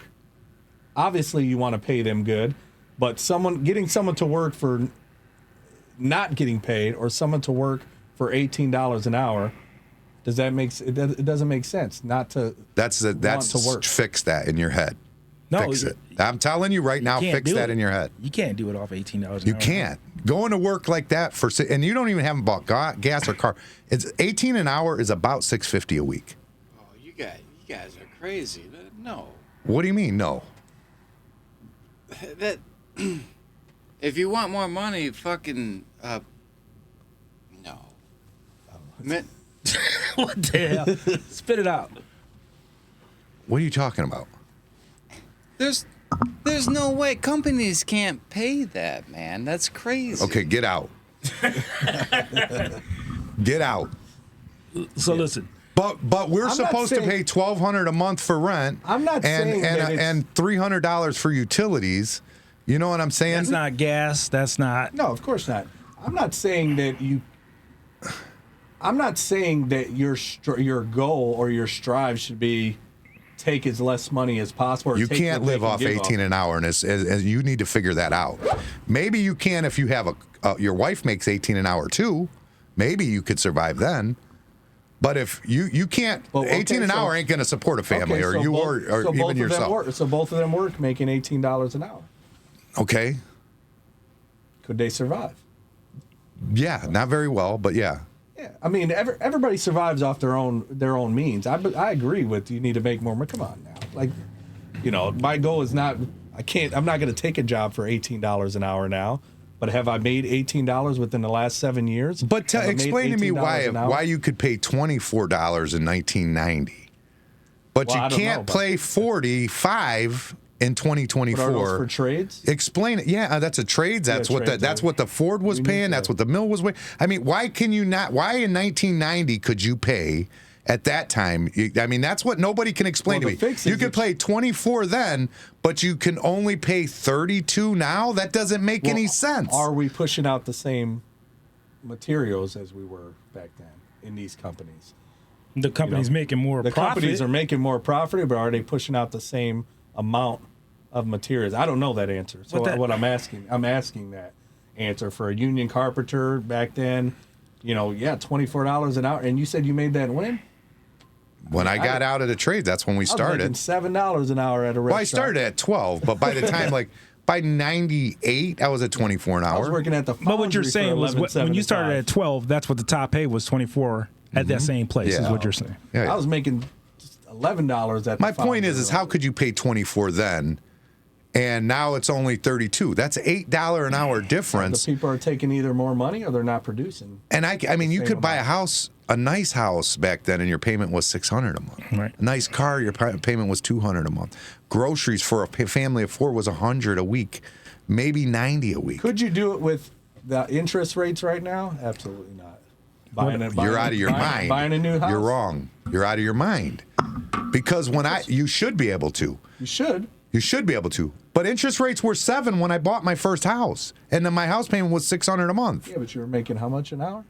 24, Yeah.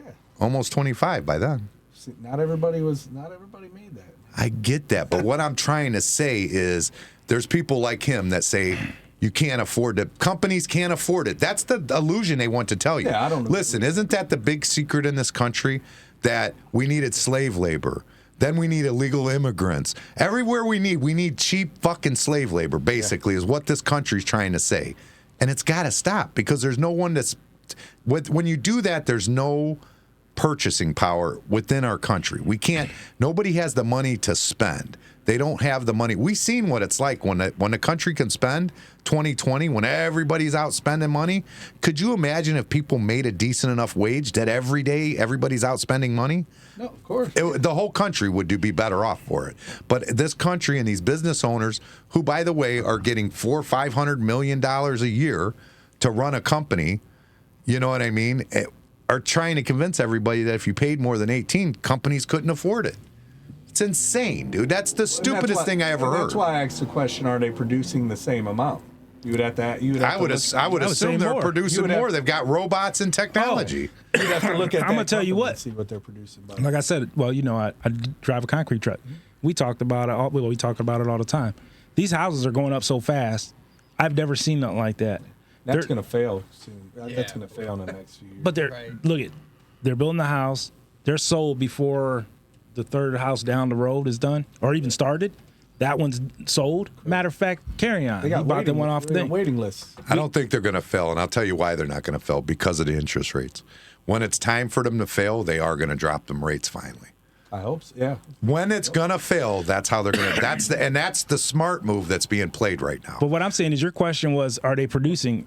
They're producing way more. And I ain't just saying that field. I'm saying a lot of fields.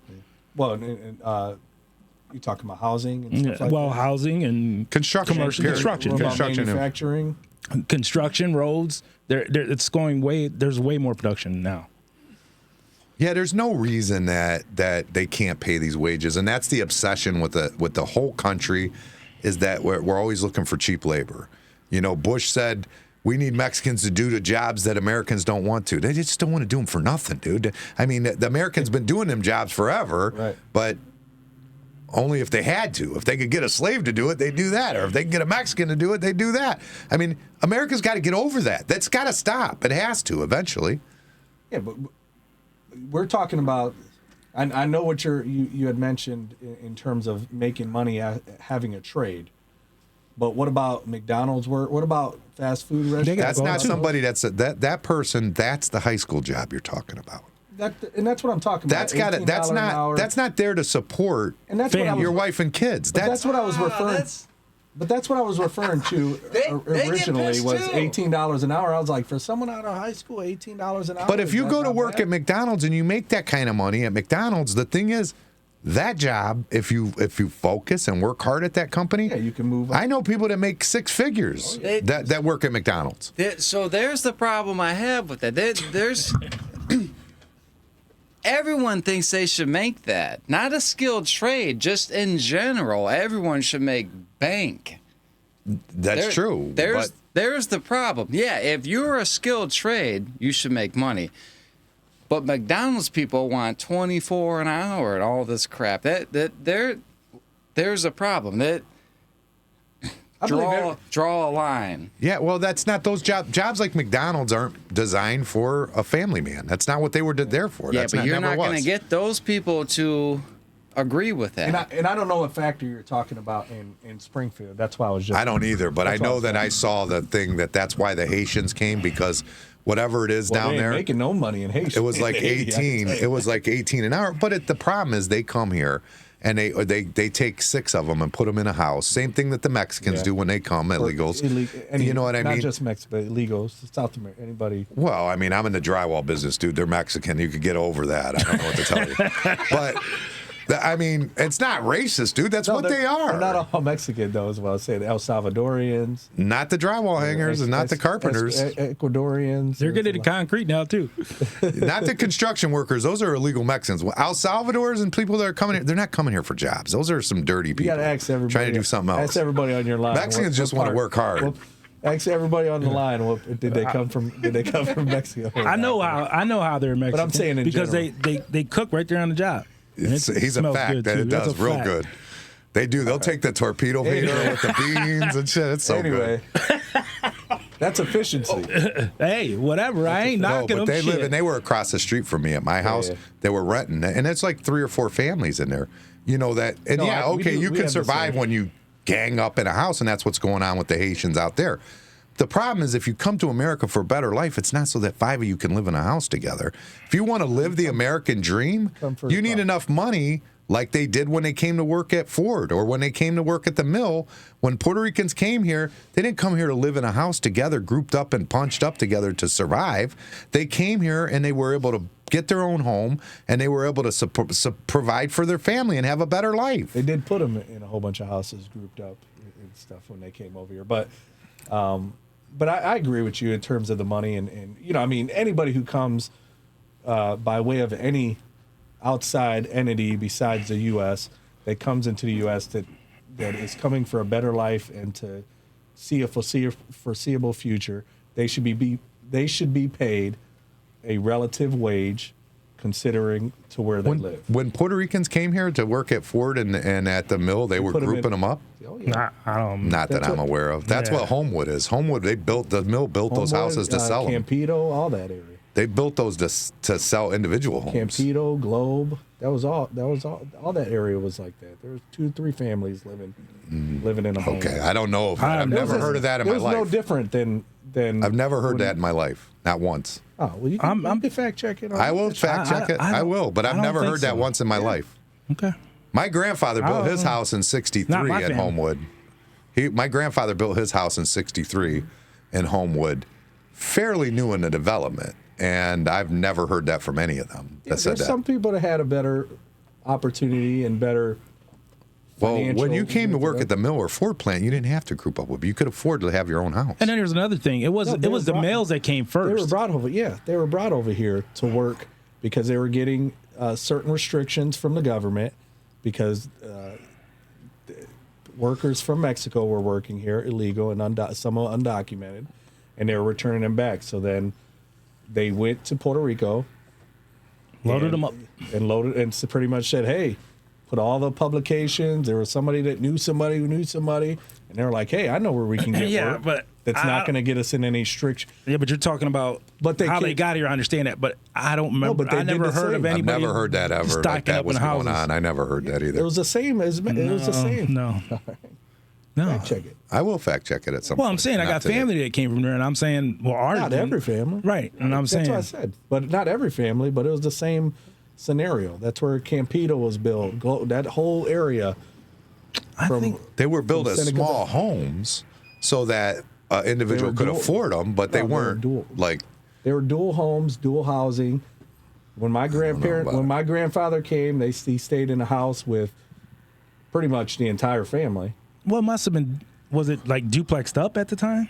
No, it was just rooms. Like your room right here. This is your room and your family, and then we all ate. I'll look into it. I've never heard that in my life. I've never heard that. I don't know. But even if it was, regardless, there was a path to get out and get your own place.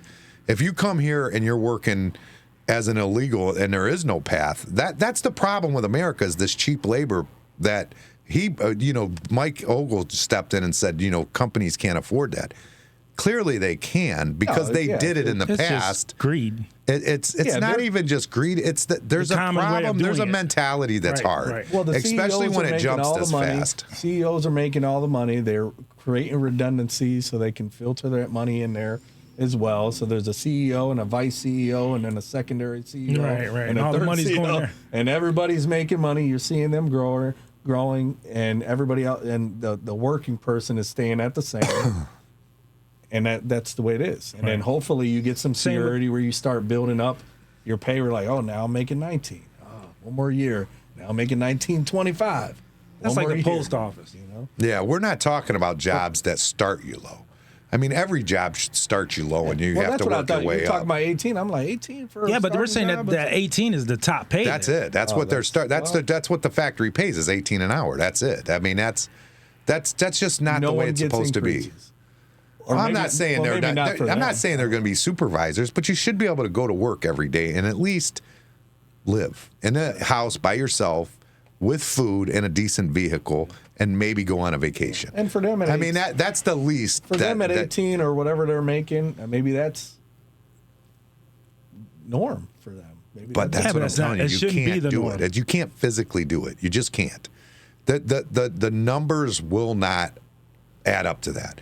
If you go there and you're making, even say they're making 18, okay, and they have one kid, so it's independent, and he has one kid. We won't even have a wife who needs to work but isn't. Well, we're not even going to say that. Just say it's a woman went there and she's got a kid. At 18 an hour, the government has to step in and assist her, or she won't be able to afford to live. At 18 an hour, that's a fact. Yeah. She won't be able to pay her rent, her fuel, her utilities, and groceries on 18 an hour. It won't happen. And that's a little bit ridiculous, in my opinion. I mean, there's you got tax issues. I mean, why are properties skyrocketing? Why is someone renting a home for more than $2,000 or $1,200 or whatever it is, if the house was always rented or always at a standstill, or the house is paid off?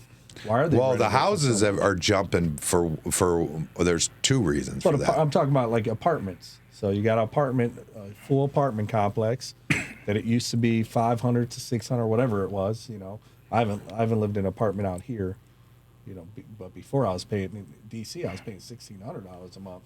Barely I had to work at a toy store. Right. And I was in the military. Right. I'm like, I can't afford this. This is expensive. I got a question. Is this? No, I don't know if it's true or not. In Lorain, say you buy a beat up property, then don't you got to put money in escrow? Oh, you don't know. I don't have any. I don't own property, so I don't know. But I heard you had to, whatever it costs to fix it. This is unbelievable to me. But anyways, whatever it costs to fix it, you got to put it in escrow. That same amount of money you got to spend out of your pocket. And then once you get it done, then you get your escrow back. So that might not be true. That's what I heard. So the way that works, what that is that's the sale deed. And I don't know if that's still going on. I don't know if they did that or not. It's what caused the reason that we have as many rentals as we did. We already had enough rentals at the time, and then they did that. So then what would happen was, if you went to sell, he's right. When you went to sell a house, the city would come in and do an inspection. Now, I don't know that this still happens or not. I don't know. I'm just saying, but investors loved it. Yeah, investors thought it was the greatest thing in the world for them, because they would come in and they could just put the money in escrow. They didn't care. You know what I mean? So they would come in, they'd put the money in, or if, like me as a person, like an individual who's buying a house, me and my family are going to move into this house, this and that. I can't get the same as he can because he's got the money to put in that escrow and get this deal done and closed on. You know what I'm saying? Okay. I can't afford to do it. So now all of a sudden only investors are buying it. And the reason for it came from a good spot. What they were trying to do, the theory was that each time a house changed, like somebody bought the property, we made sure that it was up to snuff and it was nice and it was well taken care of. And that's where it comes from. The problem is that it does seriously deter home ownership. It really ends up putting the advantage to the investor. It was a monopoly. You know what I'm saying? So I believe that went away. I think that Lorain got rid of that. I think they did. I hope they did, but I'm pretty sure they did. But I remember that was like really horrible.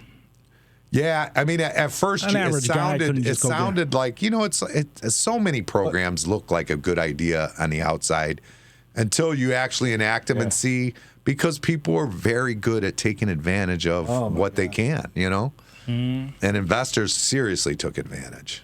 And the houses weren't selling for as much because of that, you know what I mean?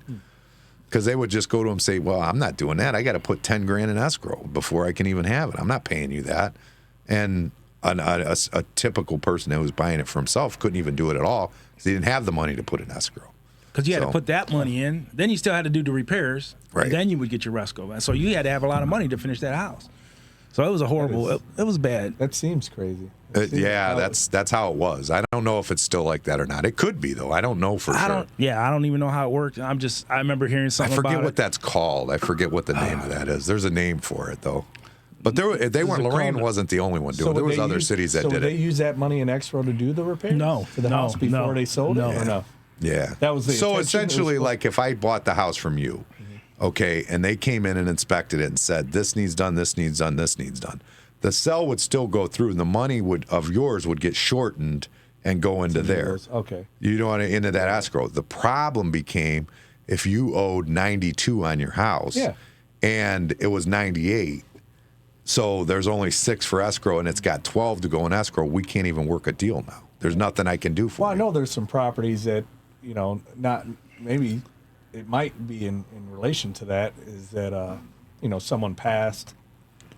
The kid's going to sell the house, but they had this money was given by the city, and it might be totally different. Or we're talking about the city had given money to do repairs, to help them do repairs, but it put a lien on the property instead. Inadvertently, it says, "Hey, here's your loan to do the repairs." The person dies. Now they're trying to sell the house, and they're like, no, you can't sell the property. Yeah, it's still. This isn't. This isn't. The different. money wasn't coming from the city, but it always came from the From seller. Right. Yeah, it always came from the sell. But like I said, it came out to where it was. Again, it's the same thing. It's what you owe on the property, and then they add the repairs to it. Now all of a sudden you have to be able to sell it for whatever the city decides your repairs are, and it's the city was out deciding it too. On top of that, so. Yeah, I don't want to sound like I was pointing something out that I knew about. I'm clearly saying I don't know how. No, I don't. Yeah, I don't know. I didn't know that either. But that seems kind of. That's what caused, in my opinion, that's what caused the serious rental issue that's going on. Yeah, because they're like, I'm just not going to sell. I'm just going to rent. Because most people It couldn't was afford only to do investors that really they loved it. Investors love it. Everybody I know that invested, they're like, that's the greatest thing ever. They loved it. Well, what I mean? The original conversation was in reference to like the price hike in rentals. and that's it. So nowadays, you go to a same property on wherever, even in our area, that last year or 2 years ago, $600, $700. It's because they were so a month. stagnant for so long. Now they're like, it's going up to $1,400 a month. The same property, nothing changed, and now it's $1,400.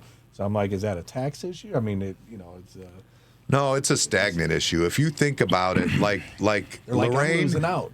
I need to be making. in the city of Lorain, like your typical split level over there in Homewood area, you could buy that for around 60 in like 1990, 60 to 65, 80 for a real nice one. That was true in 2018 too. You know what I'm saying? That's a long stagnation. And the same was true with the rents. Were about the same. Like they were about $550 in 90, and they had got up to maybe $650. So it just was so stagnant for so long. And these people that own these properties, they have rents, this and that. And then you give them the excuse when you jumped up the property taxes 40%. You know what I mean? You gave them that huge incentive to say, okay, we got to go up now. You know what I mean? Yeah. And water bill went up with the garden, all that stuff. So they had all these, so that's where it came from. And they were stagnant. I mean, they had been stagnant for a long time. So just a change. They're just like, hold up. Eventually, it has to go up. Everything has to go up eventually. And that's all I'm saying about wages. Them wages are at that stagnant mode where they have to go. And it's going to hurt. Everybody's going to hate it. All these companies, but it's going to have to it has to happen. Oh, of course. I mean, I don't know how much concrete workers are making. Nothing. Starting off. It's chump change. Under 30, more than No, 30? I don't know. no, not even 30. That's And he's in a union. a challenge. And he's in a union. That's a challenge of its own. It's either a weak union or. And not only I that, ain't gonna say my hourly, but yeah. not only that, not in terms of. but we're talking starting, just talking starting. Yeah. 26. Yeah. So and now you're talking that's in the concrete business, like you're saying. This is a 9-month-a-year job. Yeah. I mean, and most of the time, I mean, some companies do go, but that's a 9-month-a-year job. Yeah. And you're already making 26, so you're not even going to make 52 on a year. No. You see what I'm saying? Yeah. I mean, it's not acceptable. I mean, I agree with the pay increases. When we were talking about that, I didn't know what position you were talking about. I was thinking in general. I'm like, someone out of high school, making a little bit of money. I mean, whatever, they're making something. Out of high school, I worked at Subway, man, and a little bit of construction too. But, yeah, $7 an hour here, $11 an hour there, and freaking. I was like, hey, I could work all these jobs. Yeah, well, But yeah. That was my thing. You can't have that mentality. That 18 an hour is not enough. Just remember that. Just really sit down with your not for wife. a permanent wage. Go tonight and look Do the with your math, wife and do the math. Find out what she spends on groceries and ask I know her. what we spend. Just write it down. they do talk. And then a little bit. and then compare that to what somebody who makes 18 an hour takes home. Not 18 an hour. As one what person, they take home. family. No, it's not going to be. They're going to have to work another job.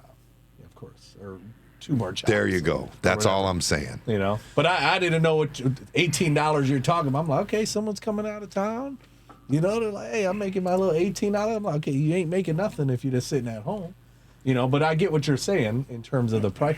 Yeah, but if you make enough where they take your benefits from you, that's a big problem too. That is a very You get big people that don't want to work because I'll lose my benefits. Yeah, That's horrible. You know what I mean? Or they never get married because they're like, hey, Right. we stay, Claim different you stay and your all thing. Right. and I will work. Right. You know? But That was awesome having you in.